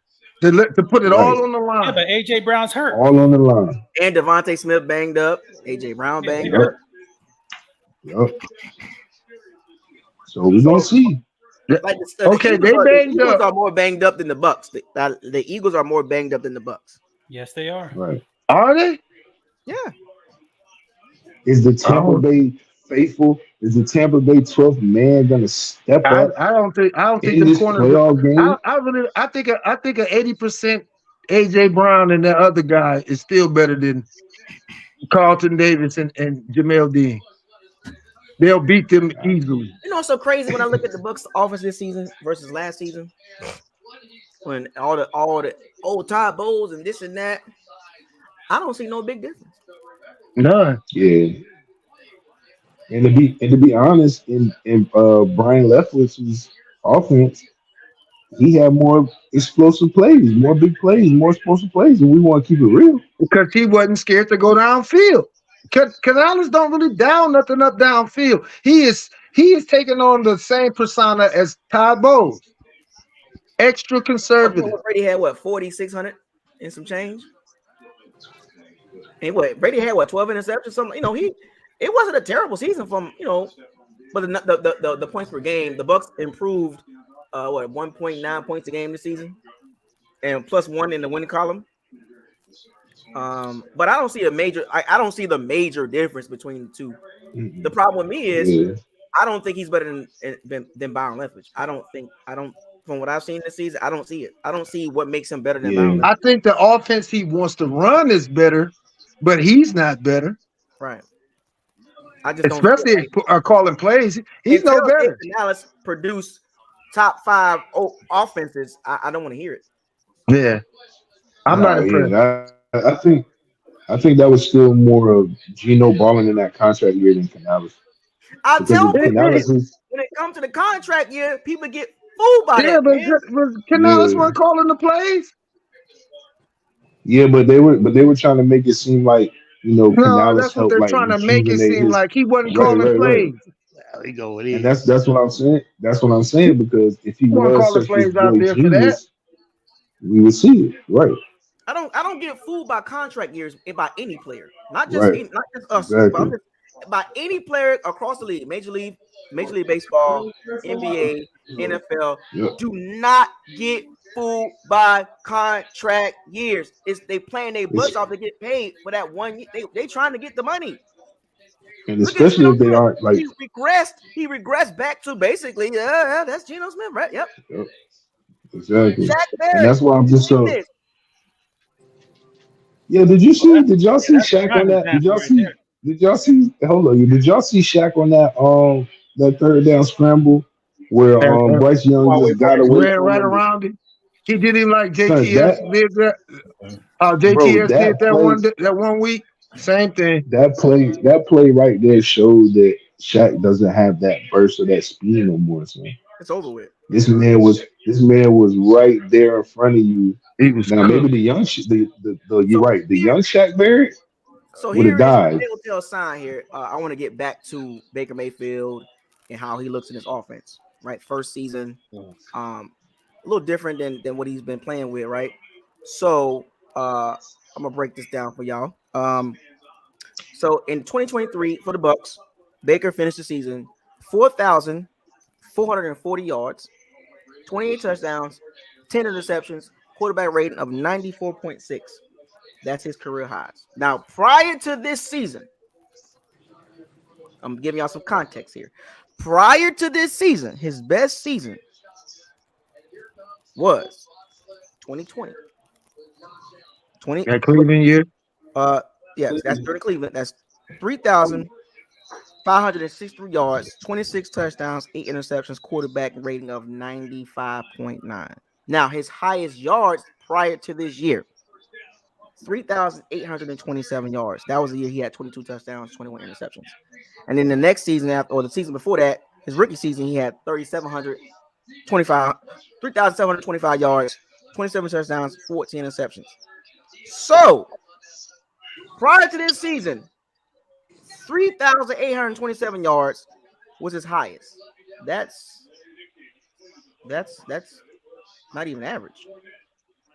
Right. In today's NFL, that's not to be jumping up and down for. You know what I'm saying? Like, Right. so That's why I'm just like, yo, no so more looking at than a this season, 2-year deal. So looking at this season, 4,440 yards in a passing league, 28 touchdowns, 10 interceptions, 9-8. Tom Brady, 8-9. That's better than this. You know what I've been seeing is this really been tripping me out how they've been comparing Pat Mahomes' numbers to Baker Mayfield's numbers this year. And I'm like, okay, so y'all gonna compare this man's best season to that man's worst season, and it's about equal. And even with that being said, it still looks different on the field. Yeah, You know what and I'm it saying? still looks different. There's still no way that you would look at them two and be like, oh no, I'm taking Baker over Right. that. Come on, man. Exactly. Stop showing me That's these why I'm stupid so. stats. That's why I just hope that because let's just keep it real. They're gonna What did resign your Baker. eyes tell you? Let's keep it real. We know our organization. We know our front office does. We'll be surprised if they don't. The real question is, we just can't do it. Oh, it's even You know more what I mean? funny. We can't over. So this is even more funny. Tom Brady, 490 completions, 733 attempts, 66% completion percentage, better than Baker. 4,694 yards, 25 touchdowns, 9 interceptions. 45-year-old Tom Brady. Right. And they hyped about 4,044 yards, 28 touchdowns, 10 interceptions. From a guy in his prime. Playing his best football ever. That's Man, interesting. stop. Oh, Let me ask you. it's telling. That's It's interesting. telling. I got a question for you guys, man. This game coming up. If Baker continues to struggle, when should they be pulling him out of this? Because it seems like They're he really not. hurt with the ankle. If they don't, man, they gonna get Bro, number you two. should have saw Somebody trying. you missed the game today. If you would have saw how he looked out there yesterday, today, you'd have been like, man, why, man, pull that guy, man. Y'all gonna get him killed. Y'all don't think they're gonna pull him out And because they the would team pull him then. So what makes you think they will pull him against that game next week? They're because of gonna the let him die championship? on the ship. You think because of the And championship game? You don't think they'll pull him No, out? that's Ty Bowles. He don't like pulling players. Right. That's And gonna what if be we that might be what his if we death. He might be losing his job. Man. Tom Brady's last season, the Bucs averaged. I just want to do this little comparison real quick. 18.2 points a game. This season, they averaged 21.9. Let me see. Hold on. 21 point. 1 second here. 21.2. So three points. Okay. So Praise the kicker. Well, actually, it's 2 point. Well, actually, yeah, 3.1 points a game increase. Let me see. Look, 18.2. Yeah, 3 points. Yeah, you're right. So 3 points increase. 1 win increase. Wow. 1 win. So Baker was +1 versus Brady, a 45-year-old Brady. Actually, who had better numbers. Brady had better numbers than Baker. Y'all want to keep this dude, man. And we can keep it. We can keep it, but we better be getting. My problem is why? So this is the bar. Yeah, that's what I'm saying. That's what I'm mad at some of the fans about. Why are you so happy with being mediocre or subpar? No, that's not it. This is the bar that we fans still jumping up and down for. yeah we A still got to draft a 45-year-old quarterback Brady no had matter. 4,694 yards, 25 touchdowns, 9 interceptions, 8-9, 45 years old. And it's Baker, going 28 years and them old. are going to be the same people that be going to be complaining next year about how the defense let us down or something like that, I'm just trying to figure Nah, out or we the still defense ain't good enough. why all the jumping up and down for 4,044 yards, 20 touchdowns, 10 interceptions, when you got a quarterback last year at 45, basically 25-9 and 4,600 yards, 8-9. So you went +1 with lesser stats. So what was the real got it. problem? O-line. O-line all day. Because in 2019, look, so Byron, so I'm making the point about Byron Leftwich, right? Because he took a lot of blame. So 28.6 points a game in 2019, 2020, 30.8 points a game. 2022, the Bucs averaged, 2021, 2021, the Bucs were at 29.9. And they thought Dave Canales was going to do better than that. BITCH where? Yeah. Okay, and what was the major difference on those teams? So hold on. So you mean to tell me we averaged a ton of more points with a aging Brady and a interception prone quarterback, and the record is pretty much like not even a big difference? So wait a minute. I'm just trying to figure out I'm just trying to make sense of all the bashing of Byron Leftwich and Brady and Winston. So wait a minute. The great Tom Brady in his 40s putting up 29, 28 points a game. Winston missed the interception guy, highly productive, but also interception. 79, 13 and 11, 11 and 5, 79, 11 and 5, 13 and 4, 8 and 9. But then we go 9 and 8 with a quarterback with lesser production. Yeah. You see what I'm going with this? What? Wait a minute. So less production, but the record ain't really a major difference. It ain't about that, man. It's about who they like. I'm just trying to figure out how they fanboys. I'm just trying to make football sense here. Because you would think if 28 and 10, you should win about 10, 11, 12 games, right? With an offense should be scoring pretty good, right? But no. There's a difference though, Bucko. Those other years that you named, we had an O-line. You see how much the numbers jumped up when you can actually protect your quarterback? It was no risky, no biscuit, too many turnovers, but highly productive. Can't win like that. That's true. Brady enters. Plus Baker Brady enters, and the no risky, no biscuit goes away. First year he there. The second year it goes away. Third year it falls flat, but the numbers are still there. Like, what's going on here? And plus Baker, he's still getting that pass knocked down at the line too. I'm just trying to figure out where are people football minds at when they look at quarterbacks. Baker, and I said this, Baker Mayfield has never been a highly productive quarterback. Never. Word. We went 9 and 8, averaging 21 points a game. You would think the way they talked about Brady and Winston and Ryan Fitzpatrick, you would think that Baker would be at 11, 12 wins. But that ain't the case. Yeah, that's true. That ain't the case. But he can sure scramble. And on top of that, the NFC South was a whole lot better before Baker got here. Man, what you talking about, man? He got moxie, man. That's all that matters. He got moxie. Was a whole lot difficult versus this year. Am I lying? Nah, man, that's real. The facts are there. The NFC South was not easy. It was not like this. This is the worst the NFC South been in quite a few years, and so this is what we put out there. Baker with an easy NFC South, 9 and 8, 4,000 yards and 4,044 yards. That's it. In an easy NFC South, not the NFC South that was a problem with the Saints running the show and the Falcons playing. So how much of an upgrade is Baker? I'm just curious. It's just I ain't hating on nobody. I just want to throw it out there. I want to do a comparison. I was like, wait a minute. I thought the offense was supposed to be, but the offense is actually a lot lesser than the previous years. I'm just saying.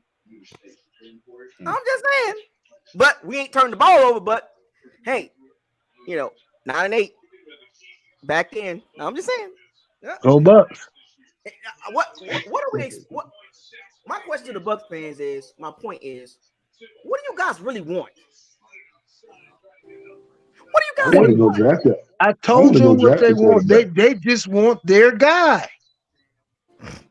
They don't care about They're winning. happy about this. They happy. I don't want no They are more. I happy. don't want no more free agent quarterback. Jumping up and down in a passing league, 4,044 yards, 28 touchdowns, 10 interceptions. That in a year where the quarterback is. Do you know how many bad quarterbacks started this season? Did y'all realize that? Yeah. Do you know how many bad quarterbacks started games this season? Come on, man. Wake up, Bucs fans. Because to me, we got to draft for him, man. We got to draft for him. I don't like the fact that, and it still bothers me a little bit, that Byron Leftwich took a lot of heat. He did. He took it on the chin. Didn't say nothing. Didn't complain. Yep. Scapegoat. And my bad. With an extra game, it was 16 games. In 2020, when Byron got here, it was 16 games. So if you stop it at 16 games, he ain't got 4,000 yards. Yep. I'm sorry. I'm just pointing out the obvious, folks.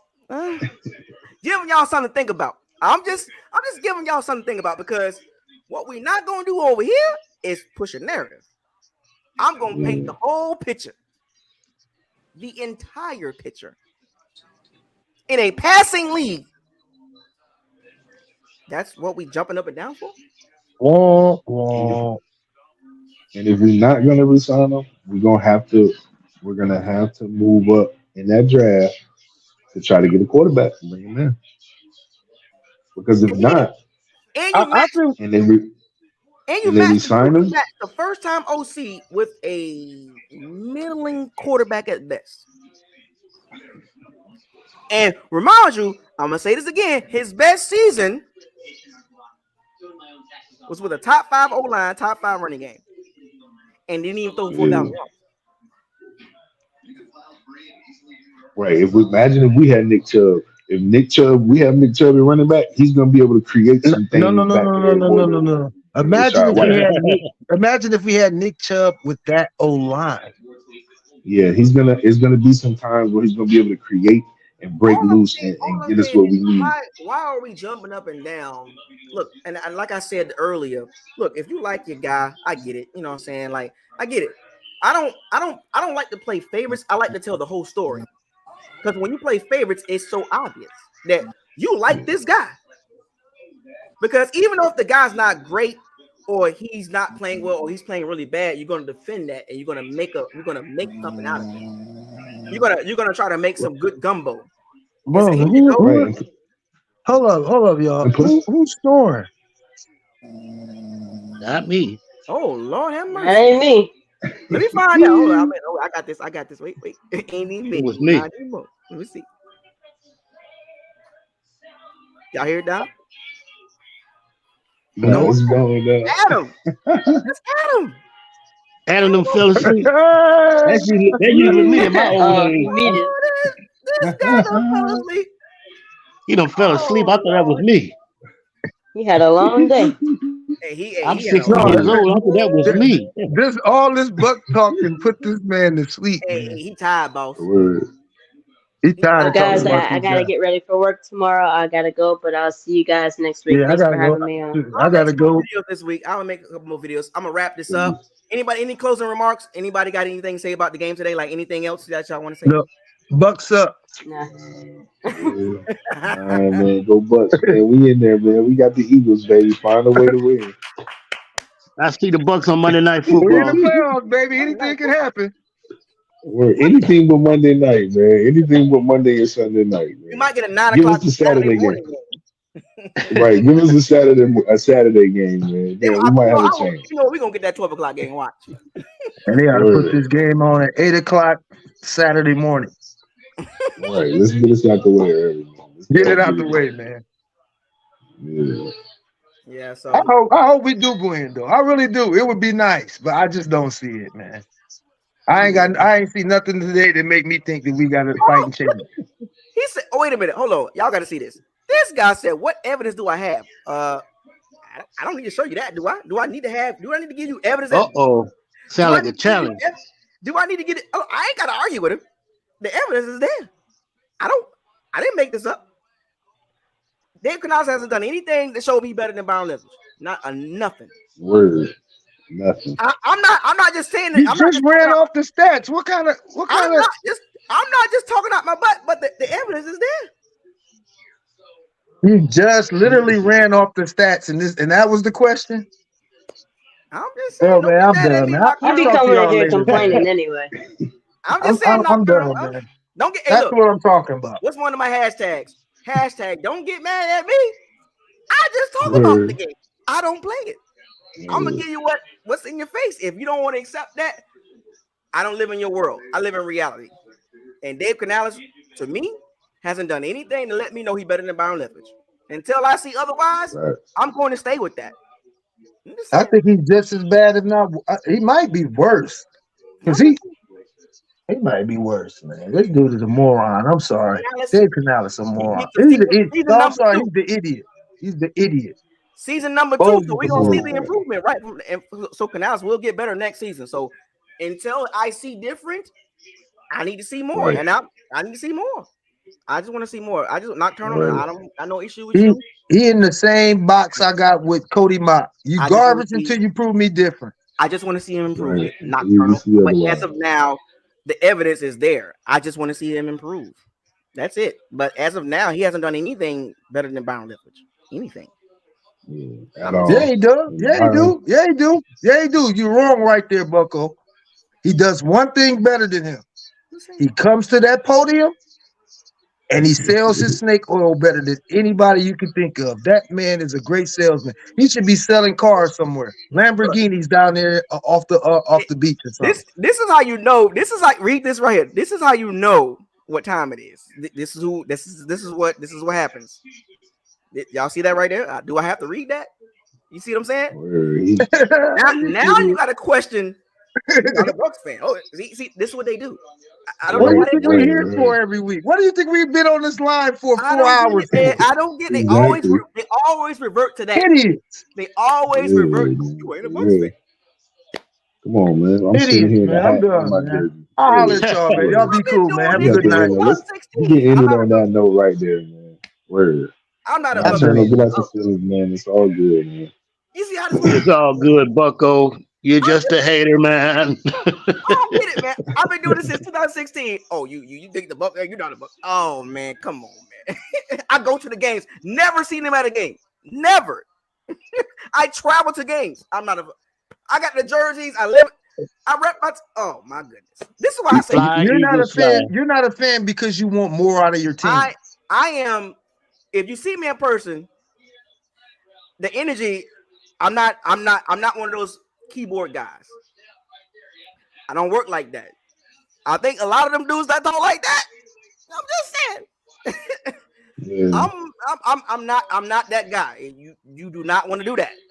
We can be civilized about this, but I'm gonna defend myself. But that's all love. I'm just saying. But never question my loyalty to the Bucs. Never do that. That makes you look bad. That makes you look really bad. Well, there's just a lot of bad faith arguments in the chat room, man. It's just bad faith. It ain't even no basis behind it. It's all feeling, man. Don't even let that stuff get to you, man. I know. It's just good to talk about this time because every now and then I get that type of comment. I'll be like, really? You've been watching me for the last several years, man. Like, come on, man. What do they think you do this for? I just want the Bucs to be better. Dang, like Jesus Christ! Like, what the problem is that? Right, we want to see more, man. I want to see more. Okay, man. I'm just saying, man. Like I'm outside. I'm outside. I'm not one of them fans. I'm not one of them Bucs fans. I'm really outside. I'm really outside. Tell me you already jumped off the porch already. You out there. I'm out here. Don't ever question about how I think about the Bucs. Never do that. Never do that. Because you're gonna always lose that match. You're gonna always lose every time you come at me like that. Come on, man. You gotta leave that accountability to the Bucs. You gotta have that, man. You know. Don't get mad at me. I'm just giving you what the Bucs been doing. You mad at me? Come on, man. Do better. Come on, man. Anyway, so the Bucs are in the playoffs, 9-8. My closing remarks as I wrap this video up. We had 4 hours. Look, congratulations. I'm happy. The Bucs are 3 consecutive NFC South champions, and also with a Super Bowl championship with that too. I know the Saints fans, and this is specifically to them. I know y'all mad. You're outside looking in. I don't care what you say about the Bucs. You just mad. You're not in the playoffs. Watch us. All that work y'all did today against the Atlanta Falcons with a terrible quarterback situation and a terrible coach, y'all won 48-17. Moral victories, I don't give 2 sugar honey iced tea. Means nothing. Means nothing. 3 in a row, son. 3 in a row. 3 in a row with a Super Bowl. I don't care about your moral victories and beating your rival and you're laughing at us. We 9-8. You ain't in the playoffs. They just mad they ain't got Drew Brees. And they stuck with another year of Dennis Allen and Derek Carr. Ricky Bobby, I think I'm on fire. You're not. Good luck with the used car for sale. You're not on fire. Can somebody tap them Saints fans and let them know they're not going anywhere? Y'all about to get worse because you're about to lose Marshall Lattimore, Michael Thomas, Demario Davis, Ryan Ramczyk might retire, and your salary cap terrible. And you ain't got no quarterback. And you stuck with this. Watching us. So you know what their new names is? Their new names is the New Orleans Raiders.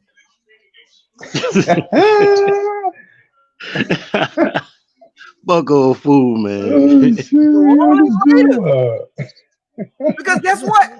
For whatever reason, well, I know the former Raiders players keep popping up on their team. And they getting playing time. And they talk about changing the culture. See, I live here. So I got my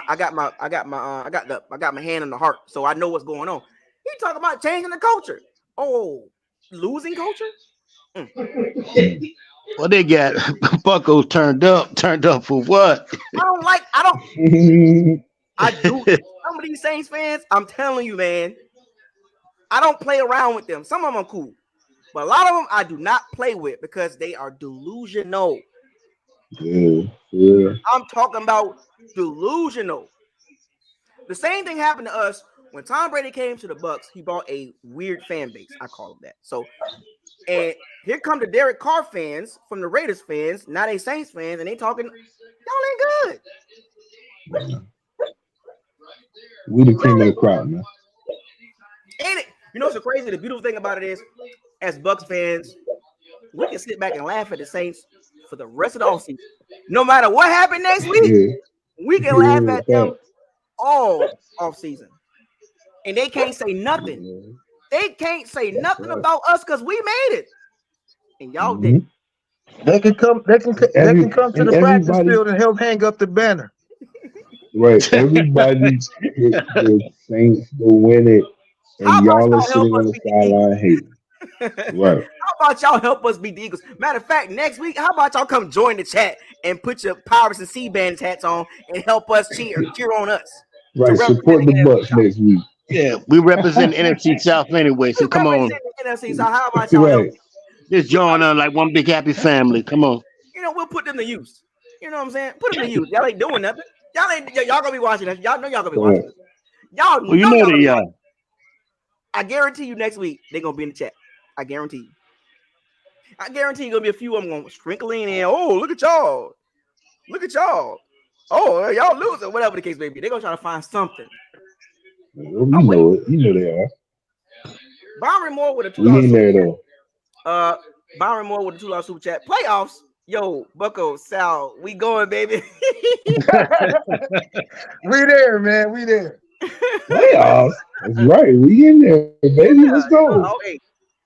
Mark Will 813. My guy really be outside. $5 super chat. Yes, I'm outside. Right. I am outside. And you know what's the crazy is, and as I close this out, I wanted to go more. I wanted to go to more games this season. Didn't work out like that. I'll make up for that. I promise you. And I got some surprises too. I promise you I'll make up for that. That's life. But at the end of the day, I'm always gonna root for my team no matter where I'm at. No matter where I'm at. So don't get it twisted. I'm gonna be right on my edge of my seat next week, praying and complaining, all that. Because I'm a fan for life. I ain't going nowhere. Right. But hey, we all are. We gonna ride this boat, man. We gonna ride it. Real thing. Right. I'm gonna be hyped up too. Next week. Oh, you already know. You already know. You already know. And then I just got to throw in the extra shout out to Winfield Jr. for just bringing the hard hat today, man. AKA Come Mr. on, Everywhere. man. Word, man. Shout out to the boy, man. You know what's so crazy? I'm glad. Man, the Bucs got a first place schedule next year or next season. Let's get it. I'm going to Dallas. I'll be at that game. Let's I know Sal. I'm pretty sure you'll be at that game. You better know it. I just ran back to my phone when you said it. Yeah, we gonna. Hey, you gotta be here, bro. We're gonna be in Dallas, man. Yeah. Oh, I'm gonna beat up. No, I'm gonna beat up. You know I'm gonna beat up. Me, you, and Mopar gonna be there. Oh yes. Oh yeah. See, we gotta go to the live. What they call it? What they call it? Texas Live. Yeah, Texas Live. We gotta go to Texas Live first pregame, then walk on over to the stadium. That sounds like a plan to me. Yep. We might get ran up out of there, but hey. You know what though? When I went last year, they didn't run me out of nowhere. They're friendly about it. That's because they winning. Now I was there the year. I was at the stadium the year when we spanked them. Oh, bro, I had to watch my back going up out of there. Well, Mopar Buck could tell you. No, Mopar Buck was there. I almost got one of the dudes said something to my guy. A guy I was with. He a Carolina Panther fan, but he went to the game with me. He lived in Dallas too. And he said something. I wasn't paying attention, but it was some reckless stuff in it. I was on one too. You know what I'm saying? I was like, what? You know what I'm saying? But the guy they was in the car. You know what I'm saying? Mopar Buck could tell you, I was on one for real. I am telling you, I am not I'm not trying to toot no horns. I'm just saying, I ain't one of them keyboard guys. I am not that. You know what I'm saying? I'm cool. I show everybody respect no matter what, no matter what fan base, none of that stuff. Right. You get out of line and you get extra, we can be men about this. And I tell my daughter, we can do this the easy way or the hard way. Pick one. Mm-hmm. It's not hard. You got two paths. You know what I'm saying? Like, let's be respectful about it. It's football. It's only entertainment. It's only entertainment. It's all fun, man. It's all trash talking and bragging rights. Right. Well, I get it. We know the passion and all that. I get it. You know what I'm saying? And we all seen those videos, those guys be fighting and stuff like that at the stadium. I ain't trying to be like that, man. I ain't trying to be like that.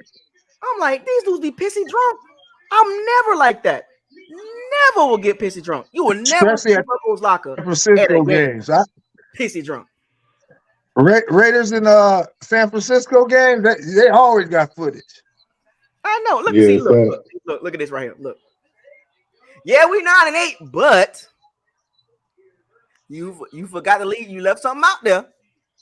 You left some meat on that bone. Right. We're not in the same boat, bro. We're not. We're not in the same boat, buddy. We're not. We're not in the same boat. Right. We're the cream of the crop. We are the Bucs. We're the cream of the crop, not y'all. Make sure when you mention the Bucs, Jay Snag, make sure you mention champions, NFC South Champions. 3 times. 3 times. 3 times. In the words of 1, 2, 3. 1, 2. In the words. Do not forget that part, Jay, and the rest of you Yanks fans. Do not three-peat, baby. Part. You know, Right. don't try to discredit our division championship. Now, come on, man. Right. If Don't they do would have won it, that. they would Don't have been do in here talking cash. Oh Yeah, yeah, yeah, Of you know they would course. have been. Of course. Come oh, they on would have now, been but they all up in can't. here. In the words, I know.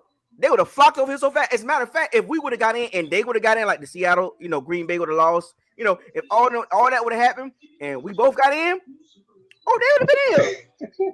Of They course. would have been all up in here. We got to do. Somebody that Bayou dude, he was in here talking cash, and then once he realized it was over, he was gone. Oh, you know, I saw it. He was gone. I was looking for him to say something. I was like, "Where'd Bayou go?"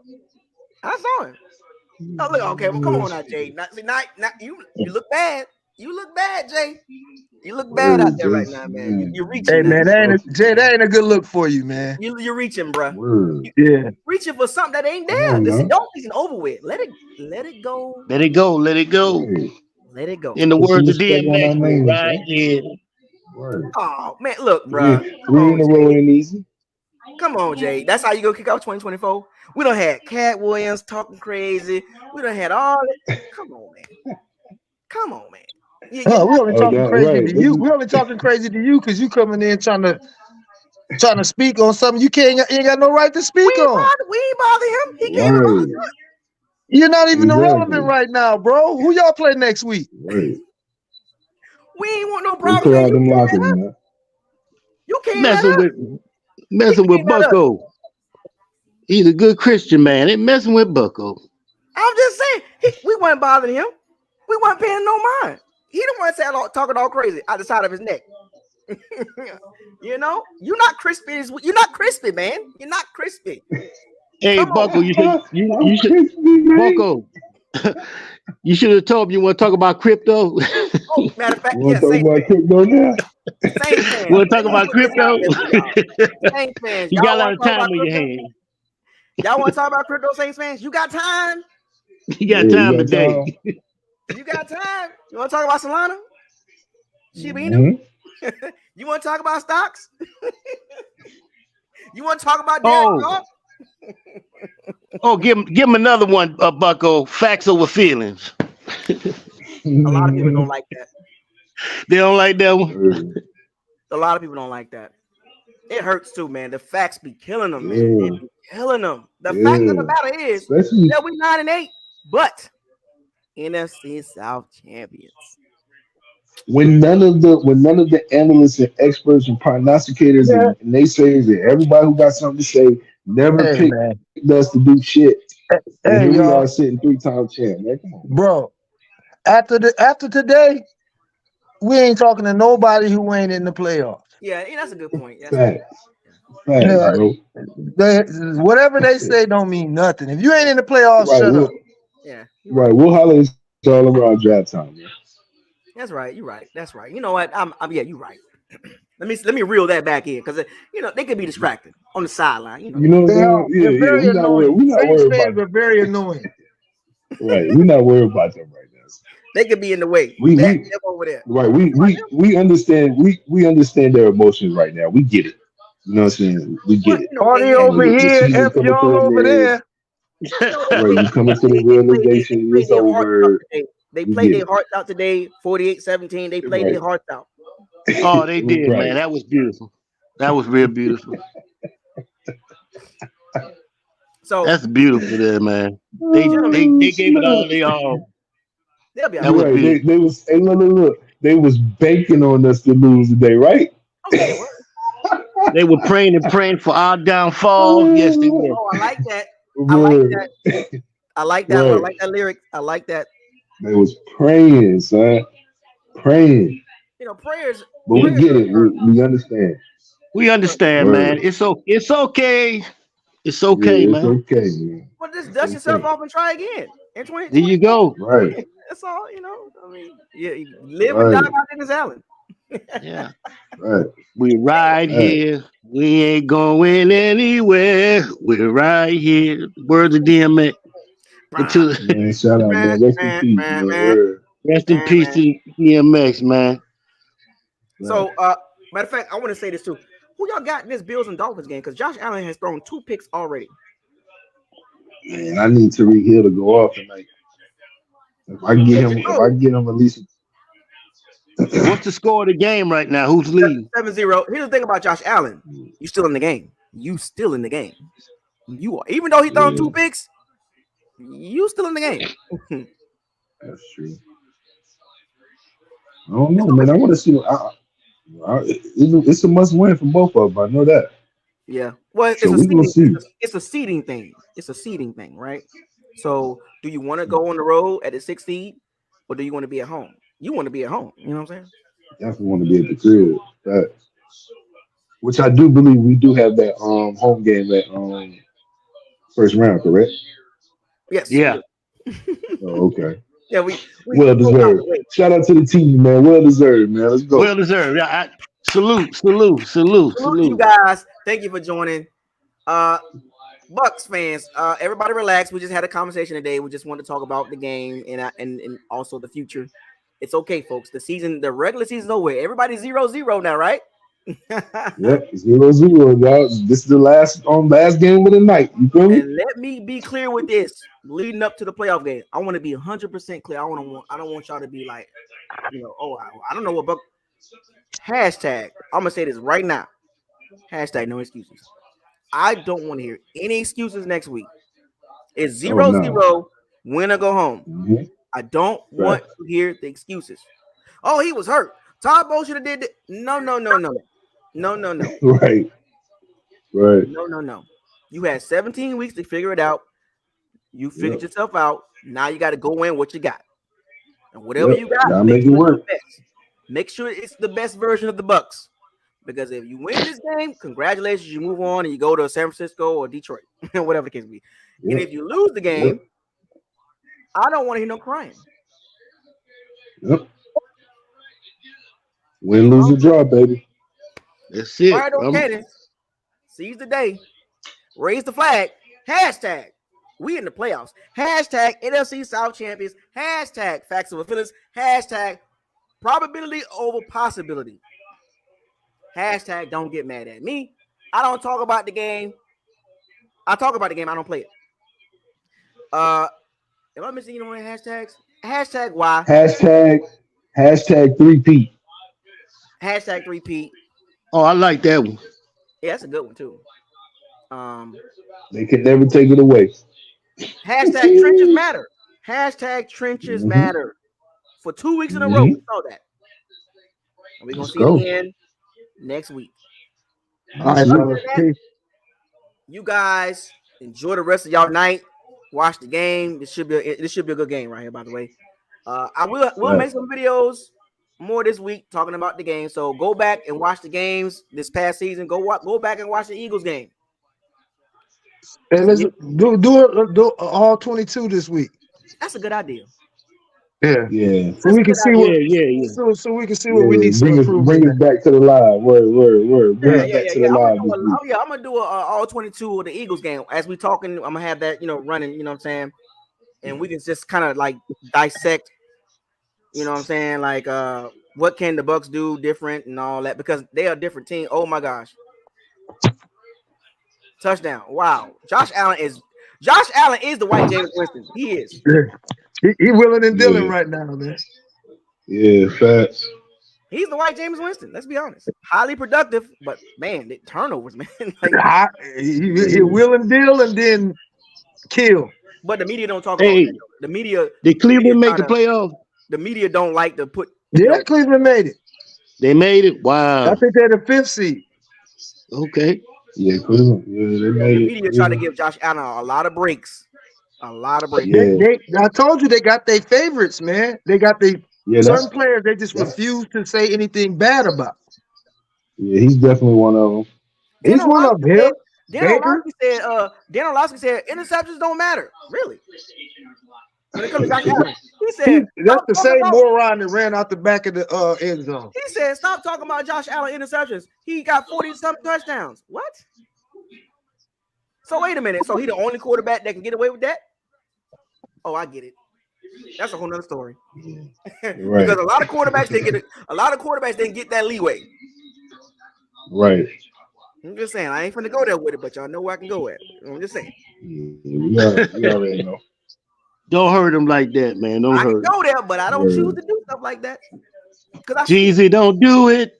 Don't do it, Jeezy. I see it all the time. I'm like, wait a minute, he's terrible. He's not, well, okay. Anyway, y'all gentlemen have a good night. You the Yeah, same, you already bro. know, Bucko, man. See you on the I'm next out. live, man, fellas. Enjoy that week, man. Holla at you. All right, fellas. Out.